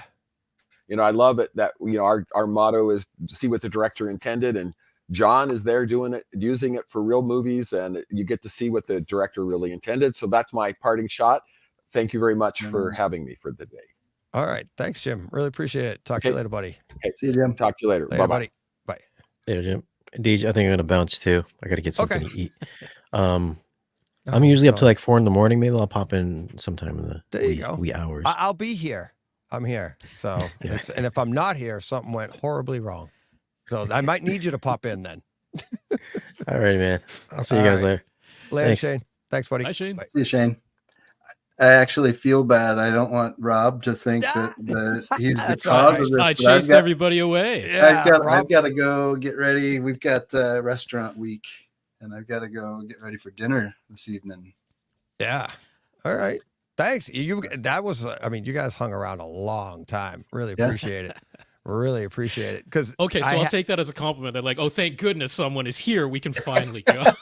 no, legit. Like I knew, like I didn't have the 5 o'clock hour booked. You were Okay. coming on at 6. I didn't have it booked, and I talked to Shane. I'm like, "Are you going to stick around?" I figured Jim would stick around. I'm like, "Okay, we'll mess this up. I'll be able to."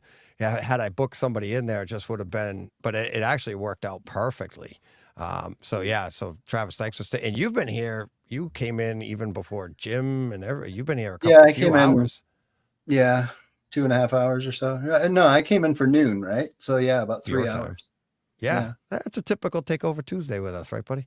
Yeah, go. exactly. We didn't quite even argue about variable aspect ratio. But you could come Oh, back. I could take over for that for you. Don't worry. Don't Oh, worry. no, I no. could take over. I don't. Rob, quick. I think you're on my side. No, Oh, okay. Okay, that could be. no, I don't know. Do you like 16:9 or scope? I always recommend that your screen itself should be a 16:9 screen. There A you really, go. really big one, but it should be Yeah. a 16:9 screen. Yeah, and that's why Travis is going to leave right now because he doesn't No, agree with no, us. my comment was variable aspect ratio. Oh, where that's are right, you right, on right. where are you on directors who can't make up their mind? Oh, you know what? One of my favorite examples, very recent, Longlegs. Because in the movie Longlegs, the actual format of the movie is 1.89 to 1. But Yep. you never fill the entire 1.89 to 1 screen. It's either 2.35 or it's 4:3 with rounded corners Yeah. to make it look like a 1970s photograph. Yeah. But what's important is that 4:3 is taller than the 2.35 to 1 because you only see it in the flashbacks when the main character is a kid. And when you're a kid, everything's taller. Right. And the reason he's called Longlegs is because when he meets her, he's like, "Oh, I must have worn my long legs today. What would happen if I crouched down?"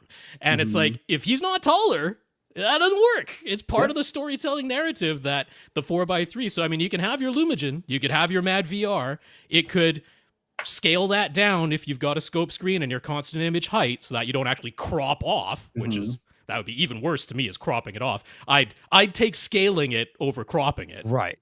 and completely losing part of the image. But I'm like, if you scale it, constant image height, he's not taller anymore. And to me, Yeah. you've lost a little something. I mean, obviously, it's not the end of the world, but you lost a little something. With masking and scaling, you can get that effect. Long legs, everything everywhere all at once, Asteroid City. There Yep. are times when Joker I don't 2. even call it variable aspect ratio. It's the storytelling aspect, like what Yeah. you said. Right. To me, it's the Maverick, the Dark Knight stuff where you're not really. Aquaman. If you crop it like the films 'Cause do they when shot they it show in a CinemaScope safe 240 be- yeah. theater, Yeah. you're not missing anything. Yeah, they shot it Like- safe because they knew there would be presentations in full Exactly. cinemas that would be no variability. I mean, that's Exactly. almost more on a technical side because, Christopher Nolan, we know if he had his druthers, he'd shoot the entire movie in like 1:4:3 IMAX full, original height, grand cinema height, but either for just lack of cameras to get every type of shot that he wants or sound reasons was a lot of it, had to do with the audio. Is like, well, we just can't use an IMAX camera in this particular shot. So that was almost more on a technical level that he ended up with some scenes that weren't IMAX. It was almost backwards for him. So yeah, no, I mean, there's oodles of reasons for doing it. But my whole thing is, at home, you know, Mhm. whatever your source device is, it's putting out, as far as the pixel count goes, a 16 by 9 image with black Or bars. 17 by 9 necessary. with the new JVCs, but yeah. No, but I mean, like the source devices, right? Like as far as like your Kaleidoscape is Right. is putting out a 16 by 9 image. If you did pixel for pixel, zero scaling anything, Mhm. it would be a 16 by 9 image. So I'm like, okay, so just get a 16 by 9 screen, make it huge, make it so that it is as wide as you could ever want your field of view to be, and then.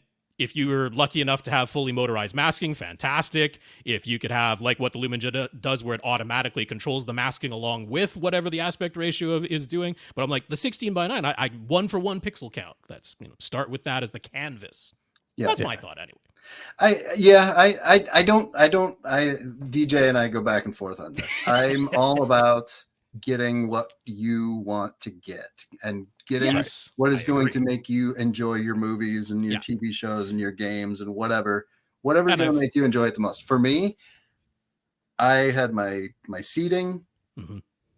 I said, this is what I want the 16 by 9 image to be. Okay. I have room to extend it out to the walls Yeah. to the 2.40. That's what I'm doing.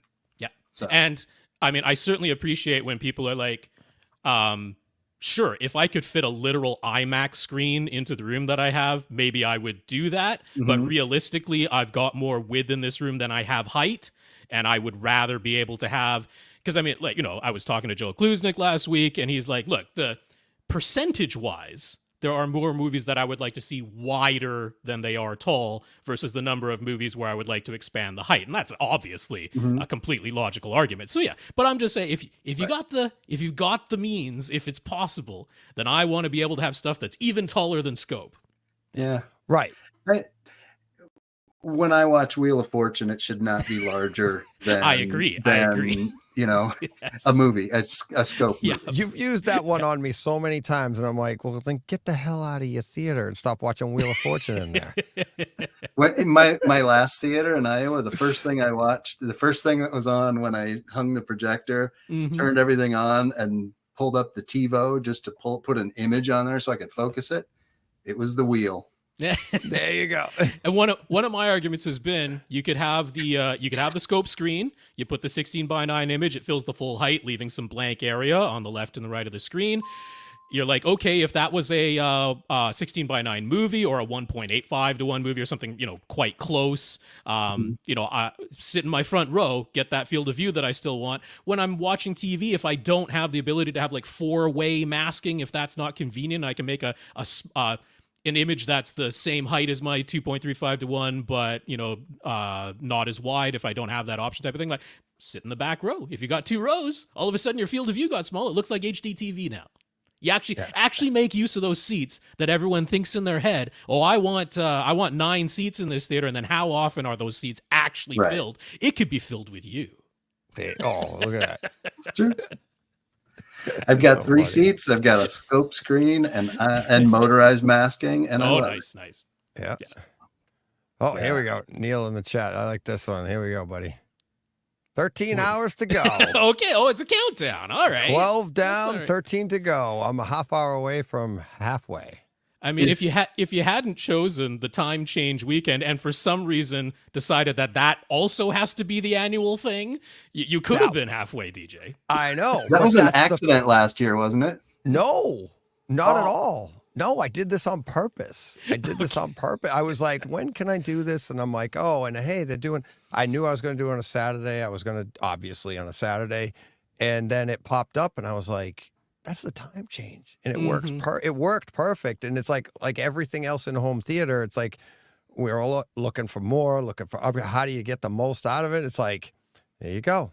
Why do 24 when you can do 25? Go big, go home. What know? are you going to do if they do away with the time changing, DJ? That could happen. I'll one just day. flat out go 25. I mean, I have to, right? I mean, 6 what- a.m. to 7 a.m. aren't That'll I be kind what of shorting happens. everybody? It's like,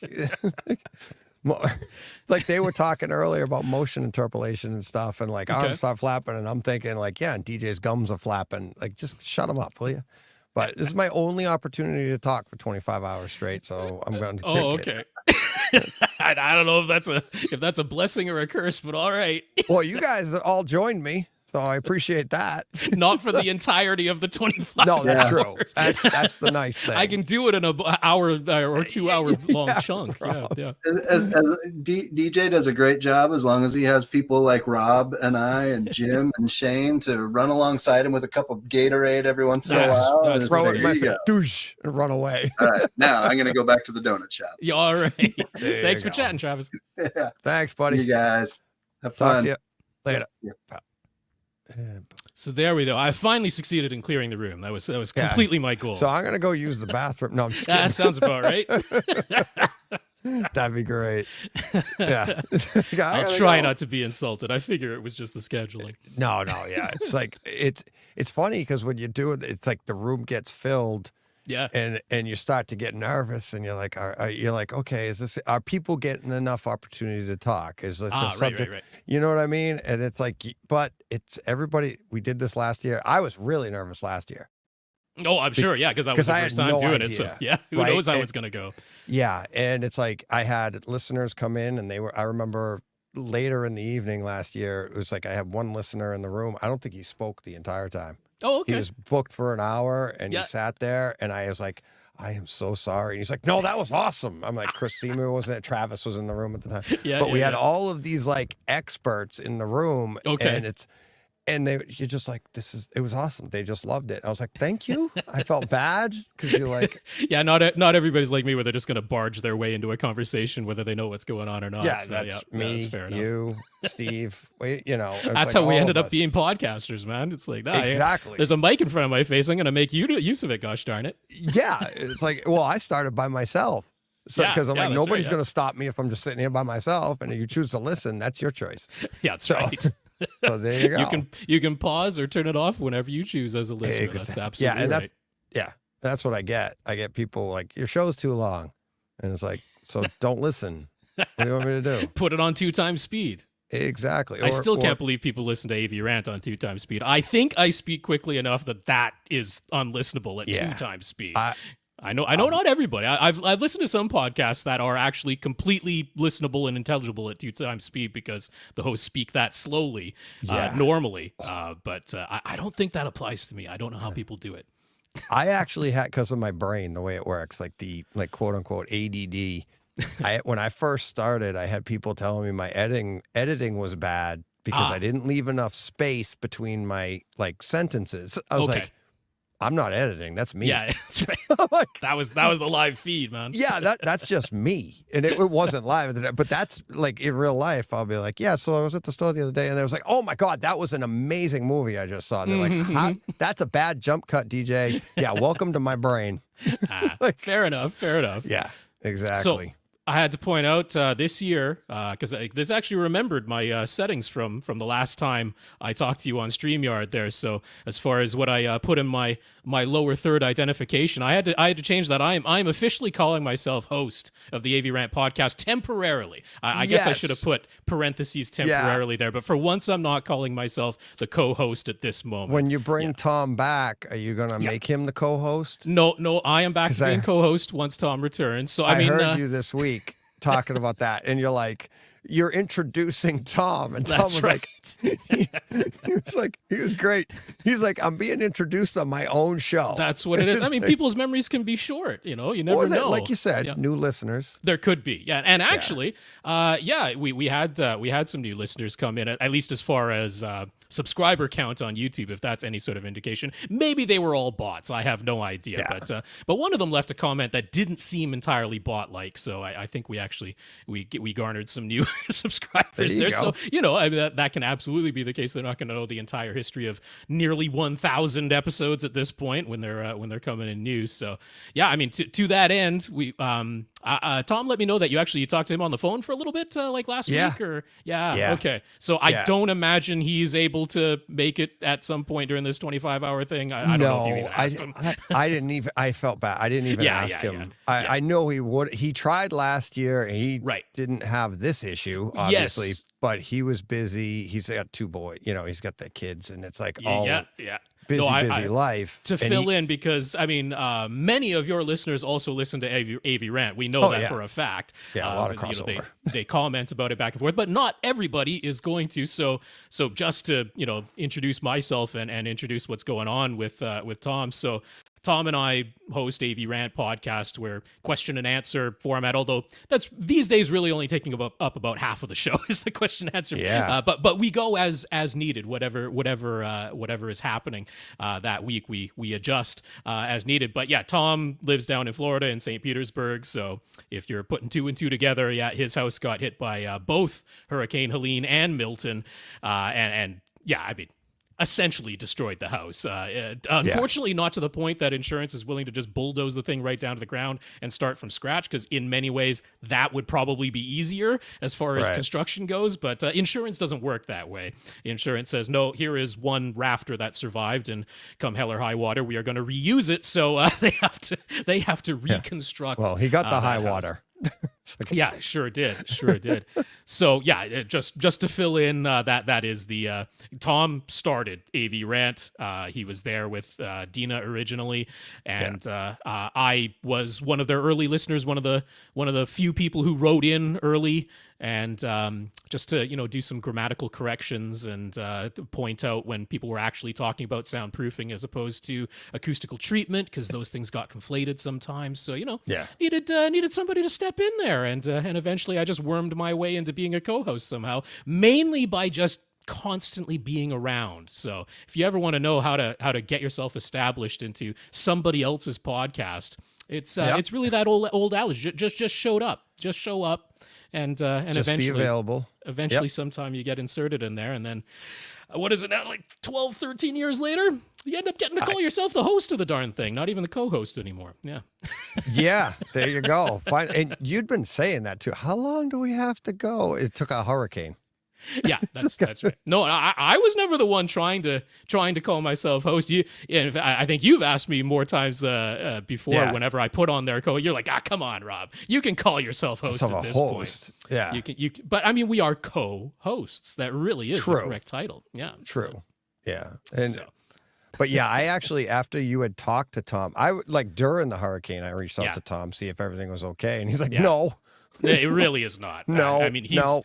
he's Tom, so he's still maintained his ability to laugh at the Yeah. situation and kept his personality positive and all that. But I mean, Yes. they're really, really going through it. I mean, imagine you essentially lose everything you've ever owned. That is Right. that is what has happened. I mean, we can be grateful enough that they didn't lose any people in their People, family, right. because there are families who did. During Yep. those hurricanes, there are people who passed away, unfortunately, and that, of course, is worse than any belongings or domicile that you could lose. Things and houses can eventually be rebuilt Right. and replaced, and of course people's lives cannot. So yes, tremendous amount of gratitude that the family members are all safe, that the dogs are okay. There are people who lost pets for sure, or were forced Yeah. to leave pets behind, and I mean, that is absolutely heart-wrenching. Oh, But that aside, it doesn't mean that someone can't feel depressed at losing everything they've ever owned. That's Right. a loss. There's no question about it. So yeah, they're really, really going through it. And I mean, I'll say it everywhere that I can. First of all, we've been thanking the company Anchor on every episode that's happened since those hurricanes, because, like, someone from Anchor reached out to Tom, because he's been reviewing a bunch of their products recently. He's also the editor-in-chief over at a website called avgadgets.com. And so he's been reviewing a bunch of their products, and the rep that he was talking to reached out to Tom right after the hurricanes and was like, we know you're not going to have power, right? There's not going to be any power in his neighborhood. I don't know if power's even been restored at this point, to be honest, but certainly there were, days, weeks without power there. They're like, that sent him one of the Solix portable power stations, which provides regular household outlets, Yep. but on a big camping style rechargeable battery. And I mean, they made use of that for sure, because as soon as they had contractors coming in to just have a look at the property, like they had nowhere to plug in a light. There was no power in the house. So having that Anchor stepping up like that, and then they also provided like their gallium nitride USB power banks and stuff, so they could charge their phones, charge their tablet, things like that. It's like you don't realize how up a creek you go, that losing your ability to communicate is, what would you do? So,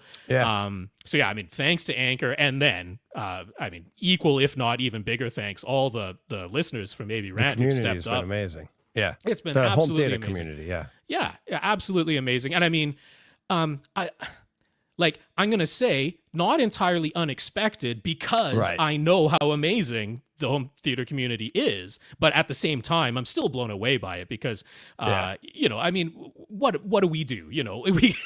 We Tom and I would chat with each other about home theater and other things anyway. Right. We're just friends. We chat with each other. We record 2 hours of it every week, and I don't want to sell myself short. I put in quite a bit of work prior to the podcast to write everything out so that it's organized and it sounds like a little bit more of a prepared podcast rather than completely just, shooting off the hip type of thing. So there's basically Like a us. full work day. Yeah. Right. Yeah. Yeah. But basically a full work day every week, that between preparing beforehand and everything afterwards to get everything posted everywhere. It's like an eight hours out of my week that goes into the podcast and doing that. But it's like, if AV Rant went away tomorrow, I'd be sad. There's no question about it. But I would stop short of saying I'm devastated. It's like, it's a hobby to us. We're not doing a podcast like some people. They do a podcast and that's their primary how they make a living. That's their job. We've never ever had any aspirations of that. It's like, well, if 0 people are listening, Tom and I are still going to chat with each other, so we might as well record it and throw it up on YouTube and up on a website, and if somebody wants to listen along, great. That's really all we've ever thought about it. So to have people reach out without any prompting or anything like that, and I mean, some people have been, well, everybody who has reached out has been generous. Some people have been remarkably generous, which is, it's just tremendous. It's tremendous. So, I mean, if there's any silver lining, it's having that, it's just so starkly and plainly laid out. It's like, no, I mean, there are really, really good people. Because, I mean, a bunch of the people who have donated to Tom, and we've just done it through the regular PayPal link that we already had set up, like a bunch of people, we've never met them in person. We might not have even...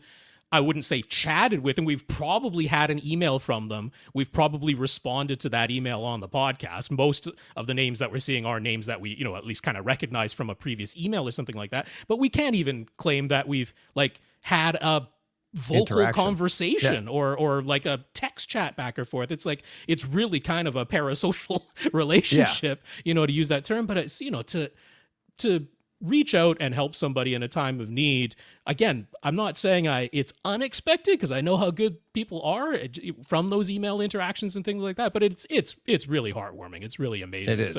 So I feel comfortable speaking on behalf of Tom to say how grateful he is. And having that out here on your podcast on Brightside Home Theater, I mean, it totally works because we have so many crossover, and also anybody who has no idea who I am or who Tom is, like, you get it, because if you're listening to Brightside, you know what type of people are involved here, and it's just tremendous. It's really, really nice.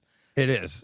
And I mean, that's what we're doing here. It's like this month, for November, people reaching out, we're getting, donations. Yeah. And for this, and that I had already mentioned it in last week's show, that in December, we'll be doing another charity, and it's going to Tom. That's what we're going to do next month. My goodness. Yeah. So we're going to start this all back up next month and do the entire month of December, raising money for Tom, and whatever we can do through the show, we'll do.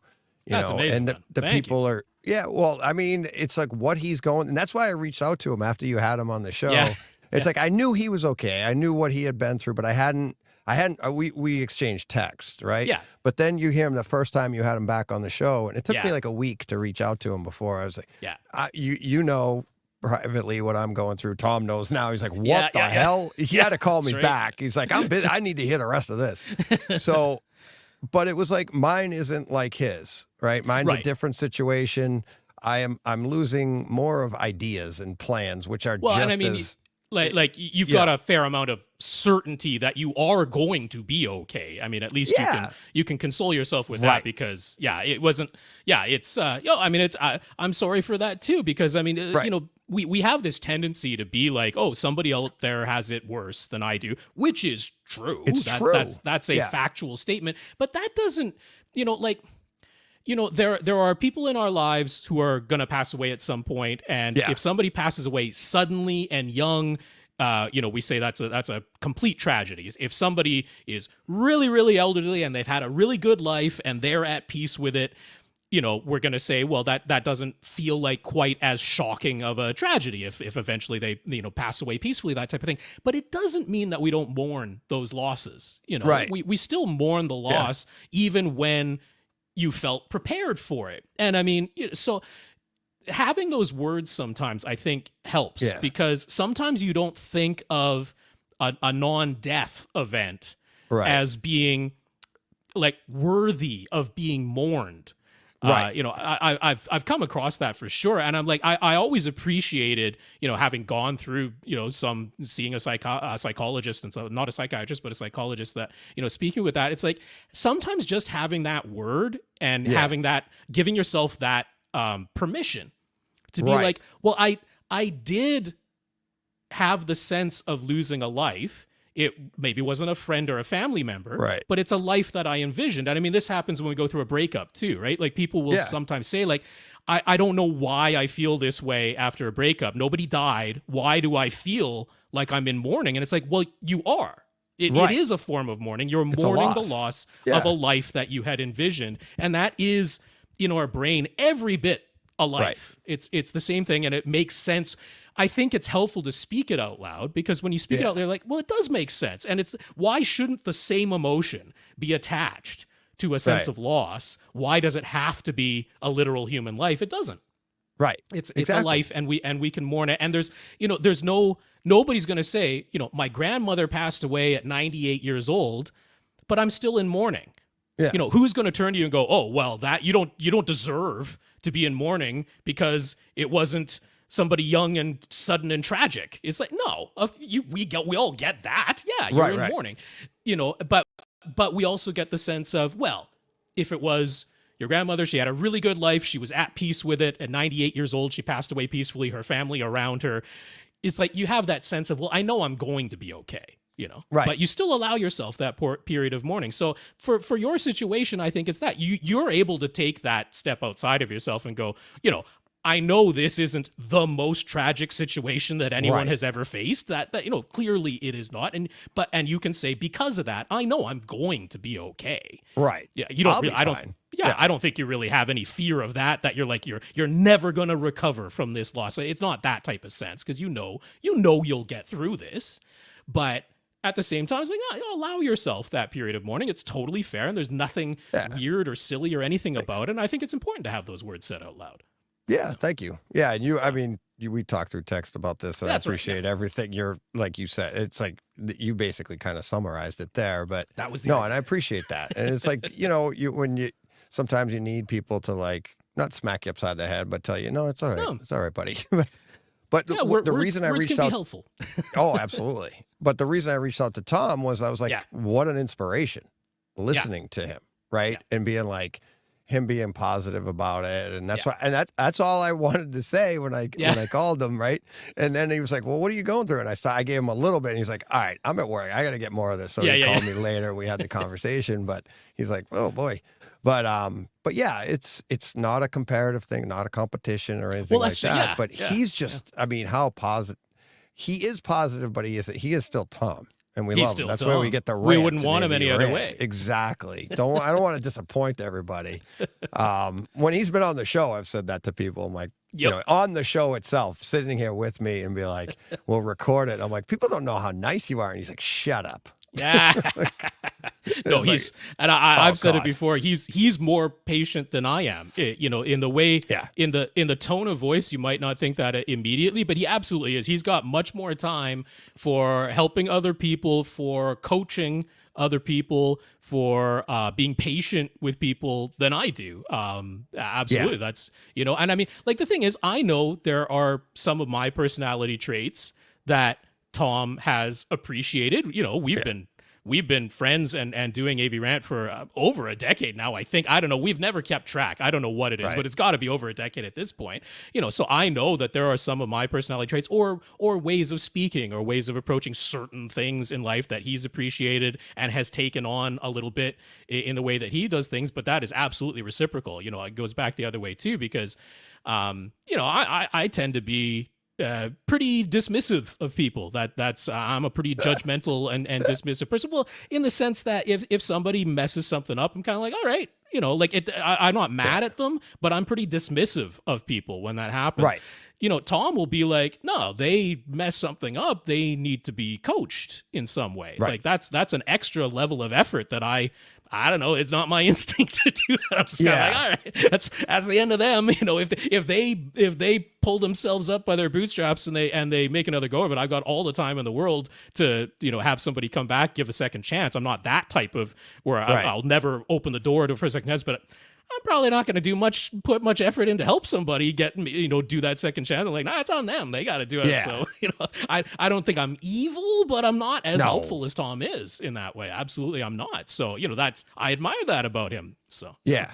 And where you get like with the home theater stuff with you guys, it's like you get the rant. Tom will be like, because you do get multiple questions from Oh, the yes. same people. Be like, well, Oh, what sure. about this? And what about this? And that Yeah. you get people that in this, like their opinions on the gear or whatever Oh, will sure. contradict their ideas.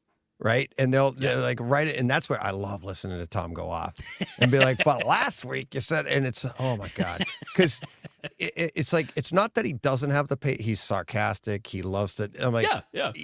but he will point out to you, like, you do realize you're contradicting yourself here, right? That's And right. it'll- That's and right. it's, oh, I love it. I love it. Yeah, well, sometimes, I mean, the thing is, we never really know with someone, like how they're going to respond best, right? Because when it comes to being a teacher or being a coach, we know. I mean, this, DJ, from your experience too. It's like different people, different students, different players completely respond in different ways. It's like Yeah. some people need that really blunt, just tell it straight to my face.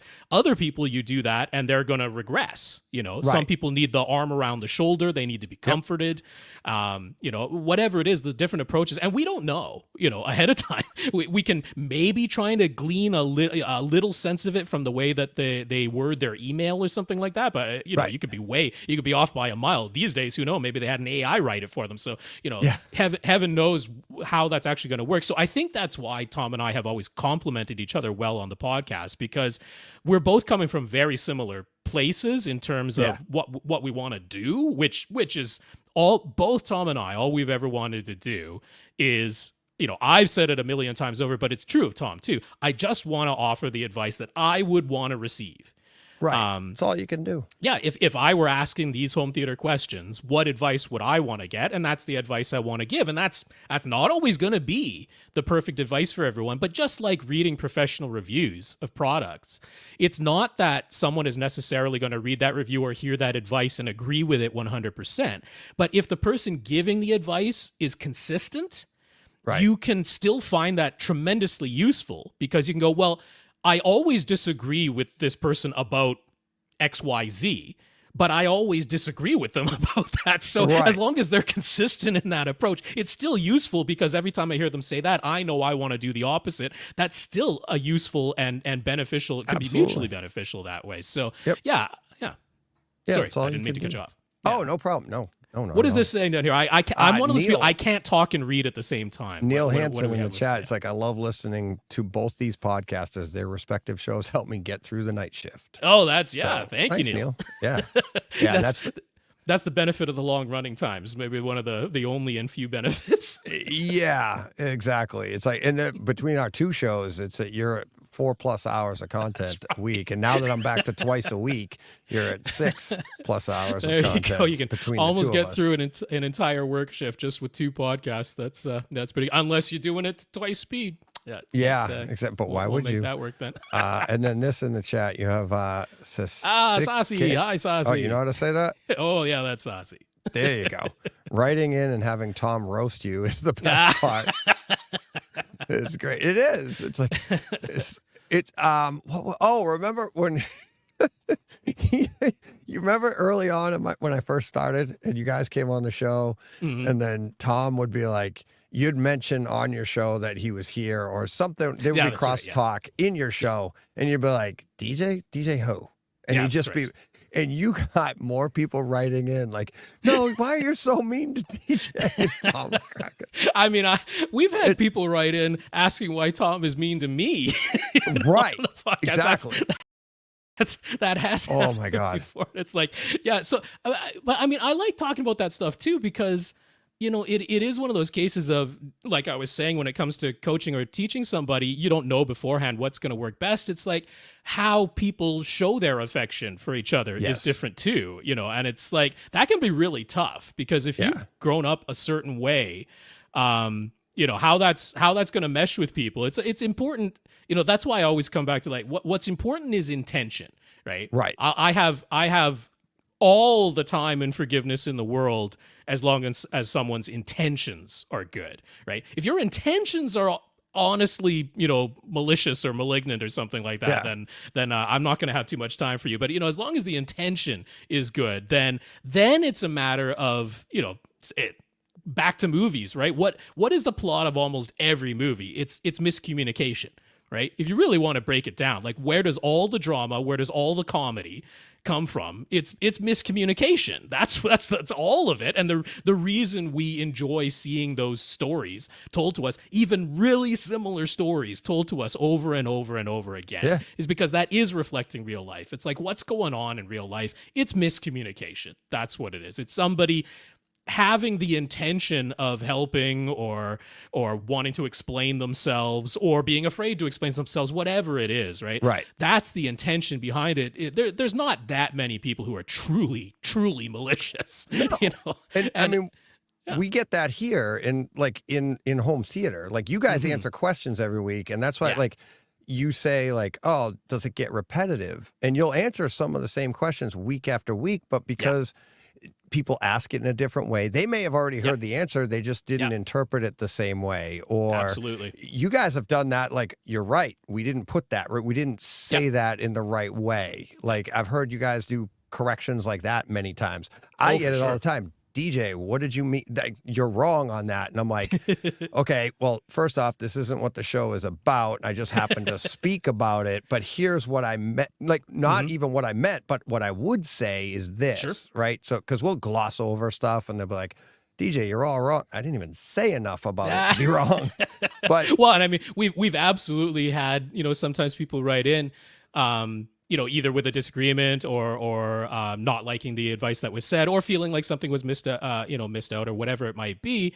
And honestly, it doesn't happen that often, but once in a while I'm like, we did not hear the same thing. Like I actually do listen back to my own podcast, not hopefully, I don't know, there's probably some narcissism there to be fair, but not really No. for that. I do it because I want to become a better podcaster as I go Exactly. along. And it's like, if I don't hear when I'm, repeating a phrase that gets annoying, because I hear sometimes, other hosts of things, they'll have that one phrase or that one, interstitial when they're trying to think of the words, they'll say it over and over. It's like, if you don't hear yourself doing that, it can be really hard to correct it. Or, when I first started on AV Rant and I heard myself pronounce the word subwoofer, I was like, I've got that woo sound. How I do not think I say subwoofer, and yet there I was saying subwoofer, and I was like, I have to think about it now when I say it. I like subwoofer. Woof, I just say woof, 'cause- subwoofer Yeah, because I'm from New that'll England.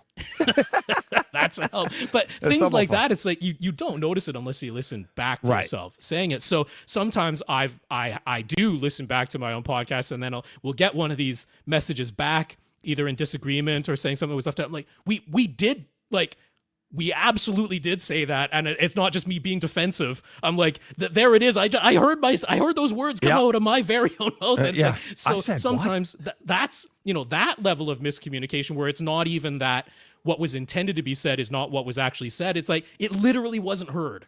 And maybe they're Right. listening at 2 times speed, so I can't blame them, right? It's like, but that can happen too. So I've always hated ever since I was a kid, and I was a good student in school. I wasn't the student in elementary and high school and first couple years of university and that. Like I wasn't the person who would put up my hand and ask the question what the teacher had just said a moment ago. That wasn't me on a personal That was level. me.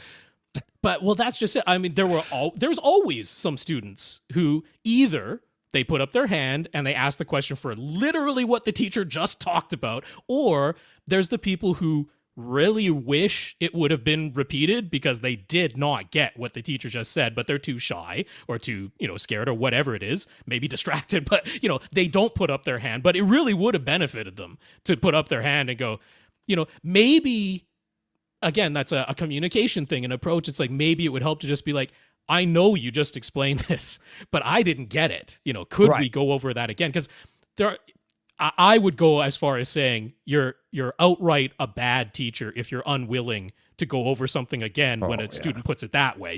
If you're going to be a teacher as a career, you should be wanting people to get it and be fully cognizant of the fact that sometimes you Right. say things one way and that doesn't click for everybody. So I've always hated that, and I hated on the home theater forums when somebody would ask a question and you'd get the response, use the search, or there's a Yeah. different thread that goes over that, or that was already answered 300 pages ago in this very thread. Like, I hated that response because in the Right. time it took you to type that, you probably could have just typed the actual answer Right. or fed them the link. Sometimes explanations are long, but fine. If it's so easy to do the search and feed them Give the them link, the link. right? Exactly. Yeah, Exactly. I hated that so much. So that was one of the things I told Tom, once I started being a regular co-host on AV Rant, I'm like, I was the one who pushed for it to be question and answer. And the reason I did that is because at the time, keep in mind, this is 11, 12 years ago, whatever it Yeah. was, there weren't, at that time, there legitimately weren't as many home theater shows, be they on YouTube or, podcasts and that. I started out with the HDTV and home theater podcast, which actually when I started out, Ara and Braden, it was the HDTV podcast. They didn't even, Yeah. they changed the title eventually to the HDTV and home theater podcast. It was the HDTV podcast. It was early on. And I was looking for other home theater related shows. I loved home theater. I wanted to hear other people talking about it. I had a job at the time where I had time to listen to things while I was working. And it was like, yeah, I wanted to find more shows, and there weren't that many of them, So when AV Rant came along, Tom was an editor over at Audioholics at the time when he started that. So it began under the umbrella of Audioholics. So I was really happy, that here's another home theater related podcast. That's how I found it. I was actively searching for more content. And as things went along, and as I heard Ara and Braden, they do a short little segment. They'll do a couple of emails and they'll choose the, kind of shorter questions that they can Yep. answer a little bit more quickly, because they were always aiming for at the time, half hour to 45 minutes. That was Yeah. their running time. So they weren't going to choose a question that itself takes 12 minutes to read and then takes half an hour to answer. That'd be the whole show, and that wasn't their format. And I found myself wishing, I was like, oh, like I've seen the questions asked on forums, or sometimes people would write to Ara and Braden in their own chat that they had, for each episode, and they'd have these much more nuanced or in-depth or lengthier questions. And I was like, oh, that would be fun to listen to. Like, this is a podcast, right? There's no running time link. Nope. You don't have Yeah. some network producer saying you've got to hit 22 minutes because we got to fit our ads in and that's it for your running time. Keep it moving, keep it moving. It's not radio, I was like, you can talk about this stuff for as long as you want. And like you said, if somebody doesn't want to listen, well, pause it, go to the next one, whatever. It's the listener's choice. They're Yeah. not beholden to a broadcast. So I thought, oh, that'd be really fun. That's the podcast I would like to do, or that's the podcast I would like to listen to. So, 12 years ago, I wasn't finding it. When the opportunity was there with Tom and he was looking for a new co-host, and he was kind of looking to change the format, right? The AV Rant began as, a guy and a girl talk about home theater. That was like the old tagline. And I was like, well, I don't fit the girl description. We can absolutely talk about it. But, he was like, well, it's only going to make sense if Rob's going to be the new co-host. Like, we changed the format a little bit too. So I put it to him like, could we try question and answer? Because I was like, because at the time AV Rant was very different because of the hosts, but format wise, not super duper different from the HDTV podcast. And he would answer, couple of questions, but a similar thing. He'd choose the ones that he knew were relatively quick to answer, that sort of thing. And I was like, would you be cool with trying it at first? You flip that around.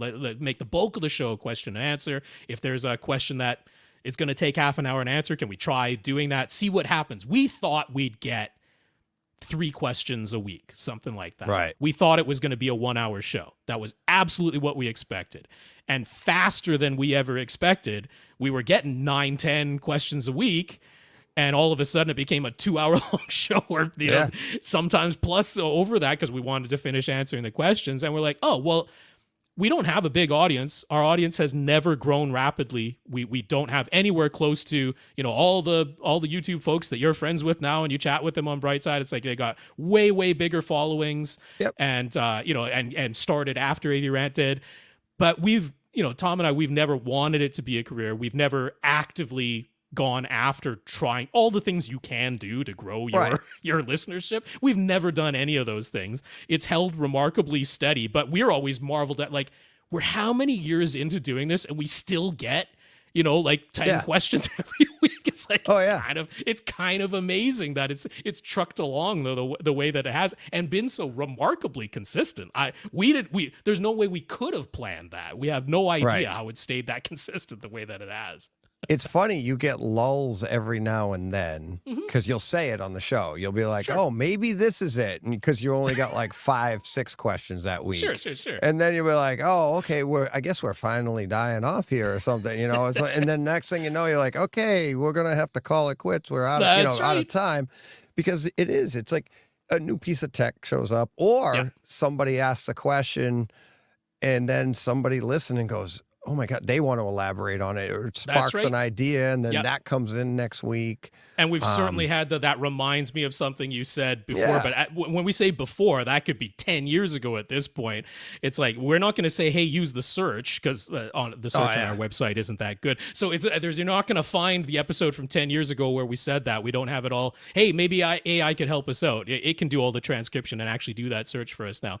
Maybe true. get on that at some point. But we don't have that technology up and running just yet. So, but I mean, to go back to what sparked it, like, we like to, or I like to anyway, and Tom hasn't complained enough about it to put an end to it. So, I like going over things again, and I like that Tom and I complement each other and communicate in different tones and in different ways, because I absolutely know, again, thinking back to childhood, it's like, for some people, they need it explained a different way, or they need it explained again.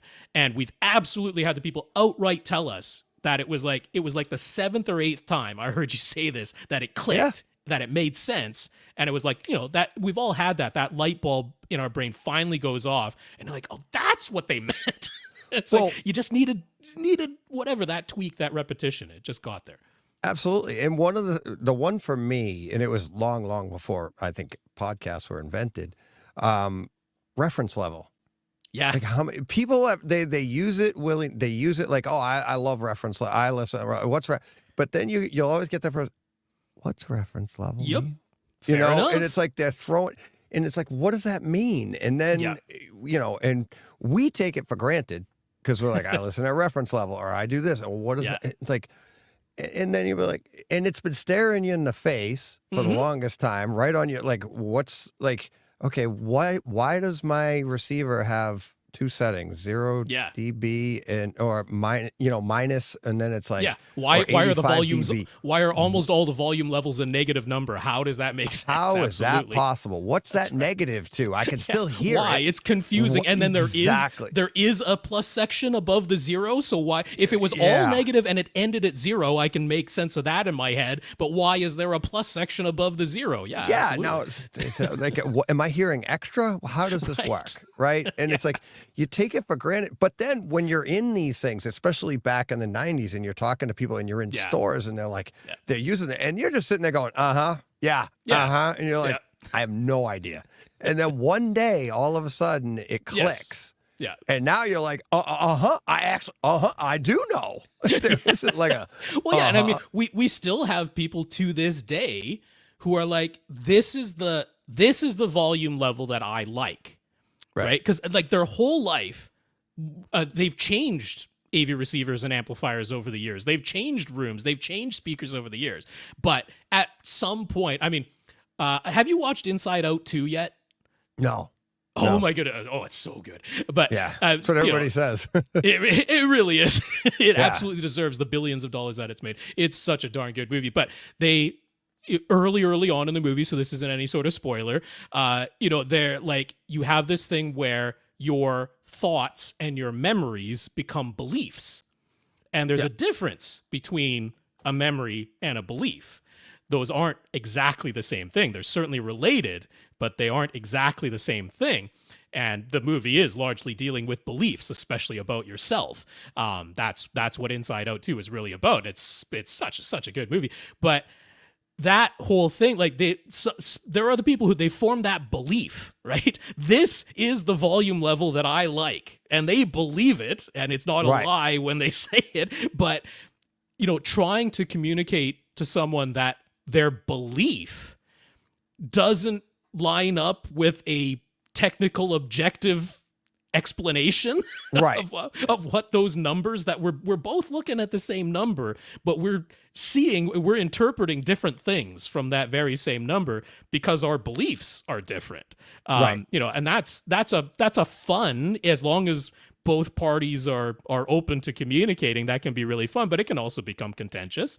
And we get that thing of, people are comparing two different speakers, and Tom and I, Tom and I we're the podcast that more often than not, we're saying whatever it is you're intending to buy, it's not going to make as big a difference as you're either thinking it will or hoping it will or expecting it will. We're the guys who are going to be like, it's not going to make a difference. And of course, we'll get the people who come back and go, it absolutely did make a difference. I heard the difference. I'm not fooling myself. I'm not lying. If you heard what I heard, you'd hear a difference too. And I don't necessarily, not believe when they say that, because there are all these other variables, including one of the simplest is that volume dial, right? Because absolutely we've more than once had the person say, I did level match my system, because we'll talk about the thing that you are going to reliably detect, truly, objectively, no fooling, no psychology involved, actually detect, you can repeatedly identify this difference is a difference in volume, right? You're comparing two different brands or two different models of speakers, and one is louder than the other, you're going to be able to detect that. And if it's a kind of small difference, like a 3 decibel difference or something like that, you might not really be able to identify what is the difference exactly. They don't sound so overtly different, but I know this one sounds better to me, and I always pick it over this other one, and it turns out it was 2.5 decibels louder than the other one. But they'll say, no, I level matched it. And we're like, well, what did you actually do? And they're like, well, I made sure the volume dial was the same for both speakers when I was comparing them. I level matched them. It was the same volume setting. It's like, whoa, okay. Well, we missed a variable, didn't we? The sensitivity of the speaker wasn't involved. And sometimes it's crazy because somebody will have actually done a level match. They'll have busted out an SPL meter, right? And the SPL meter reads the same on both. But here's where we get into, but the speaker isn't necessarily producing the same sound pressure level in all directions. Directivity is part of what we end up, and it's like measuring sound power, because now that's what we're talking about, especially in bass frequencies that are emanating almost in a spherical like shape. It's like, so now how do you measure sound? You can't measure sound power with an SPL meter. You got to take more than one measurement if you're going to do that. It's like, how many people are going to do that, right? How many people are going to bust out Room EQ Wizard, or buy themselves a $100,000 plus Klippel system so that they can measure the sound power coming out of two speakers to truly level match them in their listening scenario. It's like it's asking too much. If we're being honest, it's asking too much of people to do that. So, you know, when we end up having those discussions with someone who's like, nah, you were wrong, this absolutely did make a difference, that's where Tom and I don't pick a fight with that, because like there's so much good equipment that you can buy these days. You kind of got to work at it to buy something outright bad. Like it's not that easy to buy outright bad home theater equipment anymore. So when somebody, you know, purchases something new, Tom and I will be telling ourselves, well, we know how to completely level match it. We know that there are all kinds of equalization or room correction programs, or maybe this one speaker, because of its directivity, the optimum setup requires slightly different acoustic treatment than the speaker that you came from. But it's like there's all these things that we can do in the room to and in the setup that if you could then flip back and forth, it's like, oh, those sound about the same. There's not actually that much difference. But in your initial setup, if you heard this difference and it knocks your socks off, it's like, well, why fight that, right? That is now more of a psychological side than a objective performance side. But why fight that? If this person got joy out of it, if it didn't put them into dangerous debt where you were like, don't put yourself into debt. Don't do that to yourself. It's not worth it. Come back to us and we'll adjust what you already had, and we can probably get you to where you want to be in many cases. But it's like that to us isn't worth fighting. So we're not going to pick that particular fight. But if somebody wants to have that conversation and it's, you know, respectful and it's asking questions, then we'll talk about that over and over and over again as long as we need to. Yeah. And it's the word variables you use multiple times. And that's the biggest thing in home theater, to whether you're trying to buy a new piece of gear or you're troubleshooting. It's like you have to factor in all the variables, right? Yeah. And which is really hard. It is really hard, because I mean, like, as much as I talk about it, and therefore I'm fairly confident that I'm aware of it, it's like I will miss a variable or more than one. You know, like if you're talking AV receivers, like how many things can an AV receiver do? How many settings are there that you can adjust? And sometimes, you know, those weird ones that you're not thinking of, it's like, well, I changed the listening mode, and then this DAC filter setting that should have nothing to do with the listening mode that I just changed. For some reason, this DAC filter setting is like unbeknownst to me beforehand tied to it, and it toggles back and forth along with the listening mode. And like, you know, there's so many settings you go through that AV receiver's menu. It's like, are you literally going to check every one of them every time you make a single change? You should, if you want to be a rigorous scientist about it. You should.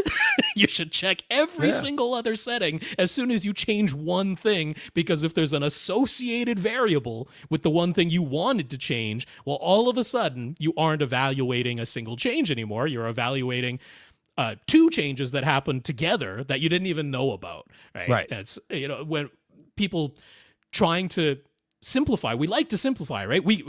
I'm sure you've talked to people who are just like, I prefer this brand over this other brand. Right. We've all heard that. I mean, that's not home theater. That could be a gazillion things. I prefer this brand. It's like, because it's familiar. It's simple. You know, and it helps even in their upgradability. You stay within the same brand. It's like now you're like, okay, I can see the improvement in this product, whether it's home theater or not. It could be a car. It could be anything. You'd be like, say, once you switch brands, you added a variable. Like, is this better? Is it not? It's like, and now it just like, there's so much stuff going on in your head and your lives and everything. It's like, if I can keep things simple and just stick with a brand, it'd be like, all right. And you trust that, you know, trust the brand. It's like, all right, it makes my decision easier. It's this. Well, and that's the whole reason that we invented brands to begin with. It's called branding. It's like, I own this cow. I branded it. That's where the term comes from. It's like, I keep it simple. That's mine. It's got my initials on its butt.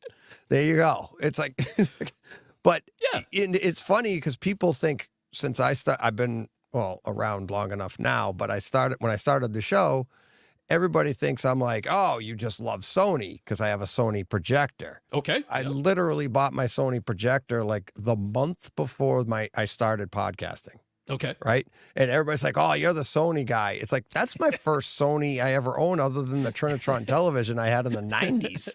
I had Epson, I had Panasonic, I've had it all. I had the Vivitech. I've had all of them. And it was like, I am not brand loyal at all.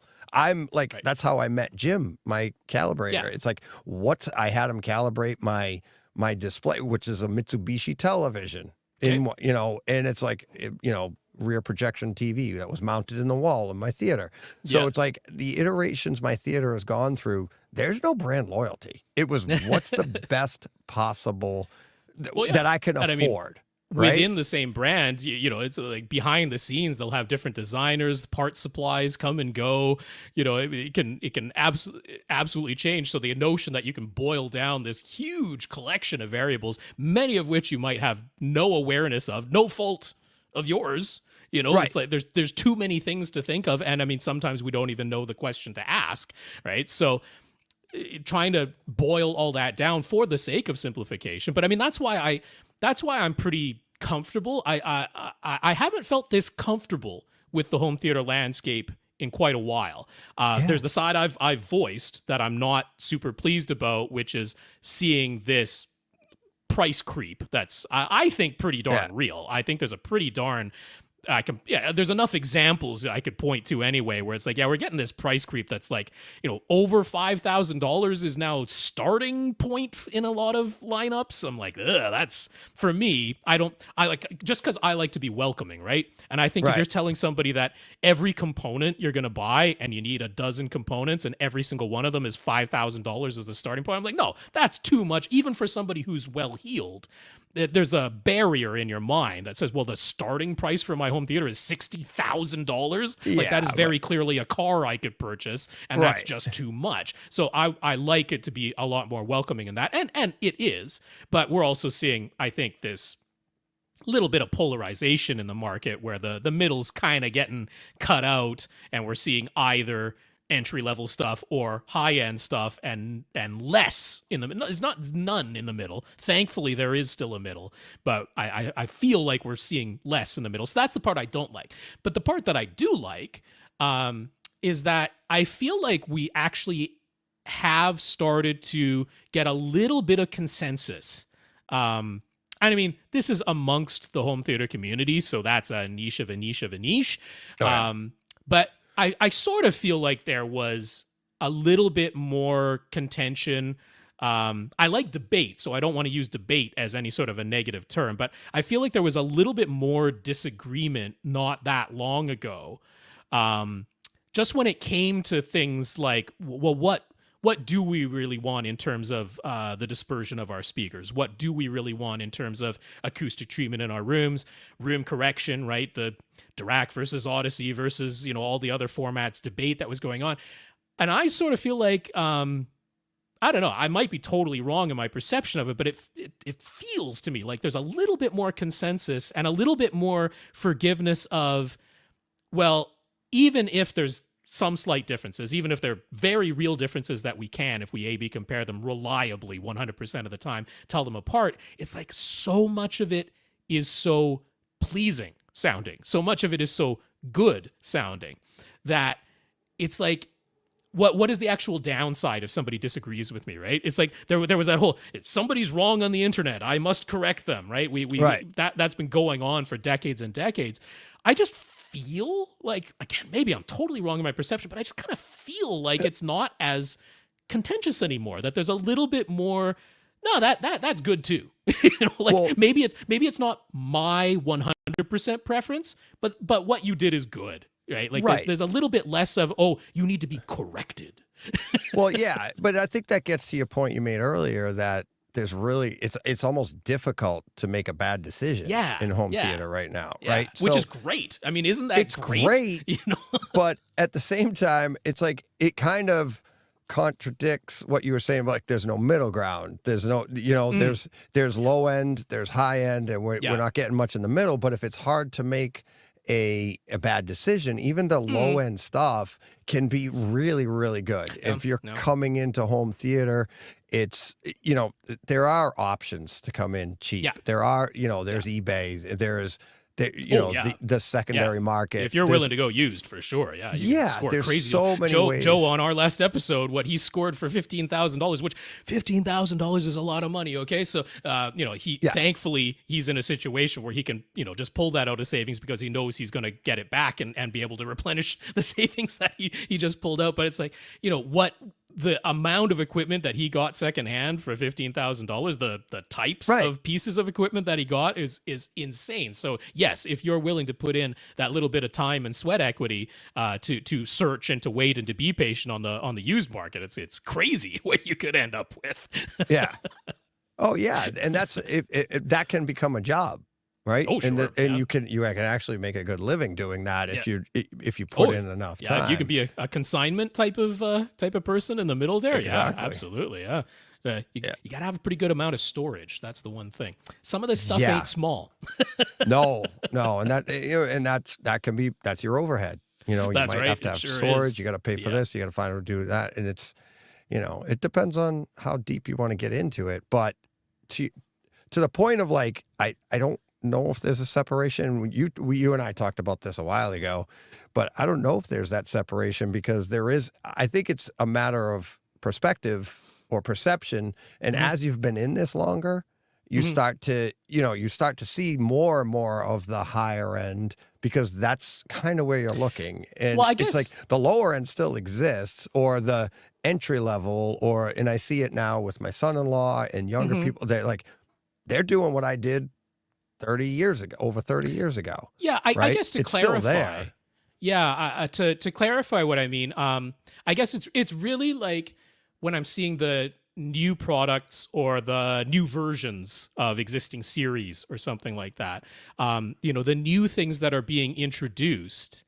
RBH, great example, right? They bring out this third generation of their impression series. Well, it is easily the most expensive impression series that there's ever been. When it was the EMP Tech and they tried the whole completely separate brand name thing, like those were really inexpensive and they were absolutely amazing how good those speakers were at that price.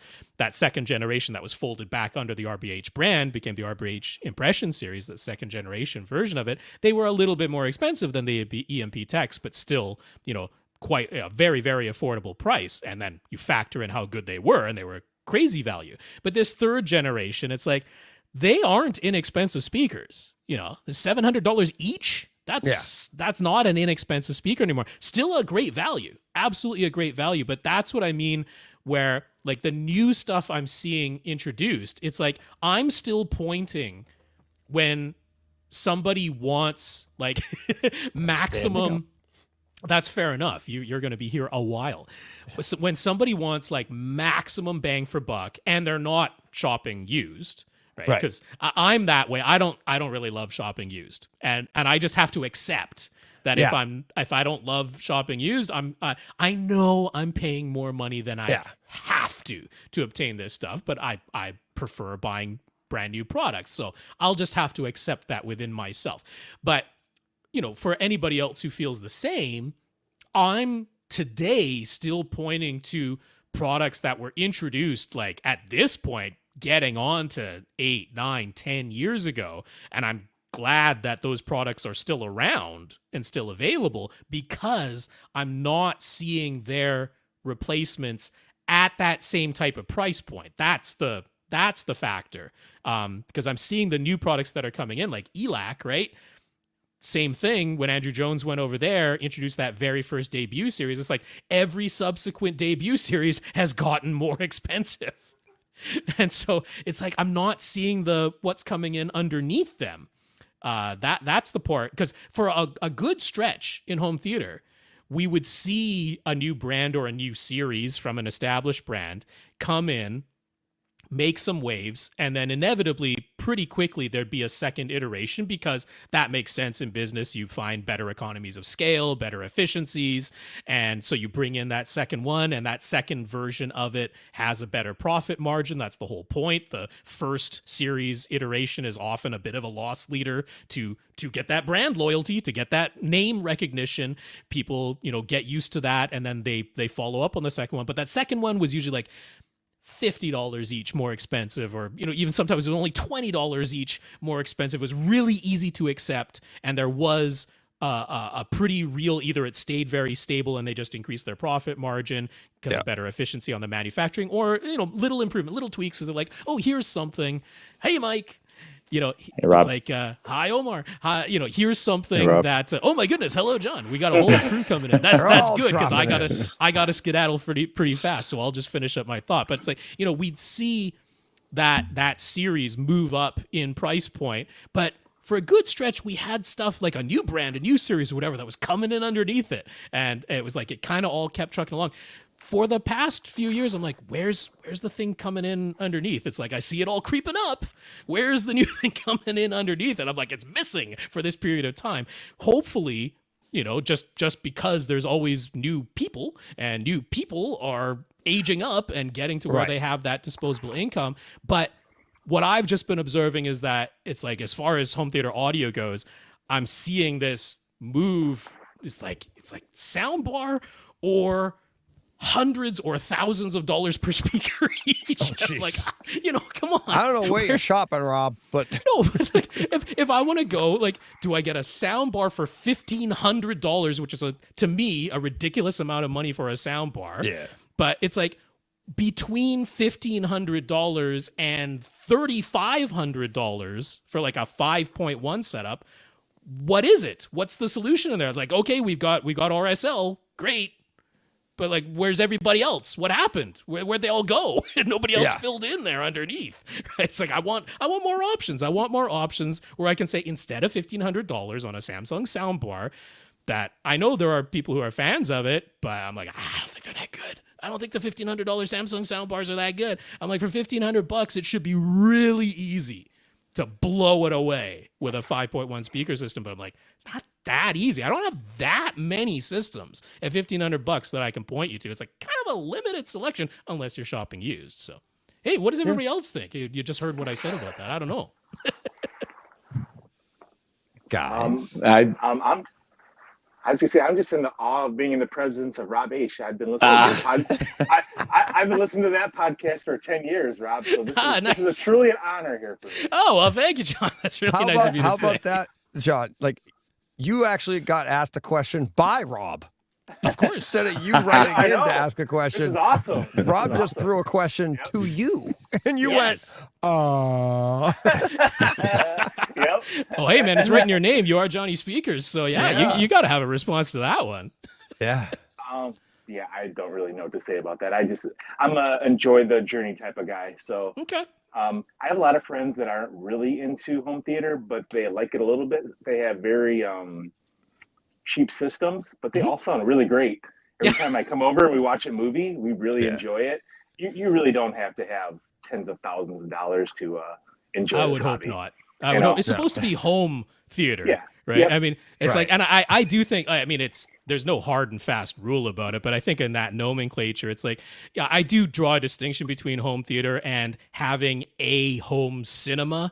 It's like I said, there's not an actual strict definition on that, but it's like, yeah, when you're getting into the tens of thousands of dollars in a fully dedicated room, I'm like, you're trying to create a cinema at home at that point. You're not just doing home theater. Like, I kind of liked when we had that home theater in a box. Not that I thought that those were always tremendous systems, but just that kind of idea that it's like, I'm bringing some of the cinema experience home. I'm not necessarily literally trying to recreate a cinema in my home. I think that's a bridge too far for too many people. I don't like that expectation that it's, again, I don't like this like all or nothing. It's like, no, you want to be able to have like a normal living room, but have some of the theater experience at home. It's like, that's a home theater. And I just don't feel like sound bars really do it. I don't feel like they get there. And I No. don't like that is the de facto entry point now is soundbar. Like if you got $200 to spend and you just have to have something that's better than your TCL TV's built-in speakers, like, okay, I don't know what else to Right. point you at. I'd probably point you at like a single pair of self-powered speakers that you can plug in like a soundbar. It's probably going to sound better than a $200 soundbar. But like, I don't like that for this what used to be, you'd grab yourself an Onkyo 5.1 receiver and like the Energy Take 5 speaker package, right? It's like, man, that was $800 for all of that all in. And it's like, it brought some of the theater home, right? Like it brought an amazing amount of the theater home. And it was compact, it was affordable, they looked nice, nobody complained about like anything when you set them up. And I'm like, what happened? Where'd that go? It's too expensive now. It's a sound bar. What happened? Well, it's like, so I did, and Rich will be on in a little bit. I did his theater, awesomely named the Dragon's Lair. Rich Keefe, he'll be on in a little bit. But a few years, 2 or 3 years ago, he hit me up and he's like, "What should I get? You're the home theater show. What should I get?" And he was thinking between a sound bar and a relatively, cheap system. And I ended up setting them up with, I happen to have the receiver here. I had a Denon, I forget the model number, but it was like a $400 receiver. Yeah. And then I sent the SVS, what's the entry level? The whole it's Prime like series? the Prime series. So you get your 5 channels. Satellites. And the satellites, and then the subwoofer, right? I set that up in his room. He's still, that's what he's rolling today. And then you're into it for just under, at that price point, under $2,000. Yeah. So you're right around that price point of that $1,500 sound bar. And that is a home theater system. It was a little more than he wanted to spend. He was thinking around $1,000. He was trying to get in and he would have spent that. But the way I talked him, I didn't talk him into it. I was like, the Q&A we had, I'm like, do you want upgradability? Is this just something to improve the sound you have? And when you go soundbar, it's usually for the simplicity, not the cost, right? It's like, okay, I just want to plug this in. I'm not interested in upgrading. Yeah. I'm not interested And it's in also having what all extra the speakers. salespeople are pushing everybody towards, right? Yeah. Because unless you're coming in saying, I got $10,000 plus, let's put together a cinema at home. It's like, well, what are all the salespeople doing? They're like, oh, That's you've got $3,500 to spend. Let's get you an 85-inch TV and a $1,500 soundbar. Boom. Yeah. That's it. And- That's the answer. And I'm like, we can do better. We can do better than that. But I have another friend of mine that I gave him the exact same pitch, and he ended up going with a more expensive soundbar. So he went with the Sonos system. Right. Okay. He got the sub, the ARC, 2 rear channels. He loves it, but he's never going to upgrade from there. That's just all he wanted. And he's like, he loves might the after the app. No, yeah, but it depends on what you want to do. And Rich knew he wanted to upgrade his speakers in the future, maybe be, future proof. Soundbar is like, you've got to replace it. It's not, and that's a lot of money to get a good quality soundbar. And you can't mix and match brands. That's not going to work with all the wireless communications, but yeah, exactly. yeah, I don't know. So I'm hoping, there's a whole group of kids who are coming up now. There's a whole new generation. It's like everybody's used to their spatially aware earphones now and stuff like that. It's like, I don't know, maybe there's going to be something that we're not even familiar with that is, really going to be the next. We kind of should be able to do more with binaural headphones. So it's been marketed that way, but we haven't had the truly knock it out of the park experience yet. So we might get there, but this is bright side, but I'm sad because we got all these people and I'm like, oh, now I wish I could totally stay here for another hour. But I told you I had a little bit of a hard out at 4 and I'm already past that. And unfortunately I have to run, everybody. I'm really sorry. Now I'm sad. Rob, thanks for the time. Appreciate it as always. And all our conversations before helping me with and we're not talking home theater here. We're talking personal stuff. Thanks for that, Rob. Appreciate that. Oh gosh, too. of course. So, That's nothing at all on my end. So thank you so much for inviting me here. Sorry I'm cutting out on everybody, but it happened to me too. You I don't know if you guys were watching, but everybody left as soon as I arrived. I cleared the room, so no good. No bueno. That was great.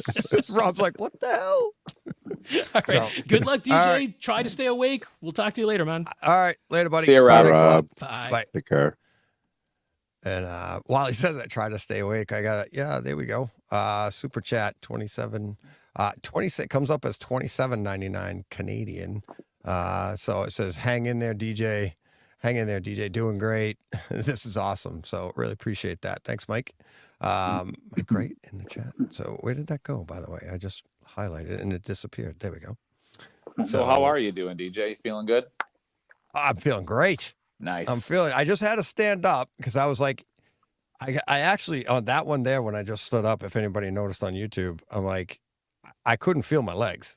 And I'm like, I better stand up now because if I don't, I'm going to go to stand up and you're going to be like, whoa, where'd DJ go? Where'd he go? Yeah. I'll be like, Technical "Uh-oh." difficulties. Yeah, exactly. Technical difficulty with my legs. So yeah, you get going into the conversations with people and you're whatever position you're in, you forget and you're just like, this is great. I'm like, oh my God, I gotta be self-aware here and not like, go numb or something. Yeah. So I'm sure Hey, how's the audio on my part? good. Yeah. Okay. Good. Yours, yeah, excellent. Yeah, it's great. Yeah, Neil, he's on his 7th Red Bull. No, I've only got my I've got about this much left. I got a little cozy around it, but this much left in my whatever this is. Here, I'll show you what I drink. Pull it up. Not a sponsor, but hey. Rain. So sugar-free Rain, Monster Rain. That's what I've been drinking. Every day, every morning. I don't really drink coffee. I was gonna say, is that your coffee? Pretty much. Yeah. I did recently start drinking coffee a little bit. I got used to it. And I say used to it. It's funny, but yeah, that's my go-to in the morning. And that's only my second one today. So, and I may have another one later, maybe around before midnight, something like that. That's about it. That's about it. Yeah, I'm a big coffee drinker. I started Plenty of water. Yeah, oh, definitely water too. But Tons I bought of my water. own Bravo, and I'm practicing my latte art. So that's how serious Nice. and where we get the beans from and so forth. It's like a big science. So it's like something to keep me entertained. I had a Nice. buddy once that was big into coffee, and he'd be like, we used to commute to work together, and we had to go way out of the way once to buy all the right coffee beans. And then I looked at his cup, I'm like, what are you doing? And he goes, oh, you could just taste the flavor and this and that. But he had like 6 cups of milk in it and a ton of sugar. I'm like, how can you taste anything? It looks like a frap. I'm like, what are you talking about? Like, you look ridiculous. So, I mean, if you drink it black or like with a little bit of milk, a little sugar, that's fine. But I'm like, this guy was like, all right, all this milk and boop, dab of coffee. Yeah. Oh, you Yeah, got the that's right me. beans. Yeah. I like a little bit of coffee with my creamer, pretty much. Yeah, there you go. Yeah. In a spoon. Right. Right. So how are you guys doing? How much have you seen of the show? Just popping in here or there. Yeah. Yeah. Kind of super busy today, but yeah. Me too. Yeah. Me too. I try to just check real- every hour to see who the guests are. Just Yeah. to see, oh, they're in. Oh, and, my oh, God, he's yeah. in. Me and- too.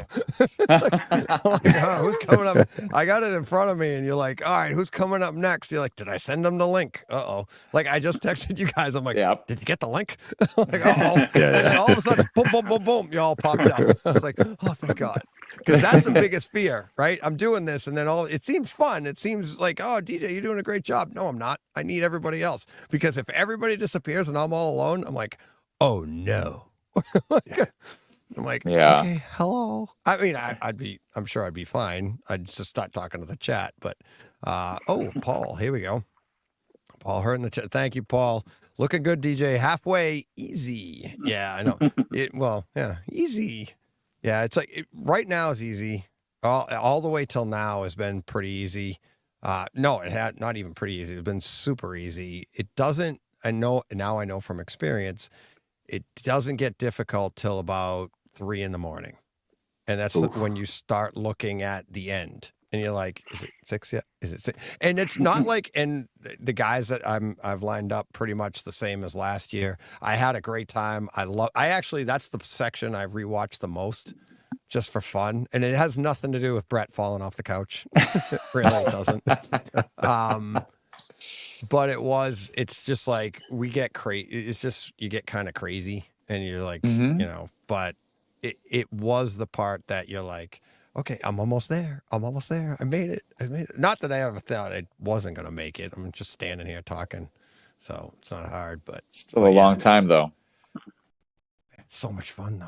That's So awesome. much fun. And That's then awesome. getting you guys in here and like just seeing your faces. You guys are like all excited. You're like, what are you excited for? We're fresh. We're ready to go. Yeah. Exactly. So the reason we put you together, let's let everybody know. It's well, why don't you guys tell the story? I don't need to talk. You guys tell the story. Why are the three of you here together? You talk, Well, Mike. okay. Yeah. Well, Johnny, this is a couple years ago at this point, but Johnny Speakers was going to come over to my house. This was early on to John and I even knowing each other, and so he was coming over to my house for the first time to see my theater, and Omar just happened to be in Chicago visiting family, right, Omar? Yes. And it was just perfect timing. So, hey, John, do you care if Omar comes? And John says, oh, it's cool with me. So we send a message to Omar, hey, come on down. So he did too. And three of us got together and hung out. It was awesome. It's a good time. Yeah. And then I get on Twitter, I get this picture of three of my listeners hanging out in Mike's theater. And I'm like, what the heck? And I was like, I think that was one of the first pictures I think any of your listeners ever sent, right? Like we got together and yeah. I think Mike and Johnny sent one, right? Oh. Did you guys? Yeah. Before that, that there was that, but then, and you guys do this stuff out of the blue. Like nobody, nobody told me or anything. You were like, hey, such and such is coming over. It's like, not that you should. I'm not saying you have to report your business or anything, but it's so much better that way when you get the picture of all. And I was like, what the heck? It's like it for us, like when you're doing the show and it's like, and I've said this on the show before, thanking the listeners and everything, but you sit and do this stuff and, is anybody going to listen? Is anything going to happen? Is this going to resonate? And then you find out it does.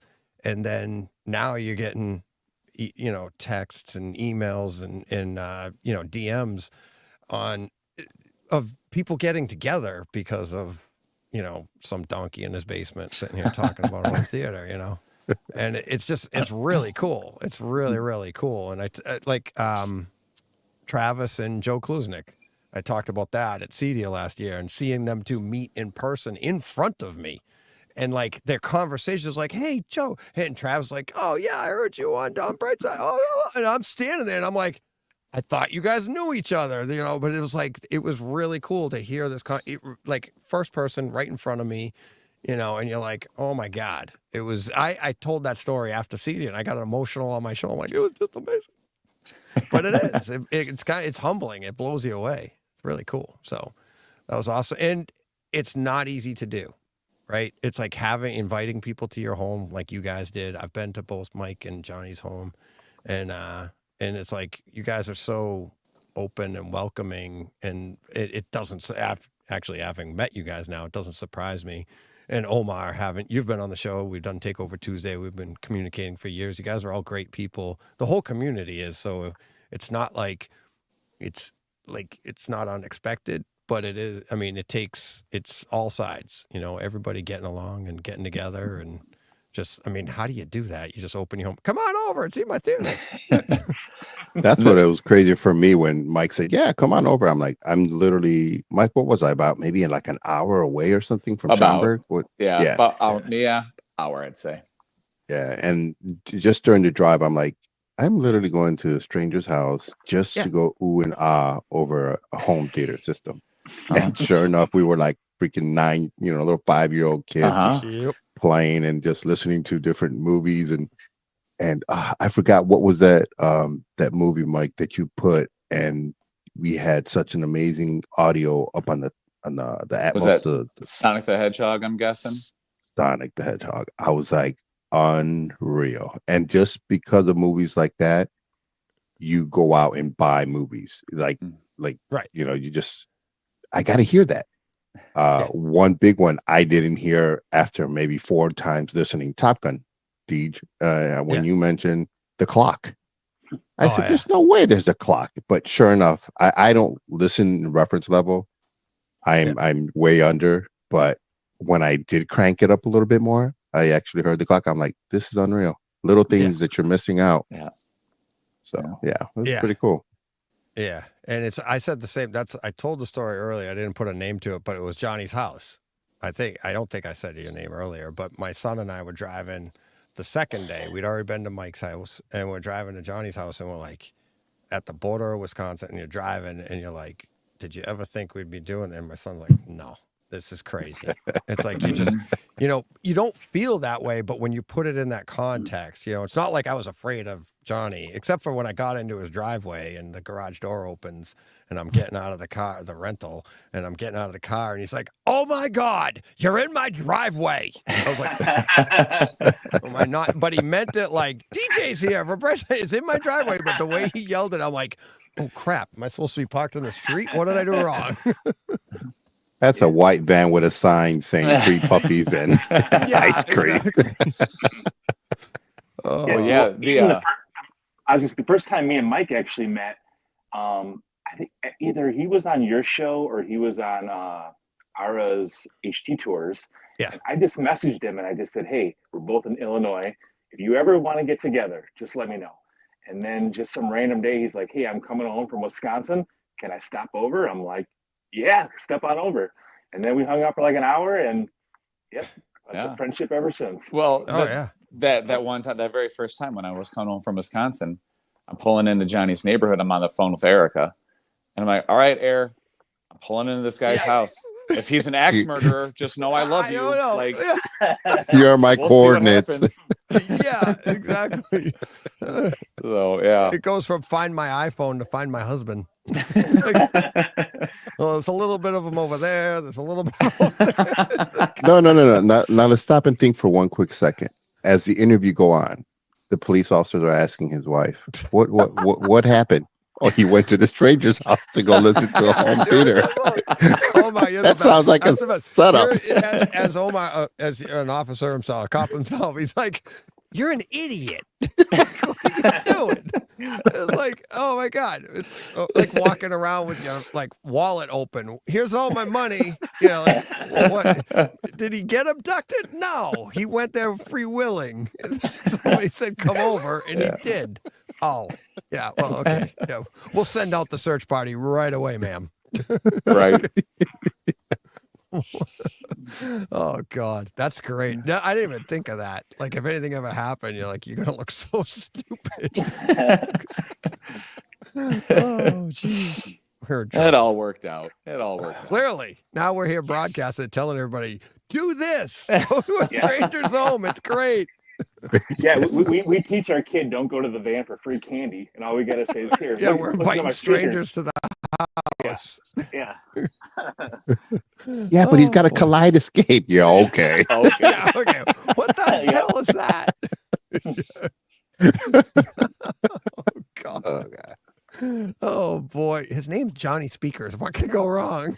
Yeah, right. So I had a question, Deej, when he was on there talking about sound bars. Real quick, what is now the difference if you want a personal experience than popping some Apple AirPods or so and just having that immersed sound just within your ears? Because now, I mean, can you not stream directly from like Apple products or from your TV straight to headphones? Oh yeah. Oh yeah, you can. And it's like I don't have them here at the desk. They're actually upstairs. I have both AirPods. Actually those are charging right here. The in-ear Apple, and they're fantastic. Great noise cancellation. But I also have the Maxes, and I use those when I'm traveling, like to say Johnny and Mikey's house on a plane. Yeah. So those sound fantastic, and they will link automatically to my Apple TV, and I can watch television that way. And they sound fantastic. And for instance, watching Maverick on my laptop or anything, or put it on the TV, and you put these on, and it sounds absolutely amazing. And you're like, wow. And it does. It makes you go, whoa, oh crap. Do I need my theater? Did I like tens of thousands of dollars as opposed to, what is it, $500 for a pair of Apple Maxes, whatever, right? And it does. It makes you question it until you go back to your theater.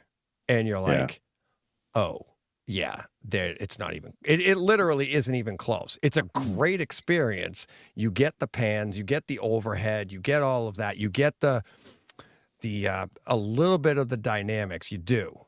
But what you don't get is you don't get that bass. You don't get that punch in the chest. You don't get the visceral feeling of sitting there. And even the pans and everything, there's something to be said for sitting in a room and hearing it like literally knowing, just because the walls are further away, and knowing that sound of a jet went by over there on that side, as opposed to listening to it in your headphone and be like, it does sound amazing. But sitting in an open space and having this all go on around you, it really isn't even comparable. There is a big difference to me. But if you can't do that, it is a nice alternative, right? Have you guys seen the demonstration of the Vision Pro? I'm not a big Apple guy, but I was in DC with my son, and I saw the demonstration. It's like you have to make an appointment. You put the unit on. I don't know if anybody's seen it, but No. I haven't experienced it.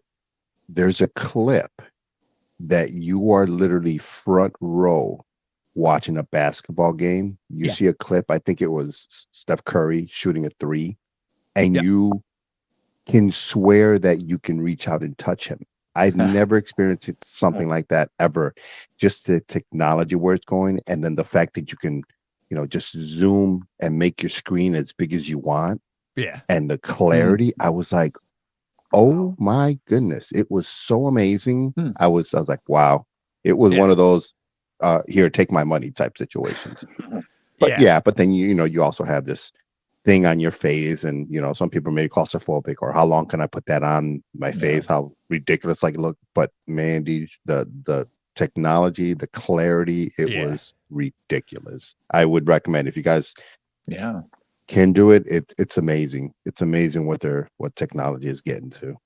Yeah. I don't think that would replace home theater because of that real world environment that you want to be in. It's like, and we have our theaters, and what are we looking for? What's this community about? It's like, we want more people, right? I don't want to put something over my face and then be like, hey, let's watch this movie together, and be like, Johnny, what did you think? You got yours on? It's not the same.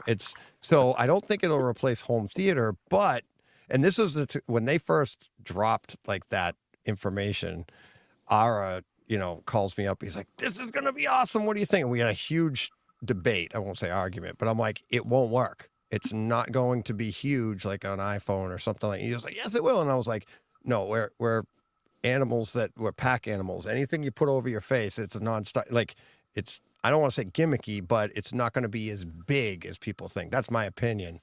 But what we did agree on is exactly what you were saying, Omar, about that basketball scene, that basketball experience.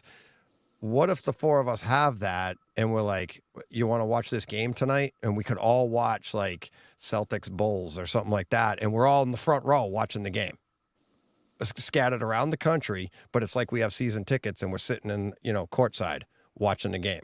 Or like a hockey game, like Ara and I was saying, like, you get that he's on the West Coast, I'm on the East Coast, I'm watching Bruins Kings, like I'm a season ticket holder with this thing on. That, to me, that's going to bring the world closer together.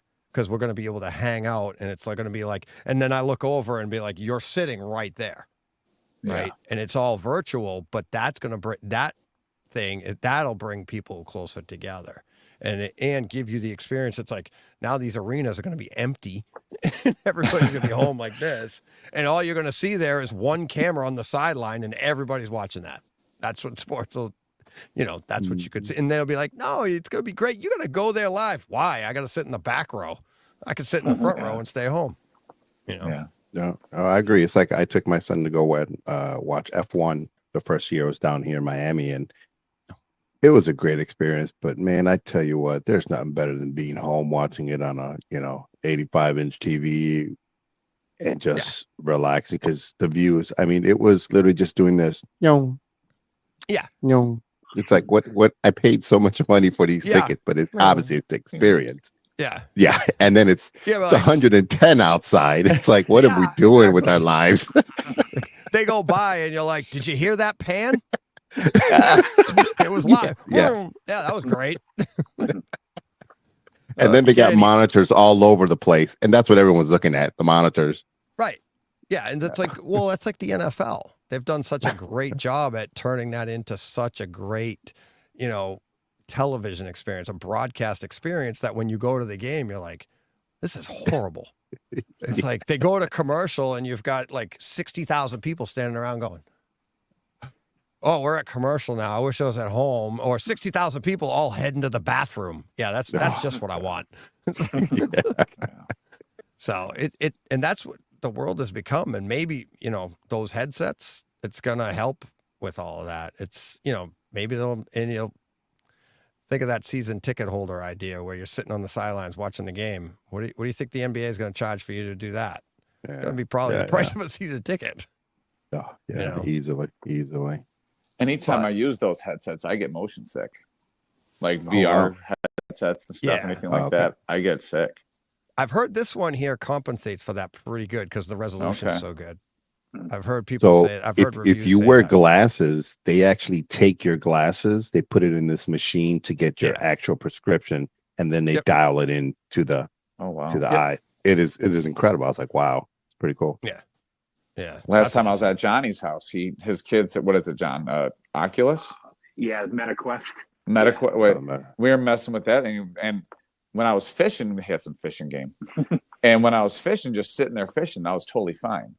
But then there was the walk the plank or something, John, where you're like on top of a building, and you're supposed to I've seen walk videos of that, people. Oh my God. Oh yeah. Afterward, I'm like, oh man, I don't know. My stomach's upset. I'm like, oh. So yeah, I don't know.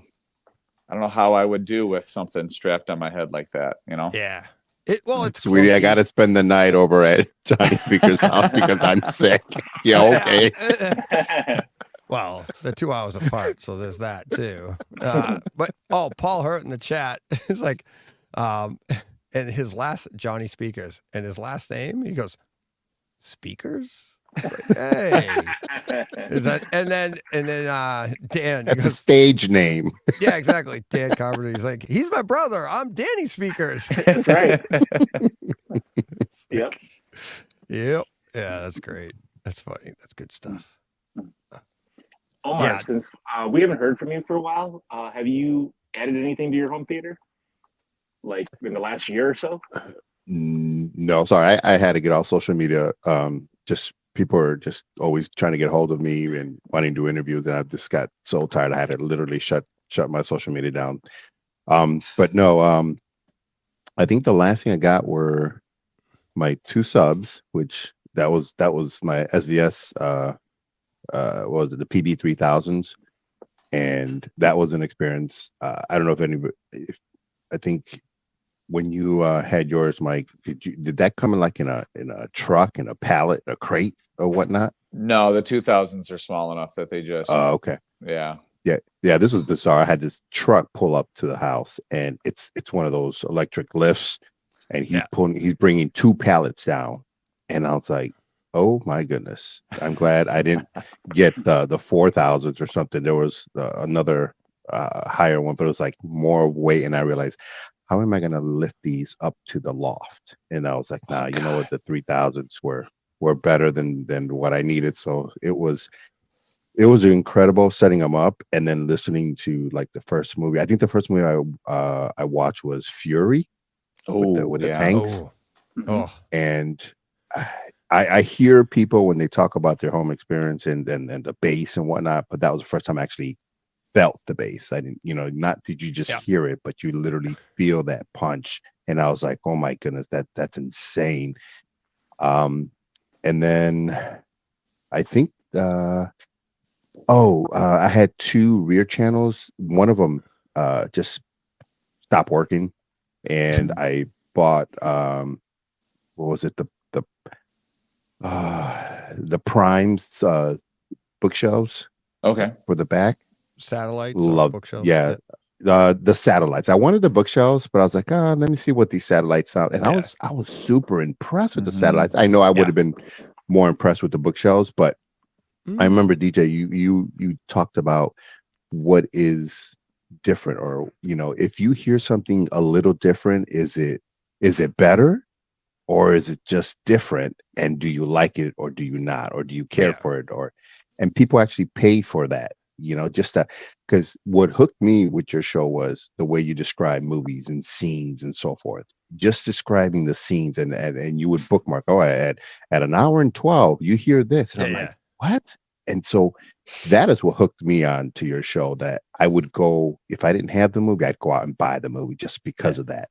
And then just want to rehear that the way you're hearing it. But then there's also a difference because you like to listen at reference level. And I remember one time I asked you, how do you do that? Because I was at reference level and it was so obnoxiously loud. And then you started mentioning room treatments, and then you started mentioning there was a setting that it was like a boost, and you're like, no, you want to turn that off. But I'm like, but I hear better. No, you don't hear better. You just hear louder. And it was like louder and more. It's like, no, that's not how it's supposed to be.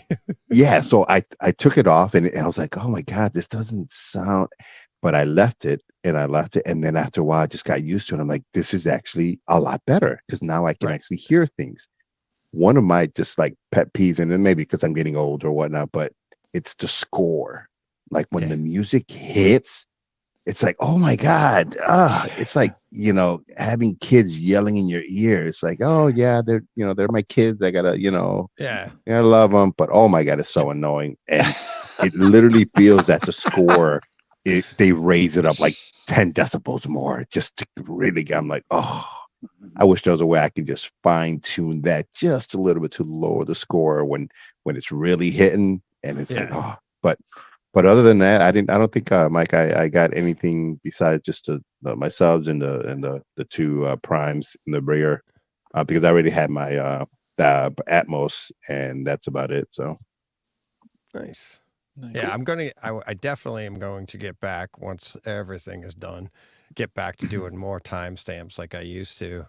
I love doing that too. I still do it to a little bit right now, but the way I used to do those times, doing those shows, it would be like hours upon hours of just like, okay, got to get this, and then sitting down. But it is a great way to bring people, like, give them the perspective of what they're hearing, what they're supposed to, not necessarily supposed to hear, but what is in there, right? And it's like, I've gone to people's houses and they'll listen at their set. Oh, here, check my settings, do this, and like you'll adjust it and be like, I didn't even know that was there. I didn't even know that sound was there. Like Terminator 2, the opening scene. Do you hear the kids in the background? The little kids that are supposed to sound like ghosts. And it's like, you'll hear the kids in the swings in the background when she's doing the voiceover and the camera's panning across like all the skulls in the ground. It's something, you'll hear the kids playing like hopscotch or something, little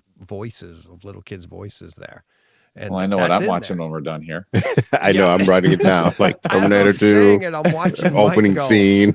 What? Like, what is he talking about? It's like, and it's like you have to listen for it, but you'll hear. I don't know what it is, but it's little kids like playing hopscotch, like, and you'll hear them in the background. It's like supposed to be the ghosts of the kids that were there, and people like, I'm not listening. I don't need to listen at that. And we're like, no, you're not going to get it. And but there's little things like that. And we're starting to hear it now as the tech comes out. Tech advances, right? Like we're talking about the new SVS sub. We're like, oh my God, that bass sweep is even longer. And it's like, our subs couldn't pull it out, but it's there. It's been there all along. It's like, we just didn't have the tech to be able to hear it. And it's like, so it's a combination of everything. It's the tech, it's our settings, it's mostly our room.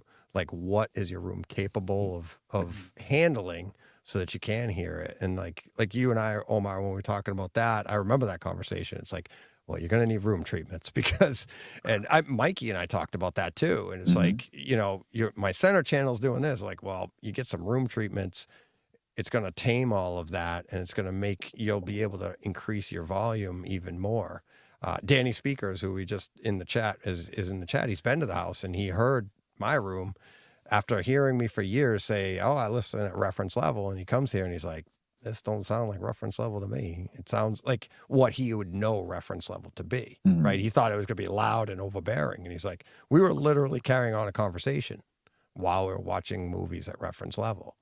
And I mean, it gets loud. Don't get me wrong. It gets loud. And it's like, if you're, any action scene like in Maverick or something, you'd lean over and go, what do you think of this? But you could hear each other, but it is loud in the room, but it's clear, it's clean, and that's the way it's the idea of what it's supposed to be. So, Mike, do you remember what movie we put on after hearing DJ talk about The Matrix? Remember the Code? Neo, the Code? oh yeah. Yeah. I never saw the Code until I saw it on your TV. I was like, I didn't Yeah. know that existed. That Yeah. was when I got my Lumigen. Remember? Oh And yeah, you got that's an right. Yeah, OLED. that's what you're talking about. Yeah, I got Yeah. the OLED, and you were like, you got to check this out because you noticed it when you got your Lumigen. Yeah. The code behind the code. Yeah. I was like, that's insane.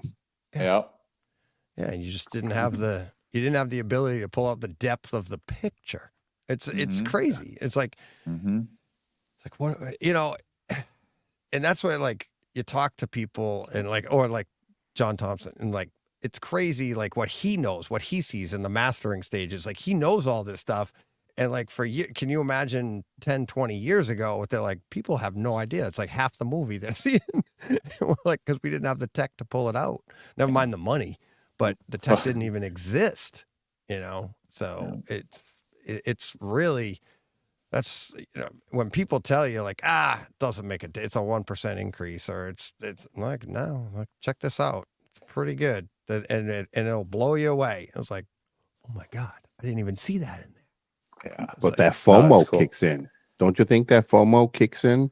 The fear of missing out, because now you're like, great example, Nolan, 5.1 master audio. And you're like, what? That was 5.1? Yeah. And you thought, no, I need 7.4. I Yeah. need 11.4 to get all that. I mean, that's incredible what that man Yeah. can do with Wow. that kind of audio. And then, I think DJ, we had led this conversation about Dolby Atmos versus what was it? Master DTS. or DTS. DTS. Yeah. DTS. Atmos versus It's like- DTSX. Yeah, it's like, Yep. what is there a difference? Which one's better? And then Yeah. I remember you did actually a show on that, and it was like put me to rest in reference to that, because not everybody does the DTS. So Right. the illusion is, oh my God, since they're so limited, that's probably the best because they Right. don't make a lot. Everyone's doing Dolby Atmos now, but Yeah. there's It's the that most difference. compatible, I think, is what it is. Like, I mean, what's funny is on the Kaleidoscape, it's rare. You get Dolby Atmos or you get DTS master audio. And that's it. Very little like Dolby 5.1, right? The studios put out DTS master audio 5.1, or they'll give you Atmos. And there's actually on Kaleidoscape anyway, very little DTS-X. There is some there, but but the difference between the two is really up to the person, or the team that's producing what you're going to hear, because they're all capable of the same frequency responses. They can all handle exactly what you want. It's just, what do they do? And if you're going to mix it in DTS, typically they're going to run the bass a little bit hotter or something like, because that's what they want out of it. People like that. DTS, but the capability of the two codecs is exactly the same, even to the point of Atmos versus, object bass versus a 5.1 mix. What Nolan's doing is he's taking a 5.1, but all those speakers and everything in there is going to put out the exact same frequencies as the object bass, whether it's DTS:X or Atmos. And that's why Nolan can do it. It's like people think that it's the Atmos or the DTS:X that's giving you better bass, and it's not. It's the mix. And I guess it's probably harder to do in 5.1 nowadays. Atmos is supposed to, for the mixing part, it's supposed to make it easier for them. But if you can do it, and that's what he does, I mean, has anybody ever complained about any of his audio? No. Right. It's like, everybody uses it as a reference point. Never mind complain about it. They're like, why can't everything be like this? And then you'll get the people, why can't they put it in like Atmos? Why? It's already one Right. of the best tracks out there. Like, what do you think Atmos is going to do for that? You know, that he's not already doing, because we upmix it anyways in our Mhm. rooms, you know, and get that full effect. So, Yeah. yeah. Well, yeah. Speaking of bringing up, you brought up FOMO, Omar. One of the best experiences to get rid of my FOMO was going to Cedia. And DJ mentioned it last year when you went and you heard these Yeah. hugely expensive systems, and they're about that much better than what we've got already. And I was telling John this last time I was over at his house. Like, my upgrade itch is completely gone because of what I experienced at Cedia. Not that my basement is that awesome, just that to get any higher than where I'm at, it's going to take so much money for such a small increase that I'm content. I love it. It's awesome. Yeah. And it's hard for people to believe that, because you think that all that money and the equipment that's there and everything, and then when you hear it for yourself and you see it and you're like, and it really is, it's the reverse of what you're trying to say, but people like think you're bragging about your system. No, when really that, yeah, I'm not bragging about my system, and you're not bragging, but you're trying to tell everybody else at home that's just like us. They go, you are that close. exactly. It's not about me. It's about like, as great as that system is, and that, you know, that sound room 4 is whatever. It's like, it's amazing, Mhm. but it's It like was. only a little bit down from what, like, I literally traveling back home. It's hard to say, is it that much better? Is it even better? Because the screen's bigger, of course, Yeah. the room's bigger, but is it better? And you feel like, oh my God, are you bragging about? No, I'm trying to tell you that's how good your system is. Exactly. You know, Right. It's And I mean, in my case, the bass was obviously way better at Cedia. I'm in an open basement. Like, I'm not going to I'm not going to get the punch. It is what it is. But John's theater has that punch. John's theater was that close to the $1 million. You know what I mean? Like, yeah, like you said it perfect, DJ. It's not, I'm not bragging about my system. It's your guys' systems are that good. right. Already. Yeah, that's the right way to put it. Yeah. Yeah. And they're running 12 subwoofers in there. $360,000 worth of subwoofers. Of subwoofers. And it's like, you sit in John's theater and go, yeah, he doesn't need $360,000 of subs in here. It's like, it feels like $360,000 in subs, Mm-hmm. you know, because I mean, the room's smaller, it's well calibrated, and your room is surprisingly really good. With the bass. But I think, Mike, that the way you've calibrated that room, that the overall experience, you don't even miss it. You don't even realize it until you have Mike doing the demo and going, yeah, we don't get the punch here. Oh yeah, I forgot all about that, because it's such a great experience anyway. Well, thank you. Yeah, it's like, but that's the idea, right? It's like you tuned that very well. And John, in your theater too, it's like a lot of people take the bass and you have the ability, they'll crank it up, and you're like, I've been in rooms where you're like, yeah, you hear that bass? Yeah, I can hear it, but the walls aren't supposed to be vibrating. It's supposed to be gone by now, but good job. Yeah, way to go. You know, it's like, so just because you can doesn't mean you should. And, you know, John's room, it's like you get that bass punch and boom, and it's gone. And it's how to tune it, knowing, you know, with great power comes great responsibility, and you guys use it well, and it's, you know, but that's the idea, you know. Yeah, I know, Mike, when I heard the Sonic movie, because your overheads, they're kind of like halfway in the room, right? They're not all the way toward the back of the wall. Right. And so they hit a lot easier. Mm-hmm. Mine are all the way to the wall. Oh, okay. I sometimes have to, yes, and they're on an angle, and it's something I got to crank my overheads up a little bit, because I can calibrate for the distance, but it just, I want to hear it, and sometimes it gets lost. I don't know if it's coming from the left, right, or if they're coming from the, you know, the upper Atmos left, right, and it's like I wish because of how my room is set up, but your room because you have like those drop ceilings that you were able to put those like literally right at listening. It's like, oh my god, yeah. So when you put Sonic on, yeah, it was unreal. It was unreal. Thank you. I wish I had time to go to John's house and just take a look at his system, but I can just imagine, you know, just I can see where he's sitting, and I can like, oh my god, that's probably just like his man cave, and it's just like It's room incredible. treatment. Yeah, I John's room is don't even know incredible. what setup do you have, John? I have Revels, and then I bought a dual power sound audio 218s from Scott Newby used for $1,000, and then I have 18s. yeah, he was going to his famous GTR setup that he has now, and he was just giving people nice prices to just help home theater enthusiasts out. So I drove to his house and got those, and then I just have a 15 behind my seating. So it's not crazy as other people's, but you just dial it in right, and it works. Oh, so you got 3 subs in?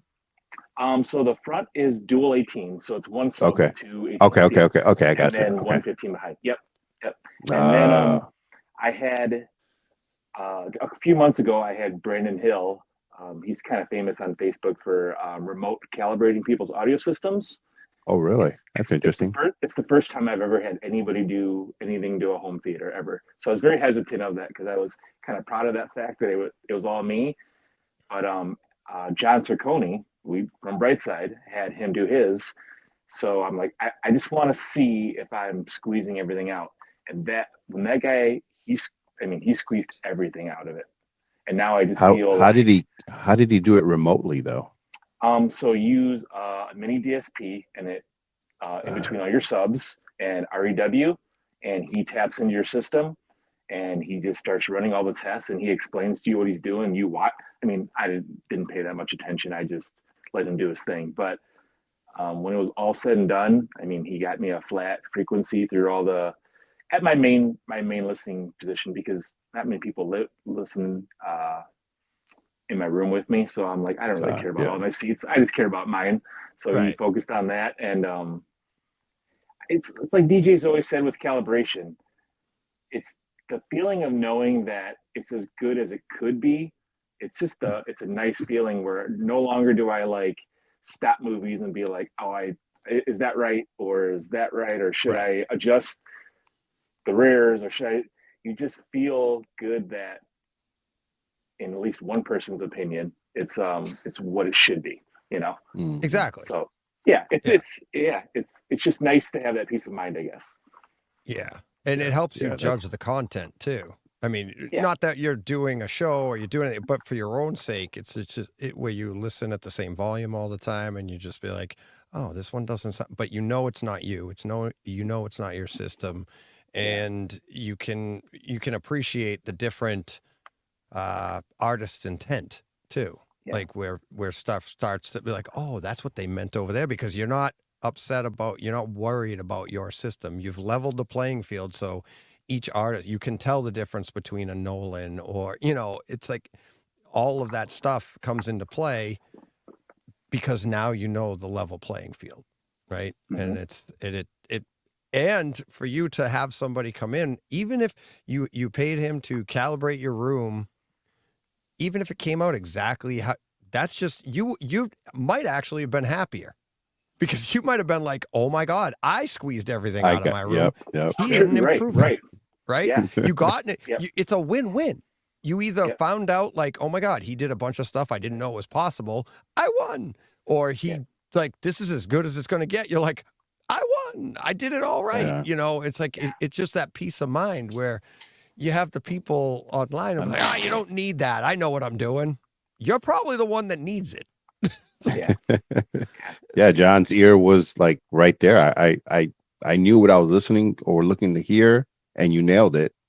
But if that guy wound up telling you, yeah, man, I think you did a great job, because you took it off for what it was worth, you're like, damn right. Okay, cool. Yeah. And I was going to tell you, I mean, when we were all at Mike's house, it did sound great. But I've been to Mike's house several times now, and there was the last time I was there, the Atmos was really, really good. So I'm like, what did you do, Mike? And he's like, well, I checked all the angles of my Atmos speakers and I moved the front ones more towards the seats. So it got Yeah, me yeah, thinking. And then, so I looked into it and I did it. And wow, what a difference that makes. So just like the people listening, just check out what the specs that they say the Atmos should be angle wise and everything. It doesn't have to be perfect. But I think if you get it close to what Dolby says, it makes a real nice difference, man. It in my room, I think that was more than any money I've spent in a while. Moving the front heights closer to me made a huge difference for Atmos. It really did. So thank you, Mike, for doing that. Awesome. Yep. Mike's like, I didn't have enough cable. It ended here. I got to put them here. And sure enough, you nailed it. And I really do mean that. Like, I've been to a bunch of people's rooms, really expensive rooms, and Mike's Atmos sounds as good as anybody's. It just really does. And you'd walk into a basement that looks like a normal living room, and you're like, oh, it's going to be good. It really does sound really, really, really good. So, and I think DJ, you'll agree. And Yep. He has a great experience. Absolutely great experience. Thank you very much. Thank you guys. Yeah. But It's too you bad know he's what? an ass. Hey, Mike, when I we couldn't were let his there, head get you too didn't big have there. that Ultra, did you? When we were there, you didn't have the Ultra, did you? You know, that's a good question. Did you have your clips when Omar came over? I think so, because you remember I saw you post something that I think Mike froze. Yep. Did he freeze, or is he just got a big smile on his face? I think He's he happy. froze. Yeah. So I remember when he posted the picture of his Ultra, his SVS Ultra center channel, because that's the same one I have. And I was like, oh my God, this is such an amazing center. Because he asked me about mine. I was like, yeah, it's great. But I don't remember if we listened, if he had the Ultra there, or was it before or after I was there? I'm not sure. You know what? I'm guessing. I think he might have had all clips except for maybe that center channel. I can't remember. Yeah. I remember I when wish he was got it, around to answer the question. Yeah, where'd he go? Yeah, exactly. He just dropped out.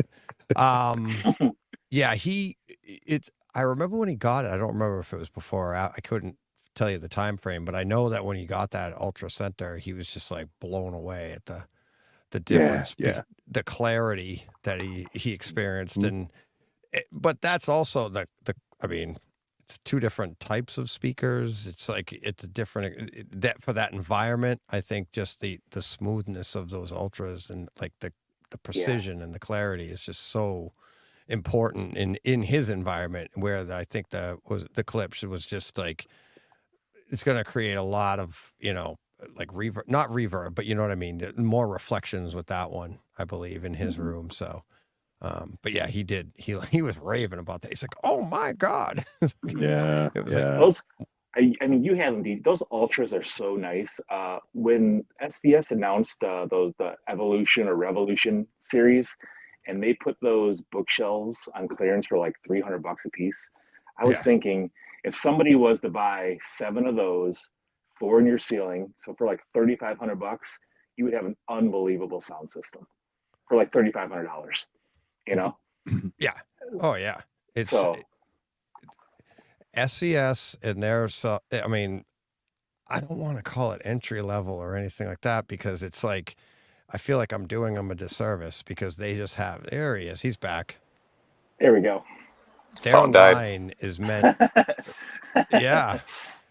their line is like, it's meant to be like you're gonna get way more than you paid for in quality, throughout their line, their entry level stuff all the way up to their new series now, the Evolution.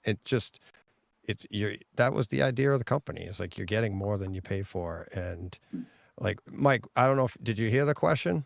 No. About your upgrade of your center channel? No, I didn't.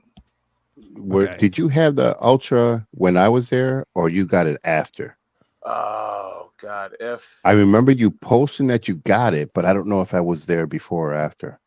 I want to. If I had a clips before that, so that's Johnny. You're right. That's what he was saying. That I think you had the clips. So you might have gotten the center at that point, Mike, but I think everything else was clips. That maybe could when have been. Omar was there. I got the center in like August, and then I upgraded to the bookshelves for the Ultra bookshelf for left and right in October, and then the Prime satellites were shortly after that. Okay, so yeah, because I went over. It was still kind of cold when I went over there, so it was April, May, or something like that. No, it would have been When in June. It would have been summertime. I didn't you have were off? school. Yeah. Well, your warm weather is still cold to me. Davey. So, okay. Gentlemen, how we doing? Hey, Davey. Great. Hey, Davey. This How is we the man feeling? of the day, by the way. Yep.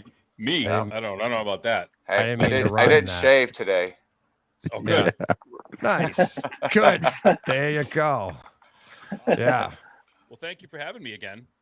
Oh, thank you. What? Thank you. I'm like, yeah, no, thanks for doing everything you've done over the years for Movember and your podcast too, by the way, which, you know, yeah, hashtag dork is why I'm here pretty much listening to you guys for years. But yeah, this is Davey, at Arvon on Twitter if you want to follow him.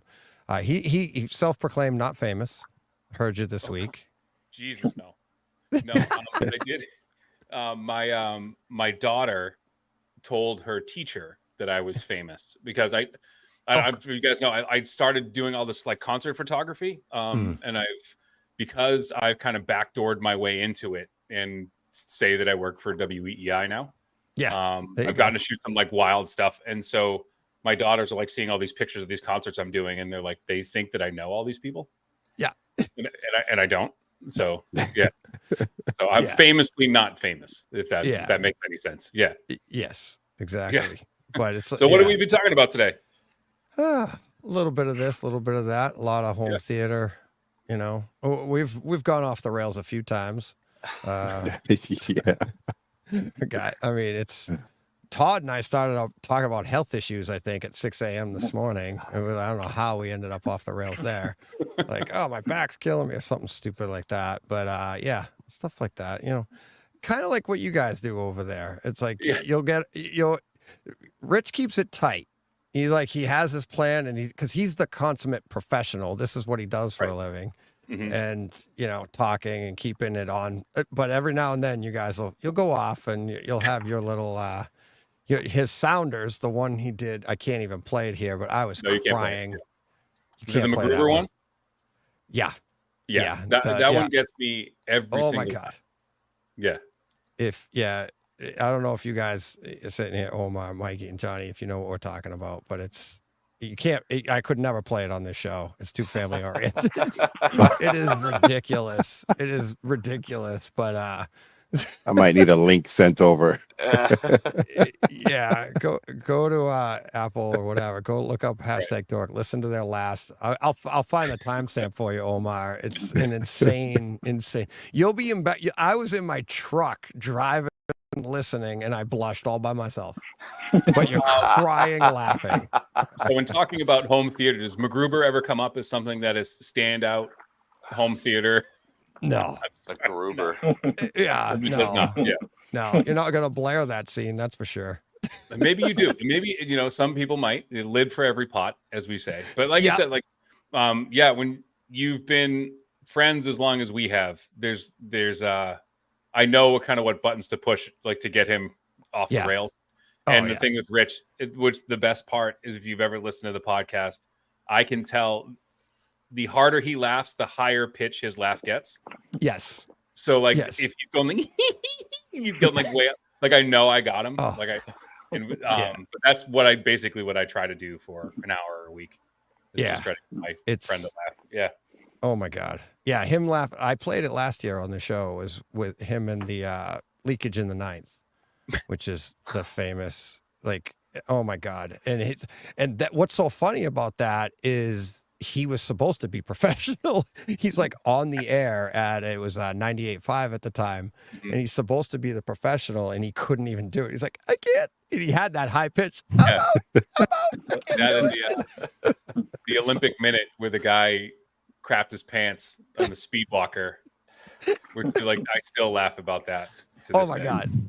And what was his name? Hardy, the straight man. on that Right. one, right? He's like, well, that's what you're gonna do, you know? It's like, and asking the questions of Rich, like, so this speed walking, what is this?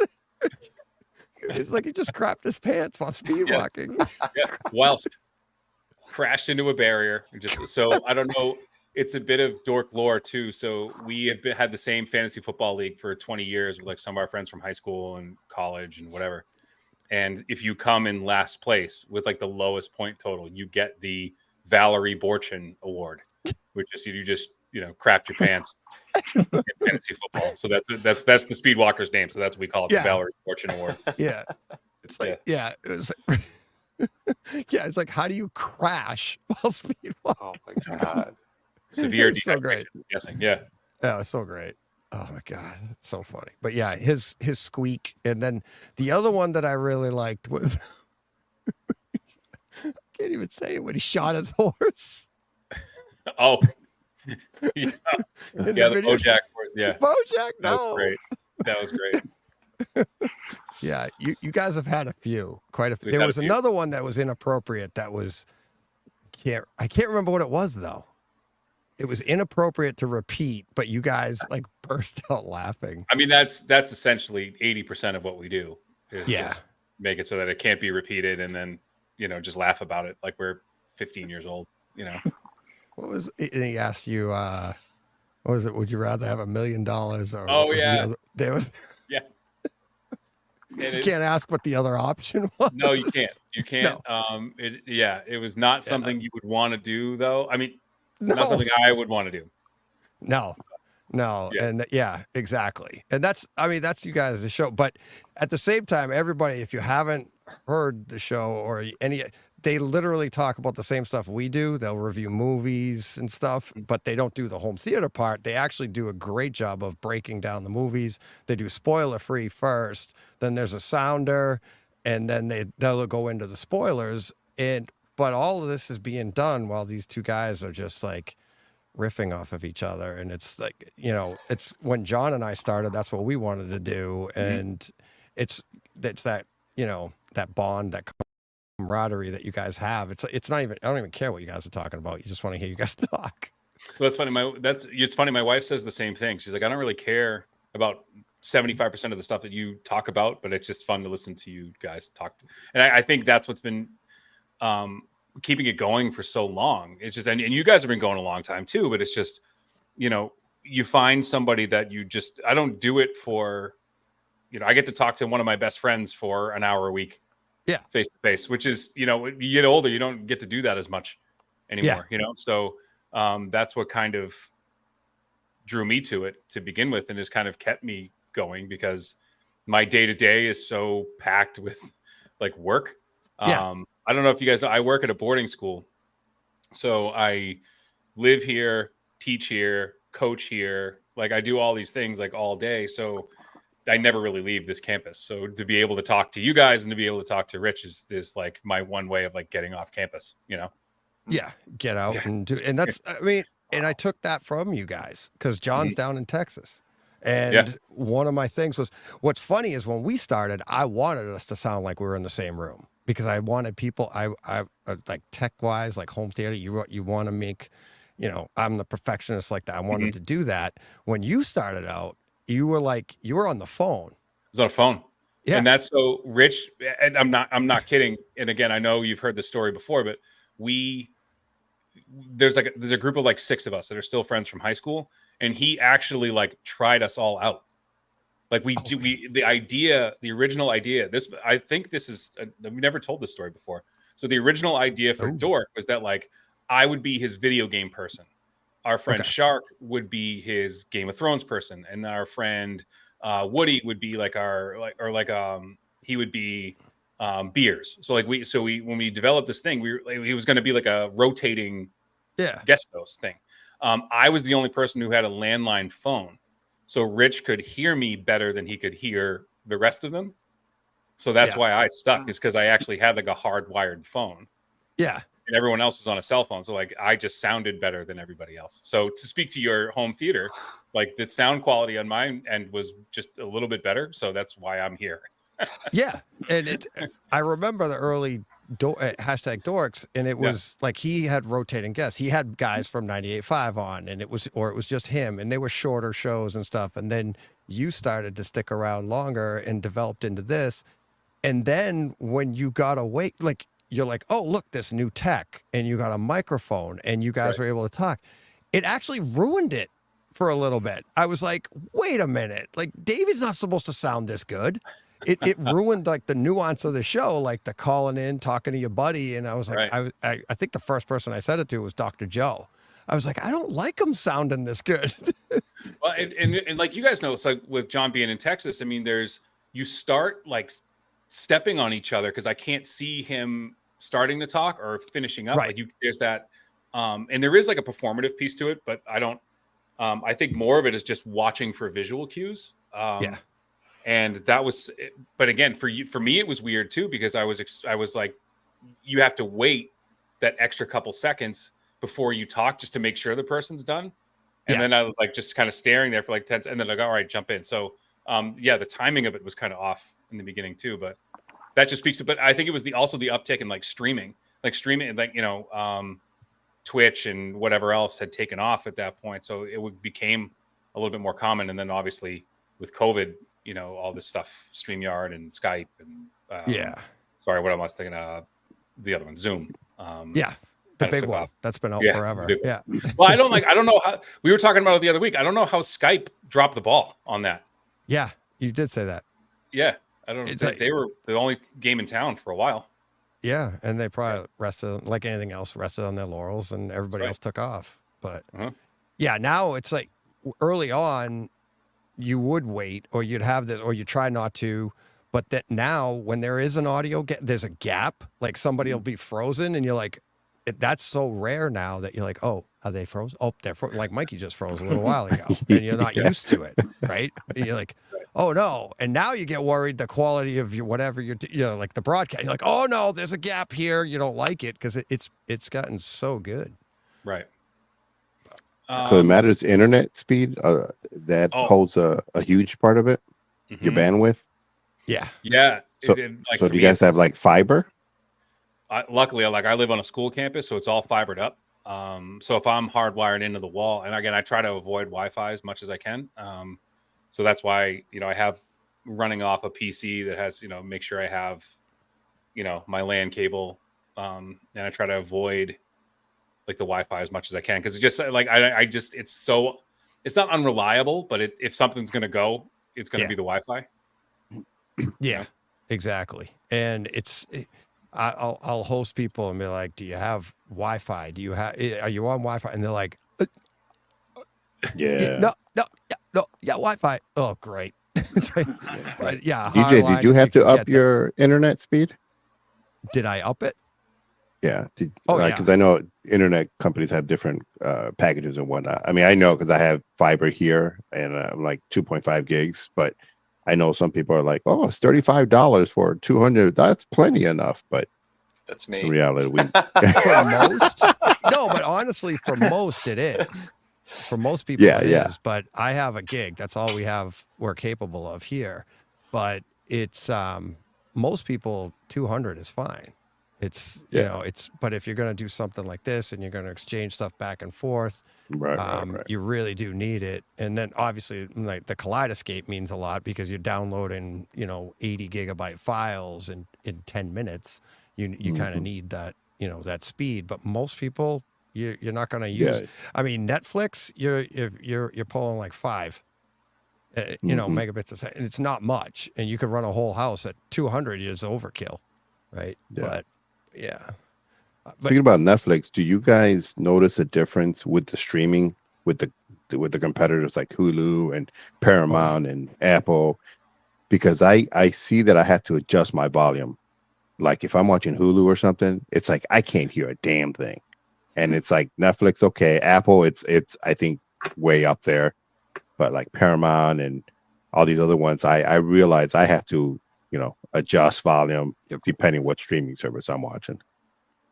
And for me, like, I don't know. So we call it in my house, we call it the high low. So with HBO Max, like the dialogue is way down, but as soon as like we're watching Game of Thrones and like you have to turn it up to listen to people, and then there's like an explosion Yeah. or like something, and then it's like it like blows. It was like Jesus Christ, and I don't know if that's so. Maybe you guys can speak to this. Is that because it's meant for surround sound? It's meant for Dolby, so that it's like just coming out of like one singular sound bar. Exactly. That's it's going to do that.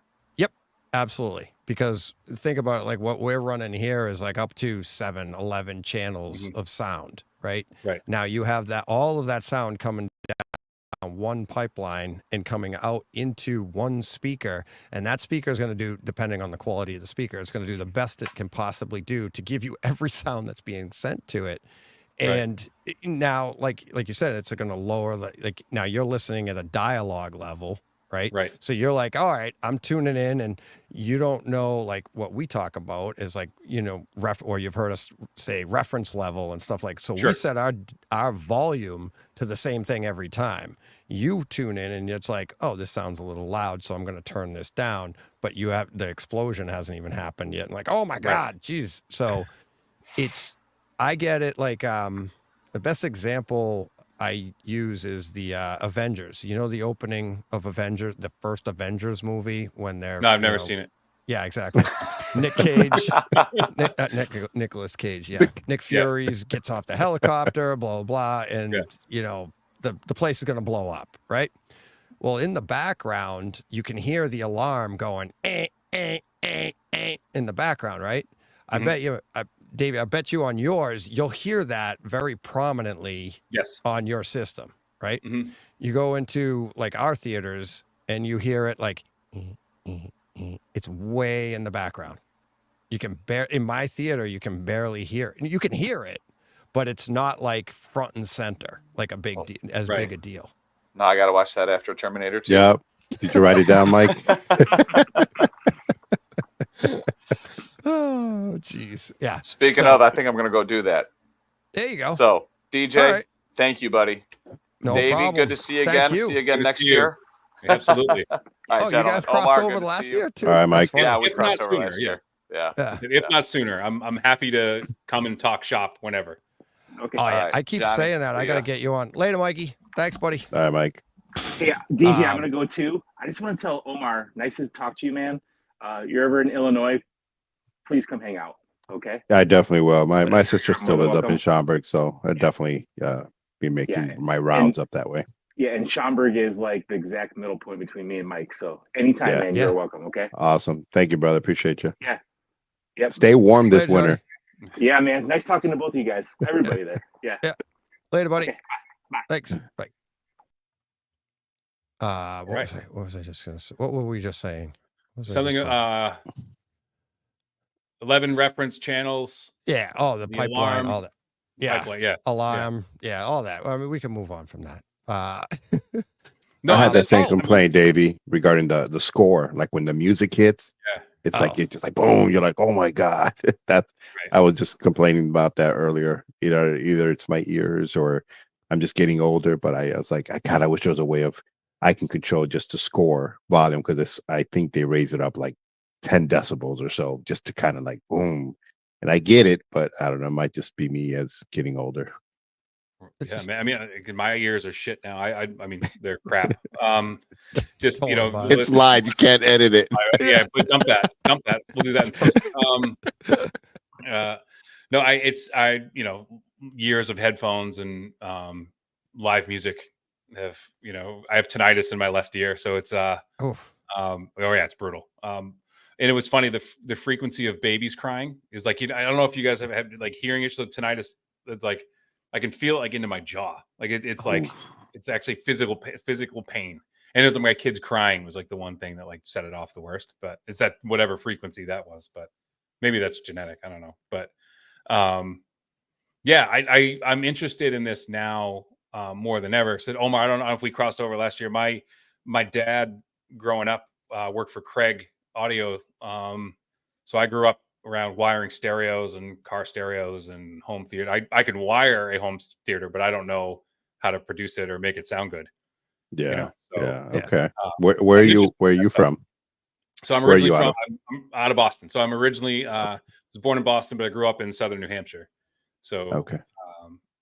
yeah, so that That's area, it. the That's where you Northeast. met Rich, right? You went to So I met school, him in high school. high Yeah, school. Yep. yep. Yep. We went to the same boarding school together. We were both of us before you get into the New England boarding school thing. We were both athletes. So Yeah. I know you don't know what to look at me now, but that was that's what got us into those places. Yeah. Yeah. Yeah. Okay. You seen No, Rounders, I, the movie Rounders? yeah. Yeah. Yeah. That was Yeah. Great basically movie. the two of us, the two, Matt Damon and Ed Norton, Worm, talking Yeah, about how Worm. they weren't the rich kids in our school by far. Yeah. So we had to do That's something. funny. We had to bring something to the table. Yeah, I You think have I've always value. been an audio guy over Yeah. like video all day long because DJ, I remember we talked about this, that Yep. video is nice, but ever since the radio days, you can listen to something if it's great audio, but if it's got bad audio, you'll turn it off. No matter how good it is, How you'll good the just wind picture up is, turning yeah. it off. Yeah, Yeah. because it's like, and I know as DJ, as your show has been, when you added uh George, and it was like, okay, before he got his mic, it was like, it was passable. But once he got his mic, oh my God, it was such a Yeah. big difference. And it just like it hit so different. It's like, okay, this audio is really nice. Because I sometimes can't watch the YouTube videos. I have to do the podcast because I drive. Yeah. And I'll usually throw them on. I'll go from one side of the state to the other in Florida, and they're still yapping away because DJ doesn't know the timestamp of we start yeah. off for an hour and it's 3:20 in. You're like, Oh God. Yeah. It's but it flows. Yeah. Yeah. The audio, I think, and Davey, like from music, it's audio's what evokes the emotion. You could Absolutely. put, it's like you put an image on a screen. I said this earlier today. You put an image on a screen, and depending on the audio you put with it, it's going to make that image, it's going to evoke all different emotions out of the same image. So to me, it's like that is the most important part of, a movie experience or any of this stuff, really. I mean, it's like it's that audio that's it can make you cry, it can make you laugh, and the same image it's the same image, and that's what's so important. And it's like people will be like, I like the image. Okay, But there's so much that, like you said, there's so much that you kind of take for granted. When I think about sound and I think about movies, and I expect explosions to sound like explosions, but like I'm always interested talking to you audiophiles of like what you are looking for, because it's like talking to anybody who's a expert in anything, right? So I have a passable knowledge of like Foley work and like how people make sounds for movies, but what are the cues, like what are the identifiers of like, this is good sound work, this is good sound engineering, like what's the first thing that both of you kind of listen for? Well, I would say I hate to, you're gonna love this response. It's like porn, when you hear it. Right. Yeah. When you see it, it's hard to I'm say. sorry, Like, porn's got audio.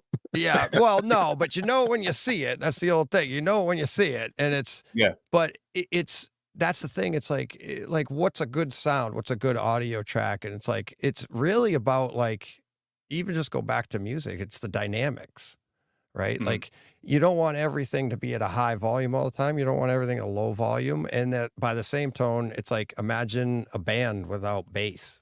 Right. You don't want that. The bass is there to set your tone. That's your foundation, whether it's your bass drum, your bass player, whatever, but that's setting the tone, but it's also creating a floor, right? So that's your lower notes, and that's going to make your higher notes seem even more, right? They're going to, by comparison, where you hear the boom, boom, and then you go, you're going to right. hear that difference, the dynamics. And that's what you get in a good audio track in a movie, is like, do those dynamics hit? Do you get nice bass? Do you get a good bass sweep across the front of the room, which is, is a car driving by in the front of the room? And does it sound accurate to what's going on the screen? right? And it's like some movies, they don't care. It's just like the sound of the car going by is just flat. And when I say flat, it just comes out of the center channel, but a car went left to right. And most people would never hear the difference. It'd be like all of a sudden, like Cameron and all of his Terminators, it'd be like he loved pans because we didn't have a lot of the systems we have now.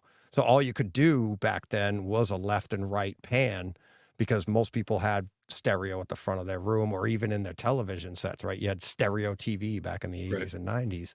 And so he would put those pans in so that like when in T2 and Schwarzenegger pulls up at the house or even the T1000 pulls up, that car pulls up and you hear it off screen and then pull into the screen.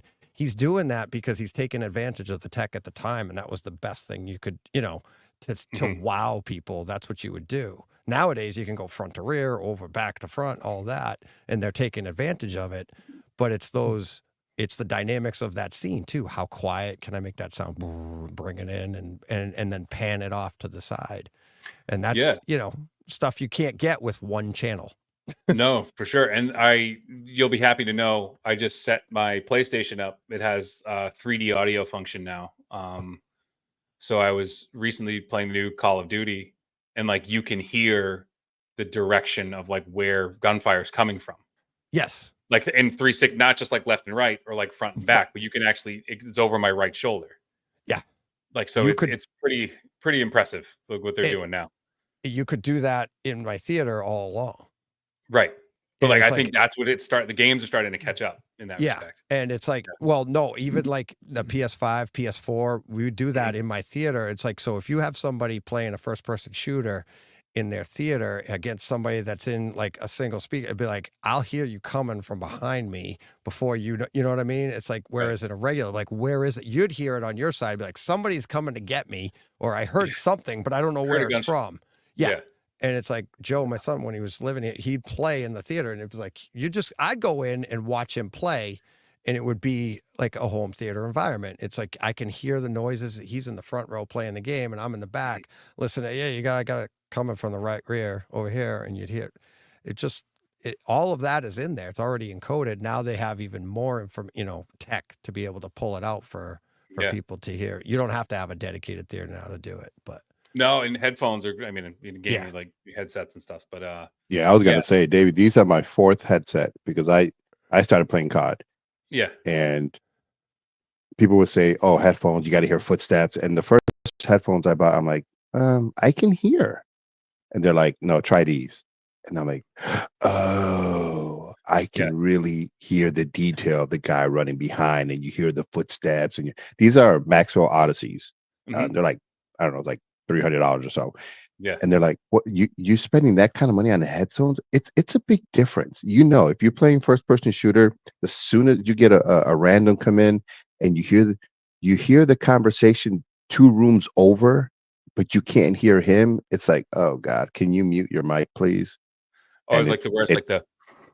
Yeah. Oh yeah. They're eating the mic. Oh, yeah. That's what it is. But to kind of answer the question back, I know you're in photography. I love shooting too. Yeah. It's kind of like JPEG versus RAW. You can shoot in JPEG all day long, but when you're doing the editing with that RAW, you can really pull colors and you can really pull more shadows and details. So with the audio, with the home theater, that's it. We talked earlier, DJ, about people nowadays putting AirPods on. Yeah, these AirPods are they're noise canceling. What are the Air Maxes? They produce good bass. It's just that detail, the what like Deej said, it's the dynamic of what you can actually hear now. And that's why I'm sure you and audio, I'm sure those headsets are name brand, and there's a reason why you bought those and not, the Turtle Beats or the cheaper of the brands. And it's like, well, mic also has a lot to do with it because now, these streamers, they're like DJ setup. They have the headphones and the mic, like your setup. Yep. Yeah. The headphones are not, the audio's not coming out of, the mic's not coming out of the headphones anymore because the standalone mic it's key because you need to have great audio. And, that's, like I said, that's one of the reasons I started following DJ. He'll mention a movie, and back then he would put timestamps. Dave, if I didn't have the movie, I went out to go buy it. just to go listen to that timestamp, because there's so many things that we were missing that DJ knew about it because of his system. And then it's like, okay, now I'm going to go buy this speaker. Now I'm going to go buy this receiver. Now I'm going to go buy, all in due time. But if you can't afford it, they were talking about sound bars, people who live in apartments. DJ, you had Shane on your podcast, right? Yeah. Oh yeah. So I think he's from New York, I think, if I'm not mistaken, because I used to watch him a while back. And I think he's in an apartment too. Yeah, he was in an apartment. He just moved. He's in Connecticut now. He bought a house. Oh, okay. In Connecticut now. Okay. And he has but his old stuff was in an apartment. Yeah. And it's like he's demoing the high end equipment, and you can't demo that at a very low volume. And it's like, wow, that's I was always curious how many arguments he got into with his neighbors because oh my god, an apartment complex, and you're running a full-fledged dedicated home theater. It's insane. Yeah, like a shared wall. Yeah. Yeah. Yeah. It's crazy. I got something going on in the chat here I got to mention. So here we go. This is Sophia Thompson saying hi in the chat. This is my friend's 8-year-old daughter. She's watching the Sophia. stream right now. Sophia says hi. And then she big said, shout out to Sophia. Yeah. So she says, good job, everyone. And then this is my wife, and it's a hi, it's me, Becky from the Grill, my other friend. They're co-owners, Becky and Larissa. Larissa's Sophia's daughter. They have us up on the big TV at the bar. So apparently, we're in big trouble, boys. At the bar. What bar? Except the Grill on Main in Douglas. Come on down. All right, yeah. There you go. Yeah. So big shout out. Big shout out. So people from all over the world now are going to show up in lovely downtown Douglas to hit up Becky and Larissa's bar, the Grill on Main. So there you go. So can we just send Jen our order? Can I get an order of fries? Yeah, she's actually working there tonight. She was like, Larissa was here. Jen and Larissa were here. And they texted me a while ago, like, yeah, we're heading to work. My wife's never waitressed before. Apparently she's doing a great job, but she's down there. They're busy. So she's helping them out. And I'm like, and Jen's like, she's like, I got nothing to do. DJ is up until 6 a.m. So who cares? So it's not too far from me, by the way. That's a relationship that just DJ, it floors us every time you talk about Jen and how much she supports you with movie watching and just your no idea. Oh man, I hear what you say and I'm like, man, that's she's a trooper, because that's insane. Well, all of us, everyone listening, if you're into this hobby, even like Davey, I know you're listening to you guys, and it's like they all tolerate something because we're crazy. Whether it's like our music, our podcasts, our home theaters, or whatever we're doing, it's like, I don't know what we did right, but some reason they're tolerating us for one reason or another. Well, it's funny. I pitch all this stuff like photography and like podcasting and stuff. I pitch it to people as like, well, your wife, blah, blah, blah. And I'm like, this is like my golf. Like, people who, take off. I remember my dad would take off like Sunday at like 9 o'clock in the morning and not be back until like 4. Yeah. I know he wasn't golfing that whole time. By the way, I played enough golf to know. I know he wasn't golfing that whole time. But like, there are things that you kind of do. Yeah. I mean, there are things that you do that you kind of like are uniquely yours. And I think finding that partnership where you can kind of, match each other's, my wife is like, I don't know if you follow her on Twitter, but she's crazy. Like these Bravo shows and everything. The Real Rag Girl. Is that what it is? Yeah. The Girl Rag. Yeah. She's like, she got blocked by some famous people for going at him. Like she like wears it like badges. Like, Kirstie Alley, before may God rest, blocked my wife for like going off and whatever. But I found my wife, it was interesting the day I found out that she was like a message board moderator back in the day for like a Buffy the Vampire Slayer forum. Oh no. Oh yeah. So like I was like, hold on. So you're gonna come at me about like video games and all like movies and all that stuff, and you're moderating a Buffy the Vampire Slayer message board. You're an admin? Like, come on. Yeah. So how did you find? She didn't want you to know. How did you find that out? No. So we started dating, and then this was the days of DVDs were still doing real good, right? So I had my crazy collection of DVDs, and I was looking through hers, and she had like every box set of like Buffy, on DVD. And so I started like prodding. I'm like, all right, so talk to me about this. And, like I could put on any random episode, like in the middle of an episode, and within 30, not even 30, like 10 seconds, she could tell me what season, what episode, the episode title, like just by, and then, I don't know. It's like I just kind of happened upon, it was like open, like her laptop was like open and it was on like some like IMDb message board. And she was like moderating the whole thing. Yeah. She did I was not like, want you to see that. no. And I think That's to this day, awesome. she's like still kind of embarrassed about it, but like she could still tell you everything you wanted to know about Buffy and Drew Goddard and Joss Whedon and Sarah Michelle Gellar and like all this stuff. So That's yeah, great.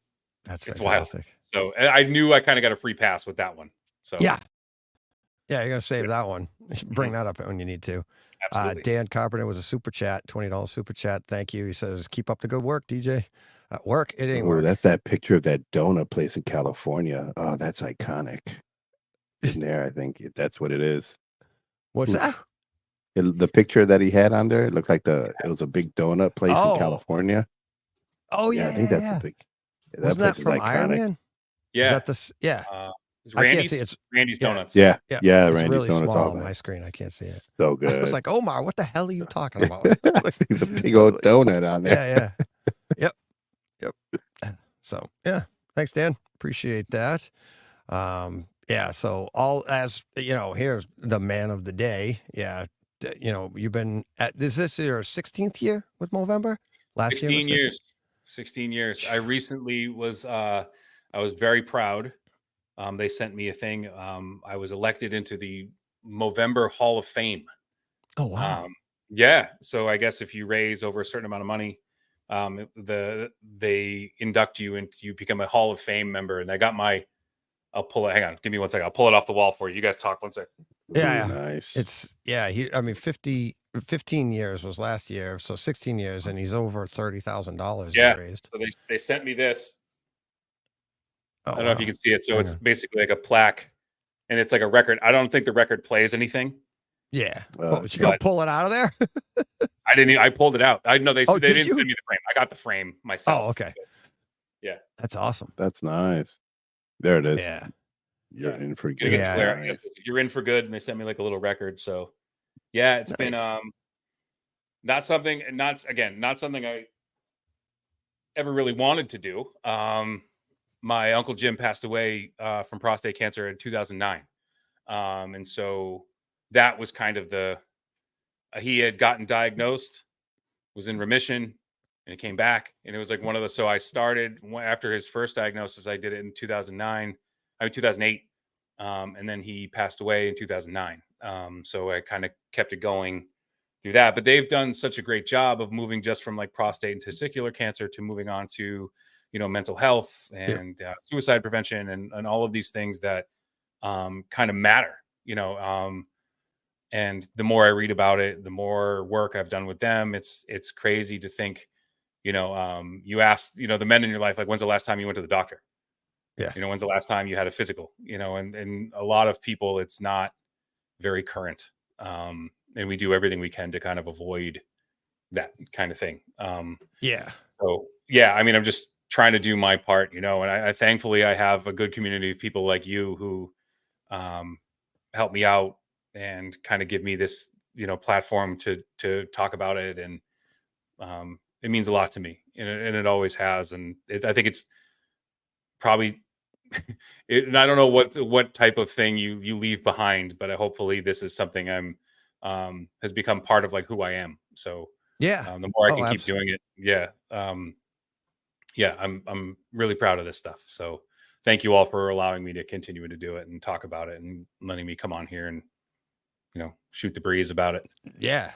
Well, Yeah. I'm listening to you and Rich and on #Dork and doing this every year. And it's like you hear that passion that you have for it. And, I wanted to do, I'm like, I started doing donations. I knew this was one that I was going to do anyways, because I started donating monthly. This year we kind of took it off. I've been busy, but this is after last year's, because it was literally the day.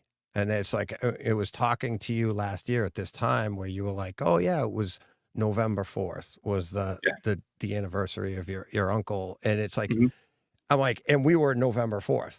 I was like, how do we not continue to do this? But you've just brought so much awareness to it. And like you said, the mental health aspect of it. And you, through the years, have been so open about, you've had issues and you've been talking about it. It's like, I remember this was before I was podcasting, and you would be like, you were on Twitch, you were doing this, you were doing that, and you had to step away for a little bit. And it's like, you came back and you talked about it, and you were open. And it's like, everything that you've said, you're not only like doing Movember to raise the money, but you're also like throughout the year, you're talking about your stuff, like, so people know, like, yeah, you're not the only one if you're going through this, or you know, in experience in life. And I said to Todd the other night when we were doing the pre-show, I'm like, men are just why this is so important.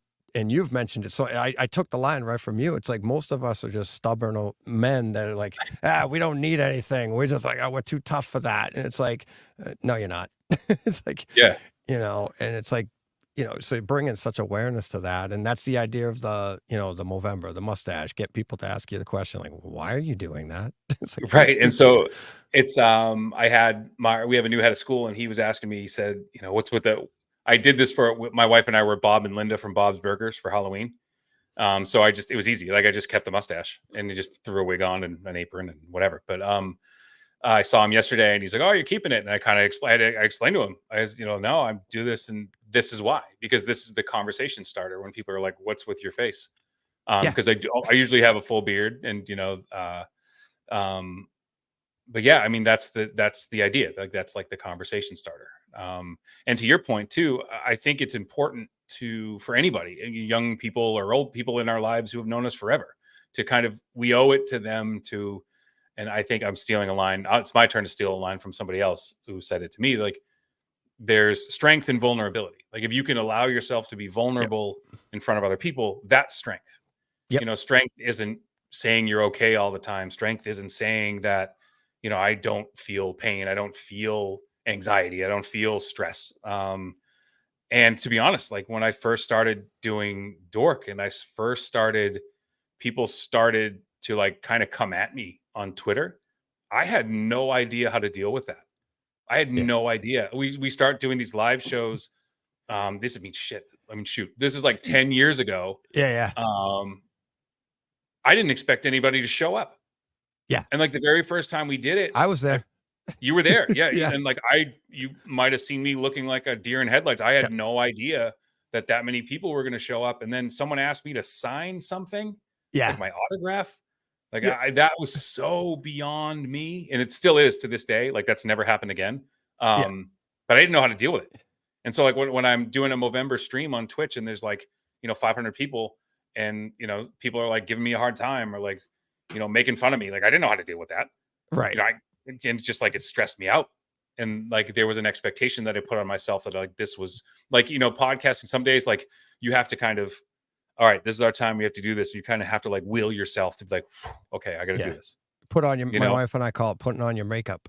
Like, exactly. Because you got to put on that makeup and be like, because we got that from my daughter, who's a dancer, Sophia, who's watching in the chat. She's a dancer. And like, you overdo the makeup because the people are so far away, right? So like that way they can tell you that the girls are wearing makeup, right? So that's where we got the line from. It was like, go downstairs. And I was doing this by myself, and it's like, you're not in the mood, but I knew I had to do a show. So it's like, go put your makeup on and like just be over excited.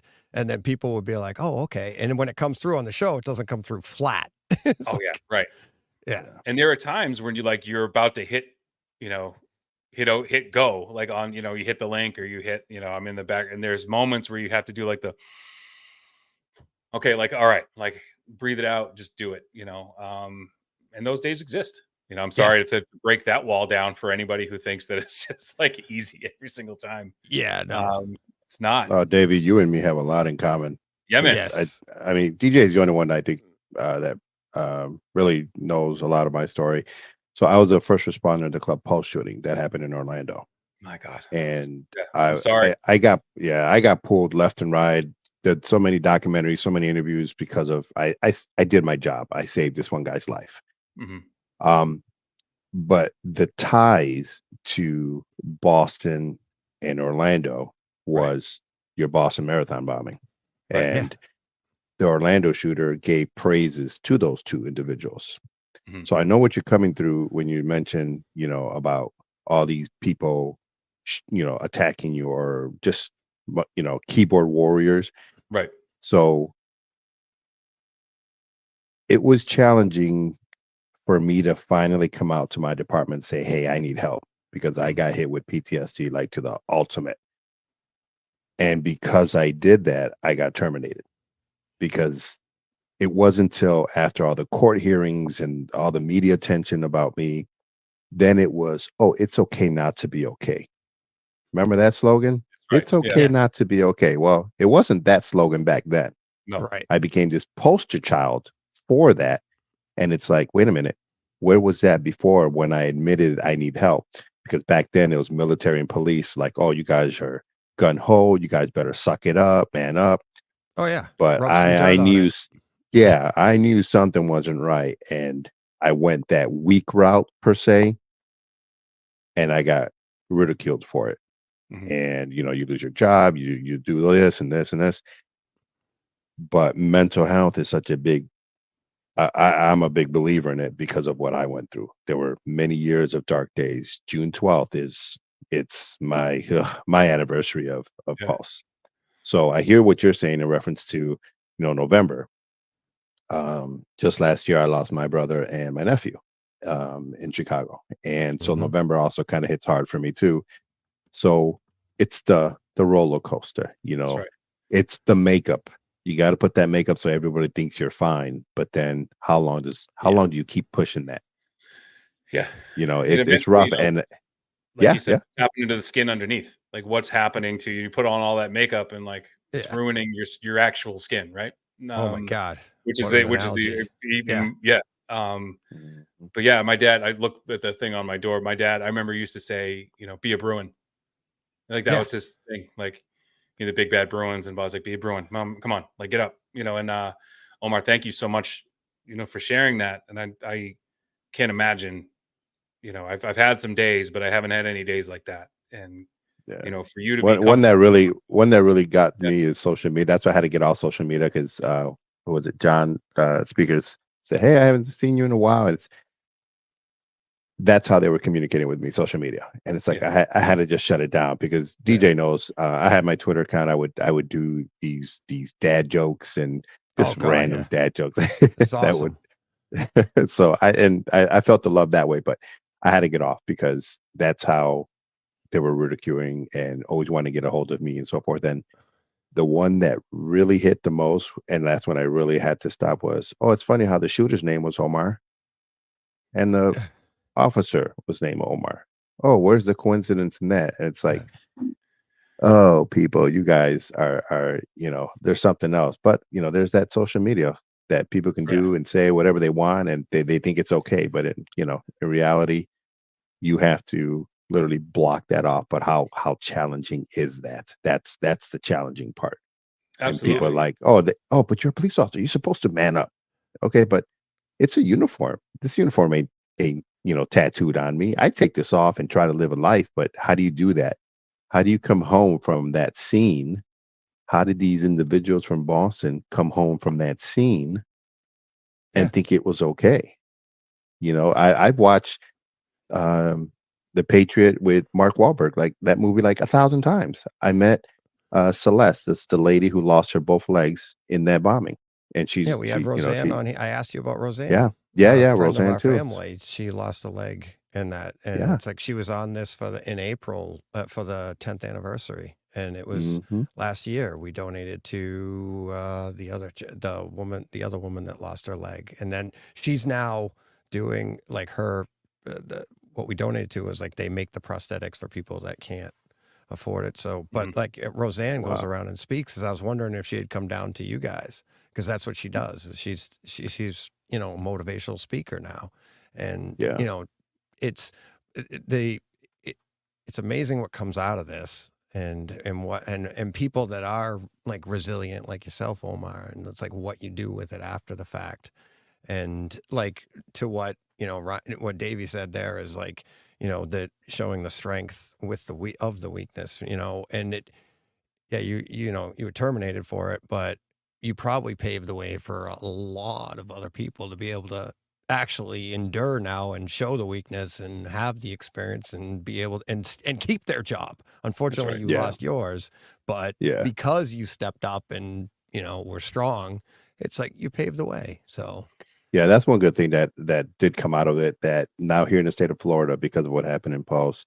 and what happened to me, that workman comp now covers PTSD and mental health. It didn't cover back then. So if you had issues, you had to seek treatment elsewhere. But now because of that, it would have been great to being grandfathered in, but obviously never it didn't happen. But at least I know going forward, every officer that goes to these scenes and they just don't know how to deal with. They have that opportunity. They have that opening to be able to go speak to someone regarding that because it's a pressure cooker, Dave. You know, it's a pressure cooker. Yeah. If you don't talk about it, it's eventually gonna explode. So I was that person. I would go around the country and do motivational speaking in reference to what I experienced and so forth. But that also started taking a toll because now I just kept talking about it and talking about it over and over and over. And it's like I was never able to just let it be, let it just die down and simmer down. But keep in mind, sometimes it's great and it feels good, and you have to talk about it when you feel it building up. You got to let it release. And by me shutting down my social media, I was like, okay, this is my way of shutting it down. But it does feel good because you don't know who you speak to that might capture something and be like, you saved that individual because you And- just don't Yeah. know. Yeah, I mean, you talked about, going to Pulse and literally saving somebody's life. Oh, my light just went off. But I'd like to think, I know you would never,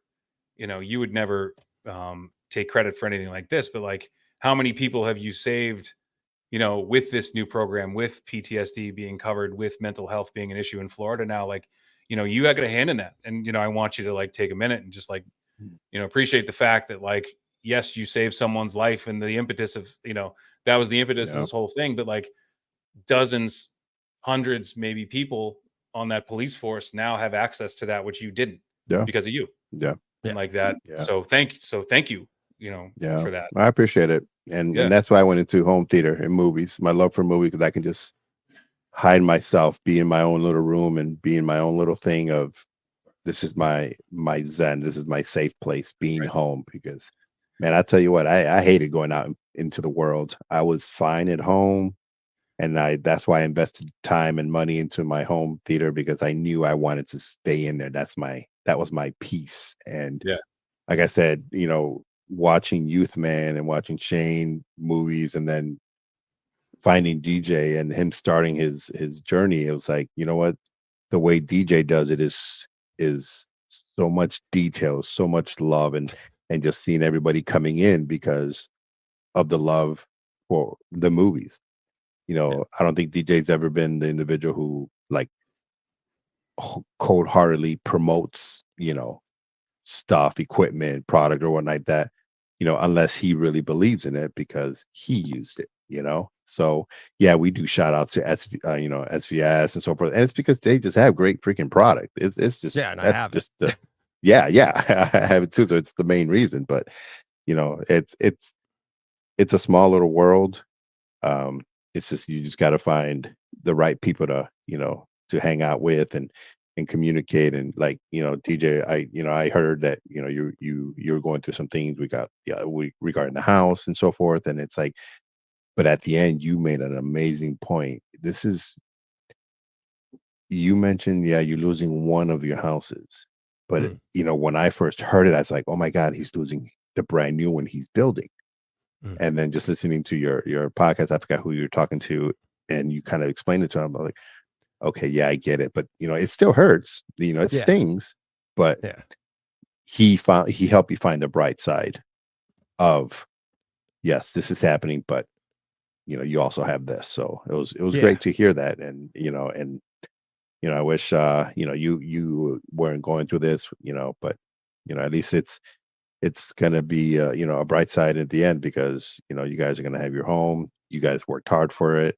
I love watching your pictures when you would post on the Patreon page, and And it's like I can see your progress, and I can see how much dedication you were actually doing to your home theater, your house, and everything. It's like that is why DJ so many people like following you, like listening to you, because they literally wish they were you, starting from Jeez. scratch, and taking your goals and visions and making it happen, because everybody wants to do it. Yeah. Some people just can't afford it. Some people are happy with a 2-channel. Some people are happy with a sound bar. But Yep. the experience of knowing that this is out there and you're pushing them, and they're like, you know what, I'm going to save 6 months and I want to buy that speaker one day, and I want to buy this and I want to buy that, because that's literally how I did it. It's just over time you hear people talk about certain products and you're like, oh my God, it's because he has it. And it's just a great team to be on, a great family to be on. That's why I can listen to you guys all day chit chatting. We get Steve on, and it's just a whole different atmosphere. So I really appreciate you guys, and that's why Thanks so I when you sent me the text, I'm like, absolutely, because I haven't talked to you in a while, because I know you've been busy and so forth. But anytime I can come on and chat a little bit, it helps me out mentally, and I'm sure we can always shoot the shit, like they say. But Yeah, absolutely. That's the idea. Is like when I did the Takeover Tuesdays, and you've been on, Omar, and we talked. We did we recorded over 2 hours easily, yeah, and then we probably talked 2 hours afterwards, privately and Yeah. stuff.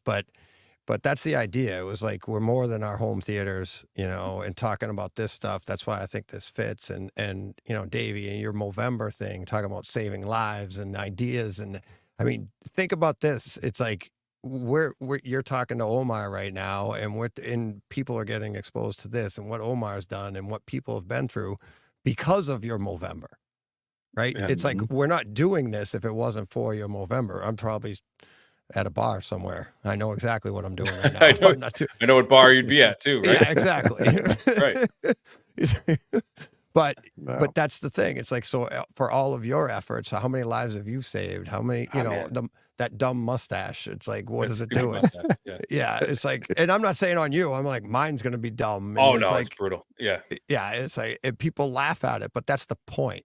It's like, what Right. are you doing? It's like, that's the point. Thanks for asking. Yeah, and let's then, have a and then you conversation. go on from there. Exactly. Exactly. So, Yeah. I mean, how could I, at the end of last year's, I was like, how can we not do this every year and turn this 25 hours into this? And, because of you. No, yeah, well, thank you, and both of you, thank you so much for kind of letting me, as my time's winding down, and I'm making way for, that other idiot to come on here. Yeah, you're gonna do a crossover with him, for God's Yeah. sakes. You two, or are you sick of each other? Oh Yeah. God, no. I mean, there have been times in our younger days where, man, I probably should have punched him out, and I didn't. Oh my God. Yeah. If you've been friends long enough, Yeah. there are days where I'm just like, not in the past, 20 years, but there were days when we were living together where I was like, dude, like, Oh my God. you gotta get away from me, like right That's John and I. Yeah. John, did you guys ever fight? Now, I've told this on the show before. John's not here. If he's listening, he can pop in. But did you guys ever fight like over the show? Like behind the scenes, like you didn't want to talk about something, or you said something wrong in the show and then got angry with each other afterwards? No. And like you said, the thing that I have kind of going for me is that Rich is one of my oldest friends, but he is like a professional radio podcast person. Right. So what he can do, which I will never be able to do, is like compartmentalize those types of things. So like, he can kind of like put it away. Like if I say something stupid or like, I really wasn't on my game, like there's like it's kind of hard to explain, but like you've probably felt this yourself doing things like this. Like he kind of instinctively like picks up the slack. Yeah. And like, and so it's what he does every single day. Like I remember listening to him when he was on like the Later Show, just him. It's like, dude, how do you talk for 4 hours by yourself?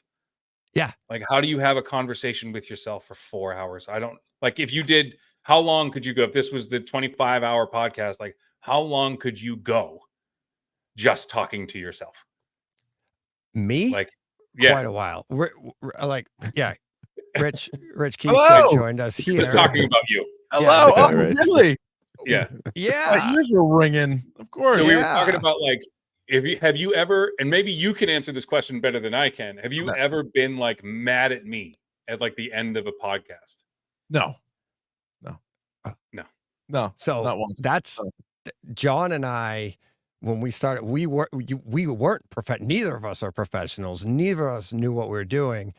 And we would say stuff and we were like, not just talking over each other, not that part, but literally calling each other out on stuff, but not meaning to. We had one night, we hung up on each other. Luckily, it was just recording, right? This isn't live or anything. We were just doing audio only, recording our We fought. So we hung up and it was like 4 a.m. My phone rings and we were like two schoolgirls. I'm sorry. I didn't mean it.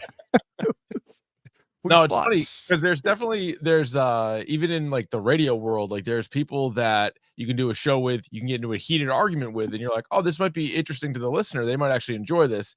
And then you go to commercial, and some of those people are still mad. And you're like, what? And then a lot of people, including the person I work with now, Adam Jones, and the person I podcast with now, Davey, like, it's fine. You disagree on a football take, or you disagree on a movie take, like it's fine. And the thing I always think of preferred. It's probably preferred. You don't want to agree on everything. We still get emails, and we really haven't in the history of the podcast really felt strongly on either ends of movies. We actually, and we never talk about it beforehand, and we do our spoiler-free part. And then when I asked Davey what his score is, I haven't asked him yet. So that's the first time I hear what his score is for a movie. Yeah. And we're within like one stone almost all the time. And then the few times that we haven't been, we still get emails being like, man, that was a great episode. Hey, when you guys disagreed, that was great. Because I think people like hearing two sides. Yeah. The times I can think about it. Once Upon a Time in Hollywood. Yes. Jurassic World. Yes. And Sweet Dino action. Was it Fallen Kingdom or was it the first Jurassic World? It was Fallen Kingdom. It was the third of like the newer ones. And then like kind of the Scream movies, but even you kind of give in and are like, yeah, they're not bad. But because I love the Scream movies, but you love them so much. I don't get like why you love them so much. It's not that they're not good. They're great. Yeah. We ran into you guys at I think Connecticut Comic-Con or something. My son and I ran, and it was right after that Jurassic Park World thing. And you guys were all over me. I remember that. Yeah. No, I wasn't all over you. The only thing I said was, were you in a bad mood when you went in? And I think I said I'm always in a bad mood. Yeah, exactly. I think I was. But you did have, that's the one with the dumb waiter, right? Yes. Yeah. So you got me on that one. You're like, this high security building has a dumb waiter with a little kid in it going up and down. Like, I was like, all right, you got me there. All right. But it's like, when you're pointing stuff out like that, it's like, all right. Dude, that was actually super cool because you and your son were both wearing dork sweatshirts. Yes. And so we walk down like one row and then we see people wearing our podcast sweatshirts. And I was like, that's pretty sweet. Like, that's a good sign. I'm like, all right. And DJ, we've known each other long enough now. And what we were just talking about before Rich got on, like that threw me for a loop. The fact that like someone bought that swatshirt at that time. That was good. Shoot. We found him. We found the guy. We found the guy. Right. There's two of them and they each got one. What? Yeah. They're standing right in front of us. No, that was one of the first times where I was like, cool. Wow, like people actually listen to this. Rich, do you remember when I introduced myself at the live show, what I said? At Idle Hands. Yeah, dude, I remember you said you were thinking of starting a podcast. Yeah. And how did I recognize myself? Like, you knew me on the show, on your show, because I was the only one. I walked up to you and I go, I'm the pillow guy. You're like, oh my I remember God. hearing that story. I forget if did we just talk about it or did we show it? I forget if we were streaming. We showed it. Were we streaming the episodes then? Okay. Yes, because you had I sent you pictures. The amazing home the theater, and we're like, look at this, tying the room together. The hashtag dork pillow.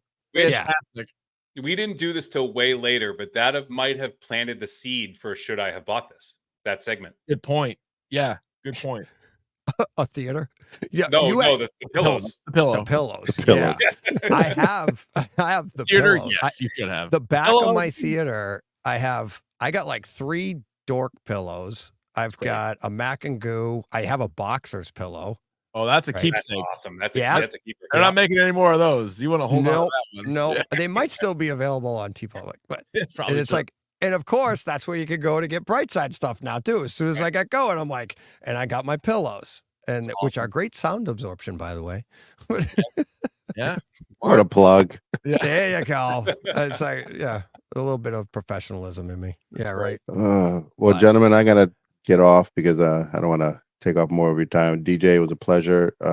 Davey, great meeting you. Omar, thank you. I Let's definitely connect got to after follow this. you. Yeah, definitely. DJ's got my contact information. Just feel free to reach out. I definitely will start listening to your podcast. I know DJ would. He always talk about you guys, but it's like, okay, DJ talks for 3 hours. How long do these guys talk for? Oh, just under an hour. Under an hour. But they're doing twice a Tight. week now. You're getting 2 hours of We're doing content. two, like, 40-minute bad boys probably a week. So Nice. Yeah. All right. Well, yeah, I'm definitely going to subscribe. So I appreciate you guys. You all be blessed. It's great to meet You you. guys have a great time. Likewise. Later, Take care, Omar. guys. Thanks, buddy. Bye. Bye. Bye. Thanks. Bye. All right. Let's see. Dude, I'll tell you Uh, what, DJ, you do not sound like you have been on for 15 hours or whatever it is. That's insane. Yeah, it's fun. It is fun, dude. It's an awesome idea. I honestly, even me who talks for a living, I don't know if my voice could take it. There's been days where like I don't have a co-host and have to do like multiple hours solo, and like the next But day, you're I not feel- solo. It's just like this. You have callers. Well, right? that's yeah, but 25 consecutive hours, like that's next level. And I don't have a commercial break. No, you just ride Right? this thing out. Yeah. Is there any like training regimen that you do prior to this? Like, is there Me? like you like keep yourself up for like a day or so just to see if you can do it? Is there like a training No. thing you put yourself through? Actually, you get what I do is I get my sleep pattern down. Like this week, I started getting up earlier in the morning because I've been up late at night, and then I'll sleep in a little bit. But now I'm like, all right, the last few days I'll be like half hour earlier so that I get that part. And just really no, it's not. If I had to do this every day, Rich, you're putting it in the perspective of that's your job. Yeah, right. Right. Oh, you do it once a year as a Yeah, something to look and forward it's- to. Yeah. It's a kick, right? It's like, it started as a dare. Todd's like, do you think you could talk for 24 hours? I'm like, yeah. Yes, I Right. can. And it's like, it's even when I was at your house and we're putting your theater together, you're like, how do you talk that long? Like by yourself. Oh at yeah, the 'cause you were time, doing a lot. Yeah, you were doing solo Yeah. stuff then. Yeah. and they were hour-long shows, and I was like Omar saying, like all I was doing was talking timestamps. And he's like, and like you were like, how do you do that? Like, and it's like, and I told you some editing tricks. I was like, I'm not really doing it. I mean, I do talk that long, but I'd talk for like 2.5 hours, and then I cut out the little gaps in there to make it sound a little smoother. But yeah, I mean, I could do this with, by the chat or whatever, because it's all of you guys, and it's like the next guest is you're like, oh my God, I can't wait for these guys to come on. And, get Ryan's coming, you're looking, all right, Ryan's coming up next, then Rich, and then this. And it's like, That's cool. Yeah. That's so, fun. I don't know if the two of us could do it. I have no idea. I don't think so. I don't think we could do it. well, that's what you were I don't saying know. on your show this week when you applied. My son's like, you got a huge plug at the end of Dork this week. Yeah, dude, we're talking about. I think Absolutely. it's awesome, dude. I think it really is, and I did think about it, and I'm like, obviously, not to take the idea, but just thinking like if we could do it, we have a cast of idiots that we talk to Yeah. on our podcast that we could bring in, but to Yeah. stretch it out over that The time, DSG. I think Davey would be cranky. Davey would be too cranky. Oh, I after- would be so yeah. salty after like 8 hours. I'd be like, He'd I be a feel mess. like- He'd just stare blankly into like the wall. They're like, we're lost him. fair contest. Me and you go. No, but what you wouldn't, honestly, I don't know you as well, Davey, but I feel like you'd start that way because you'd had so long to go. And then by the end, you would legitimately be cranky because you're tired. It'd be same all the way through. Oh yeah. You'd No, be like, yeah, I got friggin' maybe. 25 But, like, hours to it was- go. So yeah, I think where I would get stuck is like we would have all these guests on, like you said, but then like when do guests want to come on? Like it's not 3 o'clock in the morning. Nope. I tell you that. Yeah. So So and you're right, and so DJ has guys all over the world that join Right. his show. right. We used to have a buddy in California, but he has since moved. I was gonna say you need to find people in different time zones to fill those hours. Yeah. But And that's what I did. and that's what I did. Like my entire morning, Sunday morning, is people over in England, Yeah. or in Europe, and it's like they come on at 3 in the morning, and we get, and my buddy Brett, he's in California. He's the one that fell off the couch from drinking. He Nice. last year. Like He that. like literally just fell off the couch. You go to watch the last video of last year, and it's like he's just in there, "Oh," but he was fading the whole time. He had started early. He'll be on later today too.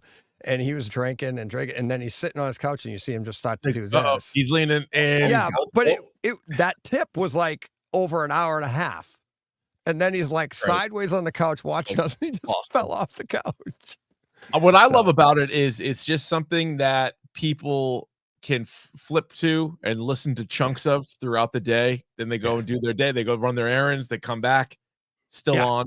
They go, they like mow the lawn, come back, still on. Yeah. Like the whole thing, put the kids to bed, come back, still on. Like that part of it, I think is awesome. I remember, was it Al Roker did like a 24-hour weather special? It was like some random, this was years ago. It was probably 10 years ago.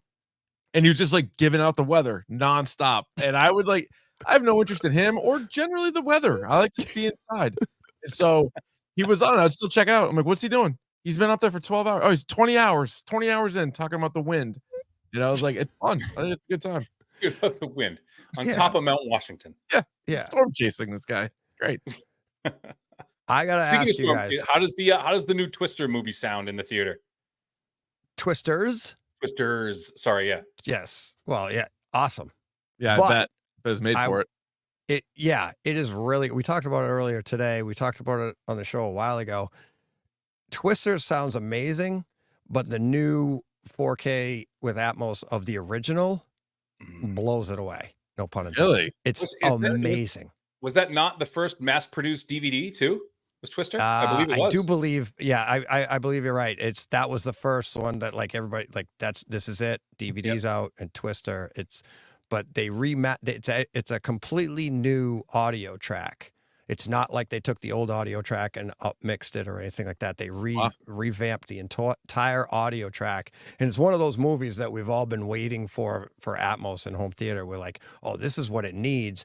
To the point that I used to say, like, it doesn't really matter because it's just a lot of noise going anywhere. It's a tornado. Who cares? It's just noise all over your room. How accurate does it have to be? Yeah. The new disc with the Atmos, beautiful Atmos track. You're like the clarity, the cow, and it's like the cow goes around your room. It's just we're all just raving about it. It actually makes the new movie. You're like, that one sounds kind of flat compared to this one, the older movie. It's that good. It's that good. That's good. So, but I want to ask you guys. I've been dying. I love that you're crossing over. When you said it on the show this week, like, oh, maybe we'll bookend each other. I'm like, yes, I got to get you together. Joker Part 2. Oh, Jesus. Horrible. You guys hated it. It's the worst movie of the year. I hated it more than Davey. I hated it. I know. So much. And I actually liked the first one, and now I don't think that I did. I feel like this movie was so bad. I'm like, maybe I thought too highly of the first one, and I've now reduced my dork score for that one as well. No, this was awful. It's like when you date a woman and then you meet her mother and you're like, is that what you're going to look like? And then you think she's not as pretty anymore because her mom's that ugly. Like that's where I am with it too. Oh, destroyed. Like, do I think you're good looking? Because if you're going to look like that, this then I'm movie not made you question your own credibility. Oh God. The whole thing was so bad. It's not because of the music. Somebody's like, oh, you didn't like the musical. I don't care. Like, if it's good, I'll watch it. It's got nothing to do with that. They weren't super memorable. They destroy two great comic book characters. 3, actually, Davey, right? 3. Yes. Joker and Harley Quinn, a little bit of Harvey Dent. But man, I couldn't believe how bad it was. It was such a hard watch. And in a way, I'm glad that we did watch it because otherwise we would have been like, oh, Madam Web's the worst movie of the year. Madam Web's the worst. No, it's not. It is not. I know, you said that. You're like, that's actually pretty good. I like Madam Web better now. Oh, Madam Web. But yeah, I mean, what got me, with this whole movie too, the Todd Phillips coming out after the fact, like, well, he wasn't the real Joker. Yeah, You you're like, know, you can't do that. Like, well, why'd you call the movie Joker? You called movie Joker and Joker Folie à Deux. Like, you called the movie that. You can't just say I do that he that. wasn't the real Joker anymore. No take backs. This was Joker. Did you Yeah. no? So DJ, what did you think of Joker too? I love it. Oh. I mean, it's not the greatest movie ever, but It is not. after Well, listening start to you with that. guys, Yeah. exactly. After listening to you guys, and a lot of people, most people agree with you guys, right? Mm. It's like the opinions on this movie were just so bad. It was just so awful that I went into it. I bought it day one on the Kaleidoscape, and that when I say day one for you guys, it's like when it's in the theaters, I can buy it, and then when it gets downloaded, when it's available, I get it, right? So I bought it before I knew anything. I got it. I knew I wanted to see it. I watched it. I'm coming in with your perspective because I listened to your entire show. Even though, I mean, it's Joker. How many spoilers can there be?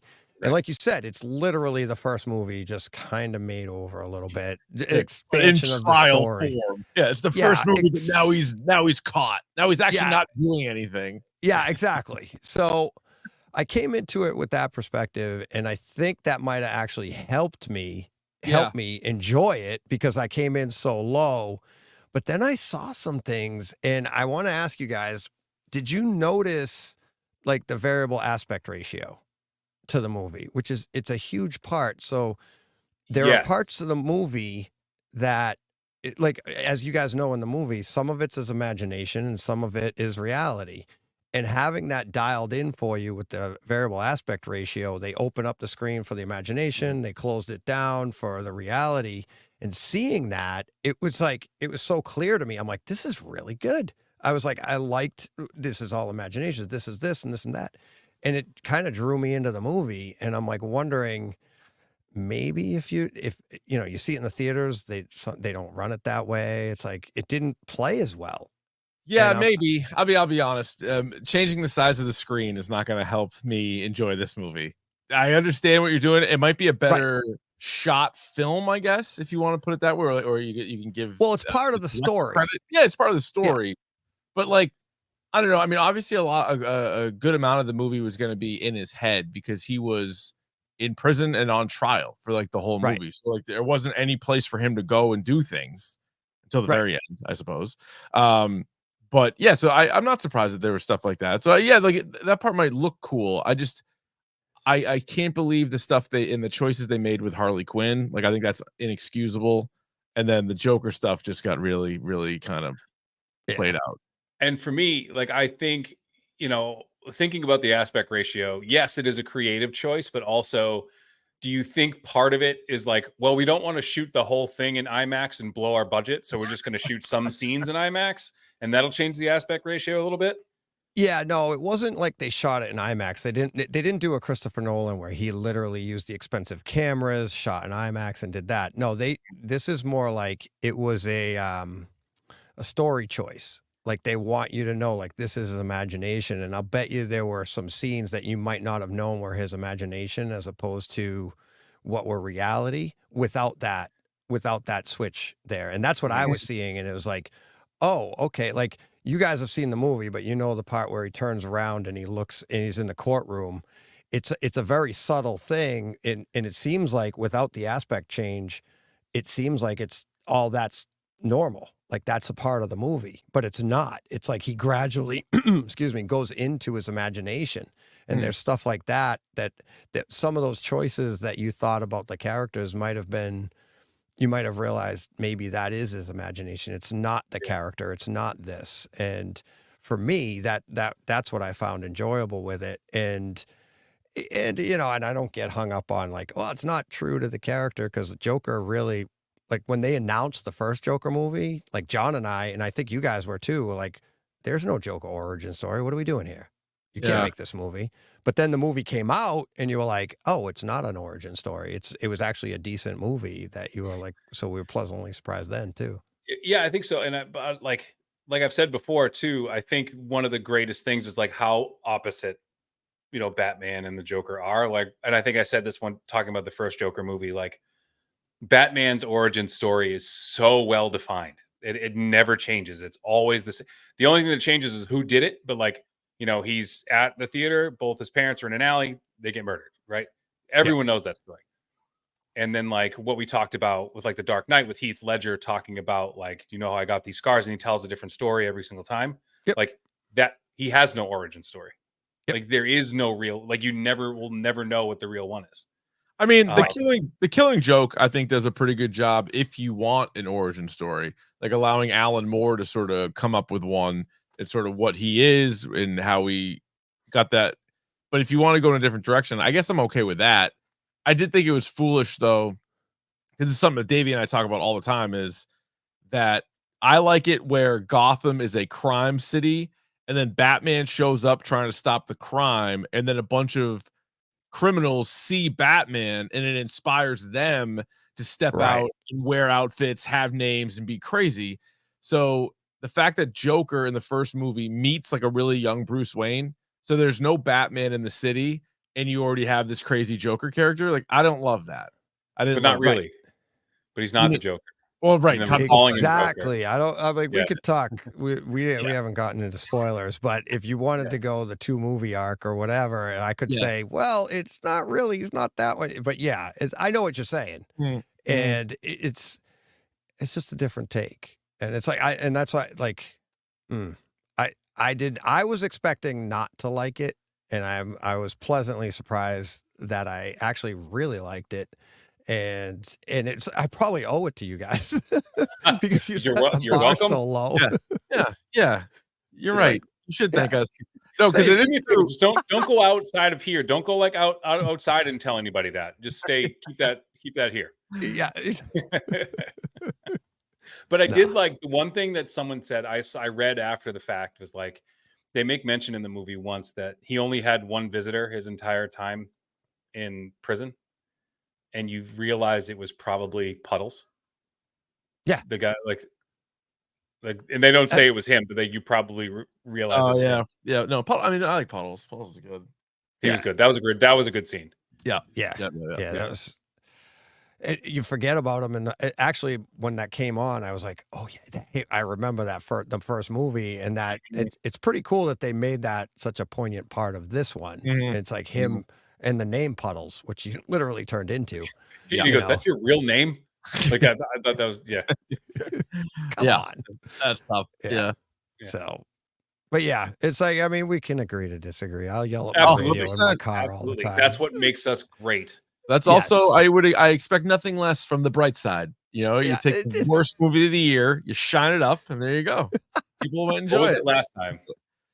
What was the worst movie of the year last time? No, what did you say you liked last time? And it was something it was last year we were doing this, and you're like, yes, you were like, it's actually good in terms of like home theater. It's not a good movie, but it's actually maybe. Is it Morbius? I liked that one. There've been a few. Oh man, what was it? You're right. We were definitely talking about a movie from last year. Let me see. You were like, from a home theater perspective, it's actually fantastic, but the story itself is garbage.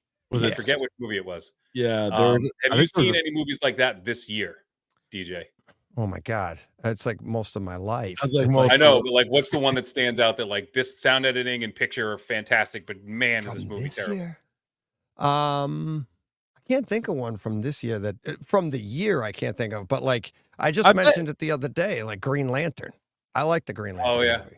And Ryan's like, gotta go. No, I do have to go. That's I know.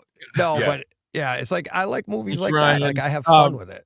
I was looking at my list, so like some of the movies that weren't great but were probably like decent, and I saw them in the theater, would be like Ghostbusters, Frozen Empire, and like Godzilla X Kong: The New Empire.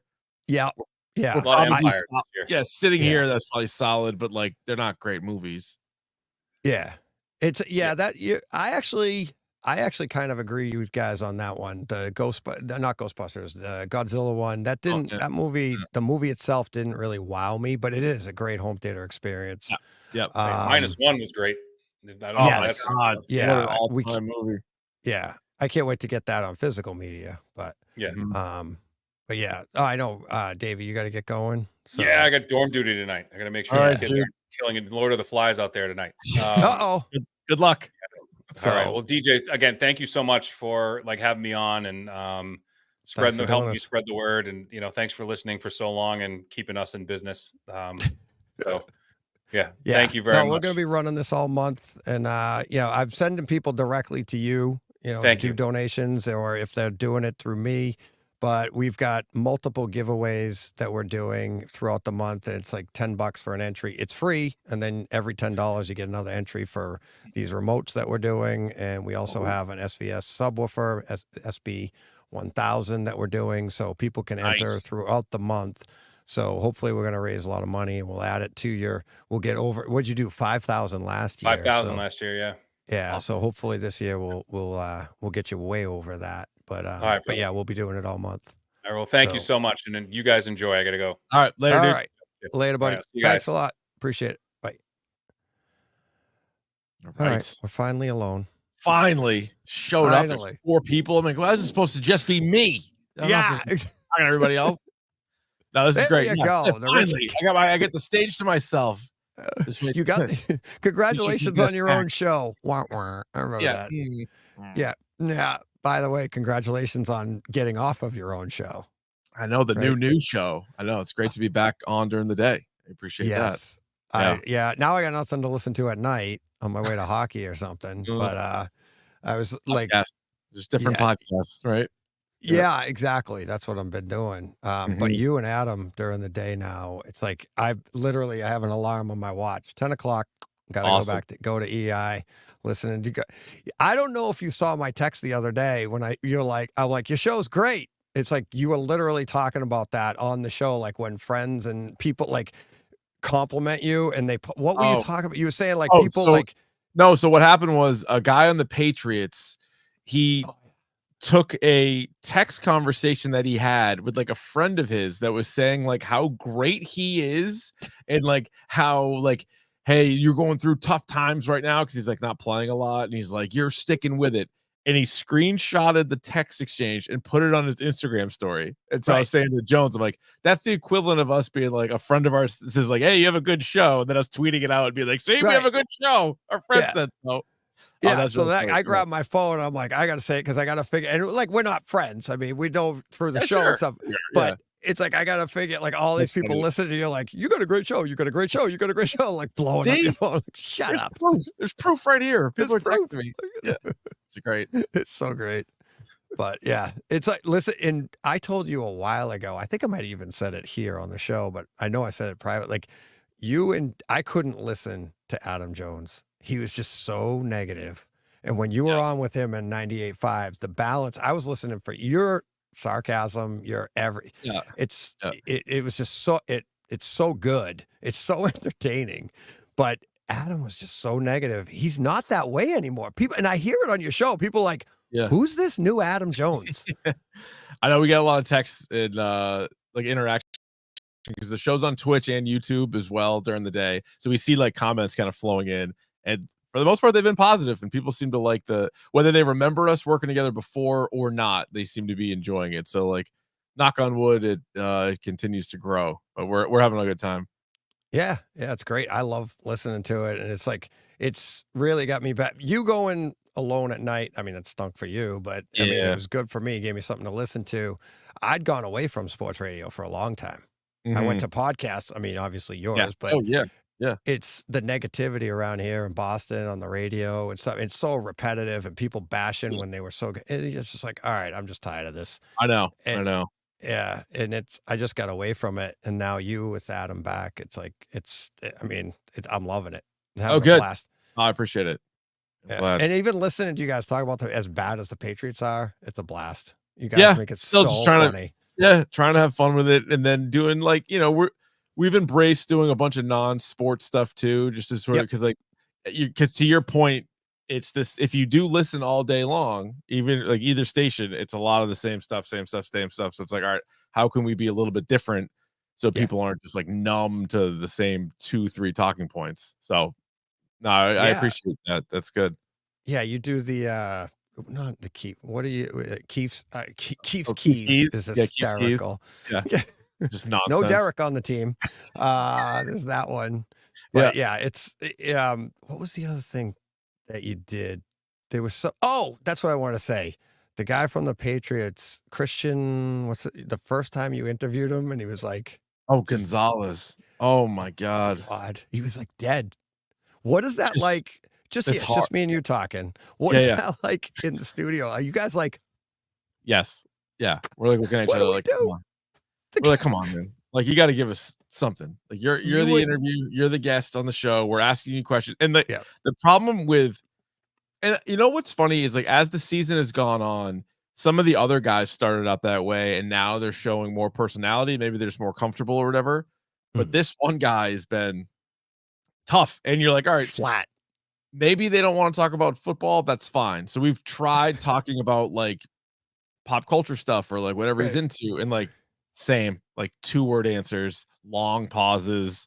Yeah. No, and you're like, all right, like we're doing all we can. Like we're Oh, you'd end up with like, I can't even do it, but you'd have this like great question, and it'd be like 3-sentence question to something, and he'd go, yeah. yeah. Like, all right. It's like, okay, next. Yeah, yeah, but you want to take a run at this? Like I got nothing. And then like you look back, those interviews are like 5 minutes long, 4 minutes long, and you're like, what was even Yeah. the point?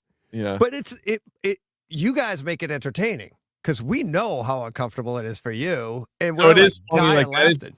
it's one of those things where like so you can like text into the show, and so like, you Right. look on like that screen, and like in live, like while the interview is going on, you see people being like, what is going on? And like people like that. So at least I think people are kind of in on it now, at least, where they're not like, Yeah. hey, why don't you ask them a better question? They're like, no, there's Yeah, no no. question you could ask. Like, this is just what it is. Yeah. Yeah, I know. You went out of what video games? You're like, what teams do you like? Like Mine. video games, like favorite players growing up. We asked them a bunch of like Halloween related questions, like not just Oh, God. crickets, nothing Yeah. there. It's in the contract. He's just fulfilling his contract. Yep. That's Definitely. like basically what it is. Definitely. We got a bunch of here. We got to hit these. Steve at in the chat, super sticker, $5 super sticker. Thank you, Nice. Steve. Yep. We got Garinder with a $5 super sticker. Thank you very much, Garinder up in Canada. Francis, $5 super sticker as well. So we're getting Nice. that going in the chat. Again, all money going to Ryan Davies Movember. Thanks, guys. That's Really excellent. appreciate That is awesome. Yep.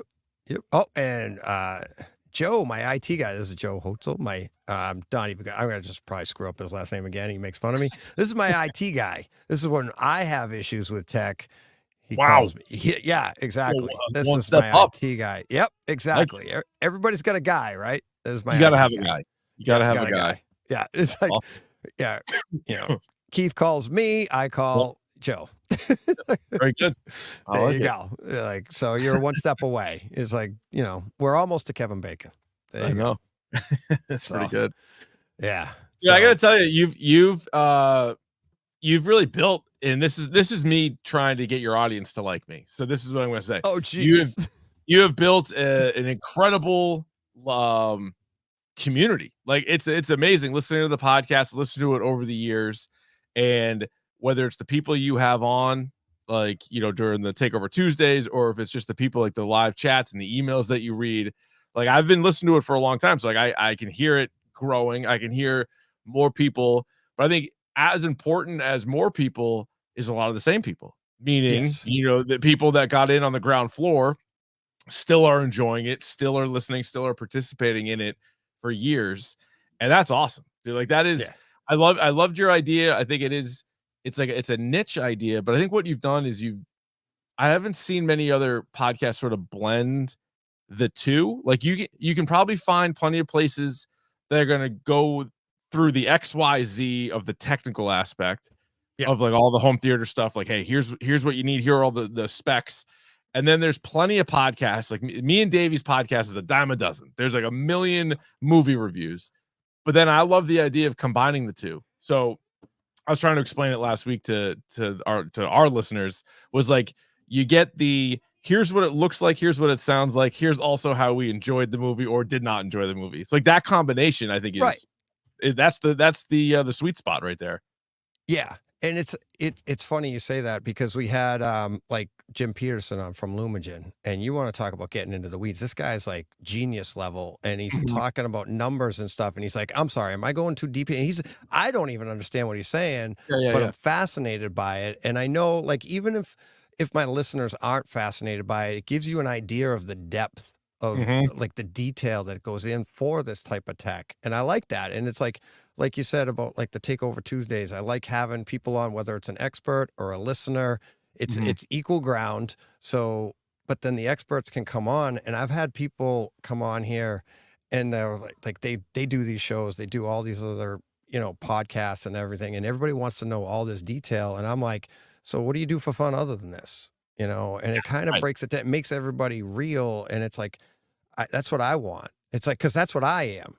Not that I'm not real, but I mean, just have fun and lean into. And I literally got that from you guys. And watching you progress in your show, you started out trying to feel your way, and it's just you do something, you find a groove. But the best thing you can do is just be you. It's like I can't do a script. If I do a script, it comes off like this. So like, hello, this is the show. No, and I can't do that. It's not gonna work.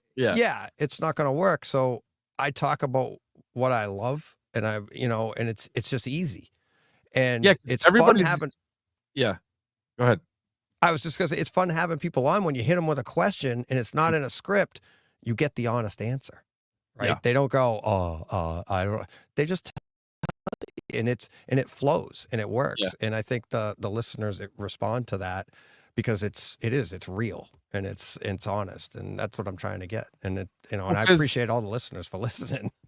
Oh, definitely, and it's fun, and it just becomes like a growing community, and everybody's sort of like in on all the jokes and all the references, and because everybody got into home theater, whatever their home theater happened to be, for a reason, and they all have, whether they spent $10 on it or $100,000+ on it, they've all invested into their home theater, but they did it for a reason. And like you and me, probably Star Wars might have been that reason, right? Or like, that's the most common one. You know, Marvel movies or Jurassic Park or whatever it was, like you remember that time or you remember that movie, and you want to enjoy it at home in the best way possible. And I think that's fun, like that, like not just being like, hey, what kind of stuff do you have, which is a good conversation too, but it's like, all right, what are you watching with that stuff? What do you go back? What are you rewatching on that stuff? Like, what's the next thing you're gonna watch? And that's why it's great. Like, so you guys talk about so many different shows and movies in the course of a episode, which I also really enjoy, because it's like, hey, here's a handful of things I haven't seen yet. Here's a handful of things I have. And so maybe I either agree or disagree. And then like you keep going, then like, oh, here's another one that, oh, I put that to the side. I'm going to add that to what I'm going to watch soon. But it's rather than like one or two topics, it's like, man, I mean, it's a ton of stuff, which is great. Yeah. It's like, I get responses for that. I get emails like, well, why don't you just do one? And it's like, well, I could, or we could, but then you're just going to concentrate on that. And at the same time, like I hear it in you guys too. It's like when you did, what did you do? Venom. It become, and I hear it in your voices, and it's like, you have to do it. Right. Yeah. And now it's like, oh crap, I got to go to the movies and I got to go see this movie. And it's like, and you do a great job of doing it. And you express that, oh my God, I had to go see this movie. So that's part of the review, right? What we do. And like when Steve first came on, he's like, why don't we pick a movie that we'll all watch? I'm like, no, go with the flow, because if you do that week in, week out, it becomes a chore and then you're not going to enjoy it. Whereas let's just take what we watched this week, and the three of us, some weeks, especially now with me, I don't have a lot of time. I might watch one thing. I might watch nothing, and I'll just go off of what they're talking about. But it gives you, it's kind of what we do too in the Dragon Slayer. You'll watch something and you'll see something like, oh my God, Kevin Bacon's in this, like I said earlier. And you're like, I haven't seen this movie. Invisible Man. He was in Invisible Man. I'm going to see that one. And you jump to that. Right. It's not because it's a job. It's not because it's what inspired you during the week to watch whatever movie. Yeah. And I think if you guys have your list of stuff that you've all watched, you don't know until you start doing it whether one of those movies is going to garner a 2-minute conversation versus a 20-minute conversation versus like an argument versus like we all agree, then like on to the next one. Like that's what's fun about it too, because you don't plan for it. You're just like, hey, here's what I watched. Maybe there's a conversation here, maybe there isn't, and then you just kind of throw it out there, and then you're hitting so many different people. So many people listening probably watched one or two things, maybe less things than you guys like that week, and they're like, oh, I wonder if they're going to talk about what I watched. And then like, yep, yeah, they did. They hit on that, and then gave you a few recommendations along the way. Yeah, exactly. And it's like I know, like you guys could probably gauge by show title, right? Like you put a show title, whatever you're talking about, you'll see your numbers go up and down, and it's like, and you're not stuck on that, but that's what you're doing. I mean, we're still chasing Infinity War and Endgame. I don't think we've ever done numbers like we did with Infinity Game and Infinity War and Endgame, and that was like 5 years ago. Like that was like the height of I think our whole podcast. Our biggest number for a movie was I told you about it. Remember, it was the RRR. RRR. It went insane.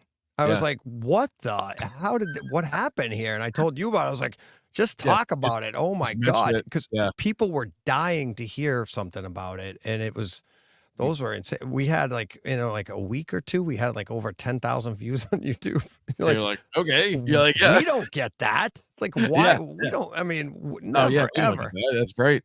Yeah. Awesome. It was insane. But it's like, when you go by title stuff, and I used to worry about that to try and attract people, but now it's like we talk about so much. So I just put in whatever I think is, maybe topical out of our group. But I was gonna say, and people that listen know that there's so many more things, right? And it's one of those ones where I'm with you. I've heard you say this too. Like the podcast, like promoting a podcast is tough because like once you get the people that follow you on Twitter or Instagram or whatever else you might be on, it's like, yeah, those people are probably listening. It's like, how do you go from outside of that? How are people going to randomly find your podcast? Now, I'm lucky enough to be on the radio, so I can throw a dork plug in here and there. Right.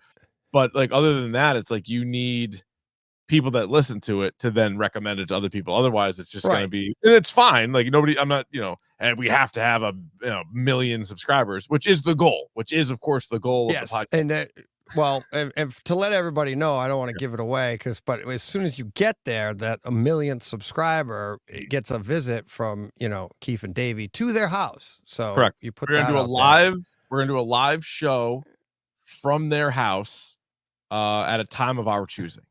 Right. So we will all the other 999,000 subscribers, screw you. Just that millionth guy that came at last on board gets them in your house. So there you go. Whenever we want. Yeah. It could be any time of the week, any time of the night. We're going to be there doing a show. Kick in the door. We're here. The button. What are you doing here? We're live right now. So that's the goal. But no, I mean, I think it's one of those things where you can't get like, if you like doing it, and that's the thing is you clearly like doing it. Davey and I clearly like doing it, where I think some people get frustrated with thinking like how big it's going to be right away or whatever. And it's like, that can't be why you get into it. Otherwise it's not going to work. You just got to do it because you like doing it. And like talking with friends of yours and then growing that group of people out is fun too. But like, I look forward to it every single week. We started in 2015, I think. Yeah.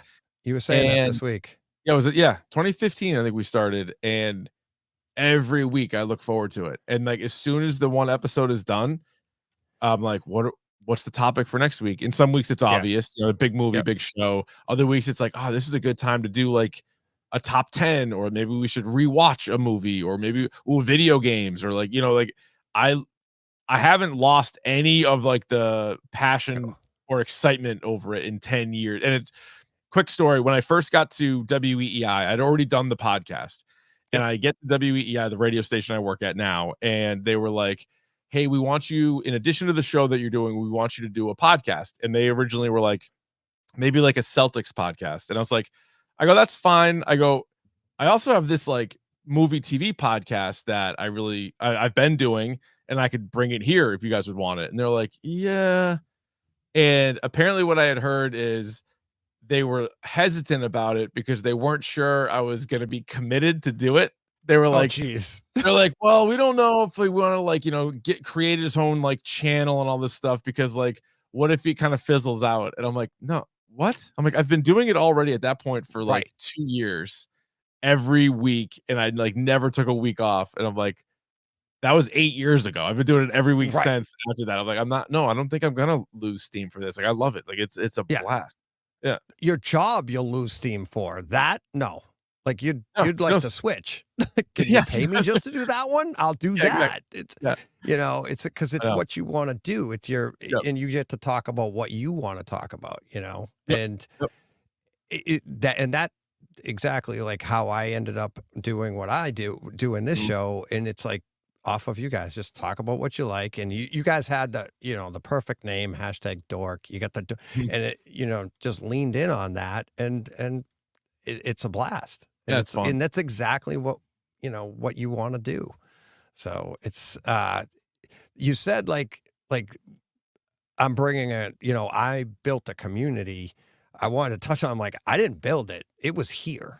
It's just you know what I mean? It's like I didn't build all this together. These are all people like, and even in your show, it's like common people that now can go, oh, okay, I can talk to more people just like this. Yeah. It's like, you know what I mean? The community existed. We just needed a local place. And they were there, but I mean, you got to take some credit in the fact that like they'll be in the chat or they'll be on like a Twitter response, or like I know you have like the Patreon stuff. So like people are getting together. Relationships have been formed that they wouldn't have known. Like, yeah, they were out there, but they didn't know each other. They didn't know you. Yeah. And like and so now like they feel like they're sort of like a part of something every week, which is great. Like that's awesome. Like that's what a podcast should be. It should be some sort of like escape from whatever you're doing. And maybe you're in traffic listening to it, maybe you're mowing the lawn listening to it, maybe like however you choose to listen to it is fine, but it should be something that, and I know I feel this way about the ones that I listen to, it's like, sweet, new one's out. Here's an hour or two, whatever, however they are. Like,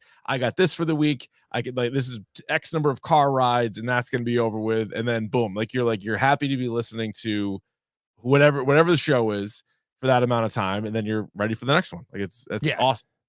Yeah, and like you got like listening to it doesn't matter the topic. I just want to hear you guys talk. It's like, and like you're making fun of each other, doing whatever you're doing, even before you get to the topic. And topic du jour. I love that. That's I have a topic of the day. Topic of the day is like, I'm glad you asked, and you do that. But it's that I actually have a personal story with that. My buddy owned a bar, and another buddy of mine was working it, and they had soup of the day written up there, and it was like French onion. And I'm sitting at the bar, and my buddy's like, somebody there goes, what's the soup of the day? And my buddy goes, French onion. I go, no, it's soup du jour. And he goes, no, it's not. It's French onion. I was like, oh my God, he doesn't know.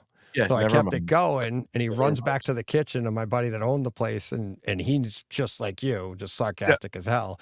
And he goes back there. He goes, Eddie, is the soup of the day soup du jour? And Eddie goes, yeah. And he comes back out. And he's like, F you.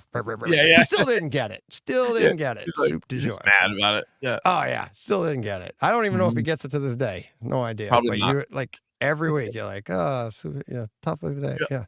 Glad you asked. Exactly. Yeah. So great. Yeah. But what are you doing this week? What movie? So we've been doing the Penguin episode breakdowns. That show's been awesome. So we're down to episode 7, and then we're also going to do Agatha All Along. So Agatha just finished up. I got one more episode. Yeah, I think they released 2 this past week. So I watched one of them. So I have the finale to watch tonight. Probably I'll watch it. I've liked it. I thought it was good. Again, sort of a lower bar now. We go into these movies and TV shows with Marvel stuff. It's sort of like a side character. I don't know how many people were like dying to have this show, but I've enjoyed it. And me and Davey did a quick podcast on the first 2 episodes when those came out, like 2 months ago. 2 months. And so now the whole show is out. And so, so we're doing double TV, Penguin and Agatha on Monday night. Yeah. Penguin is awesome. Great. It's like it's the show you didn't know you needed. Whatever. Yeah, no, it's funny. It almost similar to Agatha, where you're like, all right, Agatha was a great character in WandaVision. You watched WandaVision, you're like, all right, that's what that is. And then you're like, well, they're making a show with Agatha, and you're like, all right. And then same with the Penguin. Colin Farrell, great performance in the Batman, but out of all those characters and everything that happened in that movie, I'm not sure I really needed a Penguin spinoff, and it's been incredible. And this is one I've talked to a bunch of people that don't even like comic book stuff, and they're like, I love this. And I'm like, yeah, well, it's not very comic booky. I mean, it's a very famous comic book character, but like it is very street level. It is very crime mob boss type of show. And I know Matt Reeves isn't the director, but he's a producer, and it's got the exact same feel as the movie. And it's been a blast. I can't wait to see how they wrap it up. Yeah, it feels like we were talking about it. Like you kind of know the outcome because Penguin's a huge character. So like all the other characters that are kind of like going at him, you're like, well, it's not going to go well for you. Probably not. Oh, yeah, but so. I forget her name, but the woman playing like Sophia. Oh my God. Sophia is the best character. Holy smokes. Yeah, she's great. And you guys even talked about like her acting, her eyes. It's like she's just like, it scares that you're sitting at home scared. You're like, oh my God, she scares the hell out of you. She's doing such a great job. But also kind of into it, you know, not just scared. Also very appealing as well. There you go. Yeah, not like that. Nope. Yeah, you got to steal smooch. Is that one of them? Maybe. Maybe. That could be she might be in the running for that. She might be in the running. Awards coming up. Yeah. And that's I meant to ask you that when Davey was here. It's like, thank you very much for the we're the reigning dorky winner for podcast of the year. Pretty good. And, you know what? You know what put you over the top last year was this 25-hour stream. No other podcasts were doing a 25-hour stream. Yeah. So that sealed it for you. Yeah, exactly. And it was like I told you the story before. I think you were on earlier this year too, I think. I forget. Yeah, I was on I was on talking Roadhouse. That's right. That's right. Because you guys hated it. You hated it before it came out. Yeah, that was the other one. It's true. Yeah. But so this was flipped. So I hated Joker 2 more than Davey. Davey hated Roadhouse more than me, but we were like our scores were close. Yeah, you both disliked them both. And I was like, come on. I was like, so of course, right? And that's why I have you. I love it when you hate something so bad. I'm like, all right, I got to get you on. And that one, Roadhouse, I tried to get both of you. Davey couldn't make it. But I'm like, I want you guys to go at me for that because it's fun. It's like, I want that, you know? But, yeah, definitely. But yeah, so we were talking about it then, about the dorky of winning. And I my son, he listens to you guys on the way to work, which is before me. And he's like, you got to listen right now. Because sometimes I'll listen like the next day or something. I told you before, it's like, if you're talking the same subject I might talk, I won't listen because I don't want my opinion skewed. I'm a little different with that now. I'm not as worried about it. But so anyways, so he's like, you got to listen to it. I'm like, all right. I knew it was the Dork Awards and, you know, the Dorkies. And so I'm like, all right. Every year you do the podcast one, and every year you nominate like 5 or 6 podcasts. I'm like, all right, cool. All right, they nominated me. I'm like, that's cool. They nominated Brightside. All right, that's nice because that's why. Because every year you're the reigning champs. Was we've won every year. Yeah, we won every year we've done it. Yeah. So it's so great. But you know what? For you guys to do that, and then for me to win, for Brightside to win one, it meant that much more. No, it's impressive. I wasn't expecting it from you guys. That was so nice of you guys. All you had to do was nominate little old me. That was like, you know, I'm like, who am I? I was showing up at your live shows like, hi, Mr. Keith. Hi. And I'm older than you, for God's sakes. Listen, I think you're probably going to be nominated again. I don't know if you're going to win. The committee hasn't voted yet. It's hard to win back to back in these things, but unless you're you, be nominated. Unless it's Dork, But I mean, it's the whole year since Dork has won Dork of the podcast of the year. So so they kind of deserve it. Really. It's always competitive. It's very competitive, very tight vote. Very. But yeah, when I was listening to it, I was like, I'm driving along. I'm like, oh, okay. And I was like, they got to the podcast. I was like, oh, that was nice. And you're in the nomination part. You're very nice. I'm like, oh, okay. And then they were like, what Davey is the one that started saying, I was like, oh my God. I was like, are you kidding me? And I texted Steve and John. I'm like, we want a dork. They're like, what the hell is that? we should like make little dorkies and like send them out to, you know, Denzel Washington and all these other people that win them, and then like also Yeah. like Yeah. the bright side. The bright side. Hey, look at what I won. Yeah. So that was really cool. It's like, and for everybody Denny listening, Villeneuve and yeah, and TJ from the bright side. Take it home TJ. there. Hardware. But yeah, it's like, I mean, people, Ryan said it this week when talking about like, you're famous. And it's like, we're not famous. We're not. And like you're like your local, you know, Yeah, sports I wouldn't radio. call that famous, but yeah.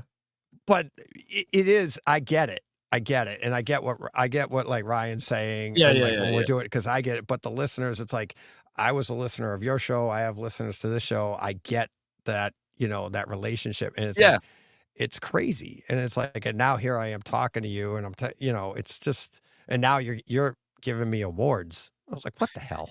How do you What like the that? hell? Yeah, I'm a donkey in the basement. That's what I keep Yeah. saying. So The what is it? The apprentice has become the Jedi. How would you call that? something like yeah, that. Yeah, whatever it is. it's like the master or something like that. Whatever it is. Yeah, no, I am not, but by any stretch. But like people, and I've had people ask me this stuff. Oh God, Ryan in the chat. The original. Oh yeah, so Roadhouse- that's Davey's hang up. He loved the first Roadhouse, so he went in. It probably wouldn't have mattered. Although I do agree with him. It wasn't. Yeah. Agree. I don't know exactly what Conor McGregor was going for, and it wasn't the best film. I've seen a Conor bunch McGregor. of films. Yeah. It's not the worst. It's not the worst of the year. It's not. It probably won't even. Speaking of the Dork Awards, we always give out 6 nominees to every one of the categories. One of the categories is worst movie of the year, and unless Davey puts it in there, I don't think Roadhouse will get nominated. I've seen more than 6 movies worse than Roadhouse. Oh yeah, and you actually watch more movies than I do. Last year, did you top 100 last year? Weren't you going for that? I think I was close. This year, I'm behind that. I'm just checking it now. I'm at 52 like new releases, or 52 like 2024. So I only keep track of like the 2024 one. So if there's like a movie that came out a year ago that I missed, like I don't put that on there. I'm just keeping track of this year. Current. But yeah, I would say like Joker and Madam Web were definitely both worse than Roadhouse. So we'll see. We'll see if it gets in there. Yeah, it's the original. I liked them both, and like I said to you earlier this year, I'm like, the new one doesn't erase the old one. You could still Thank enjoy God. both. Thank God it doesn't.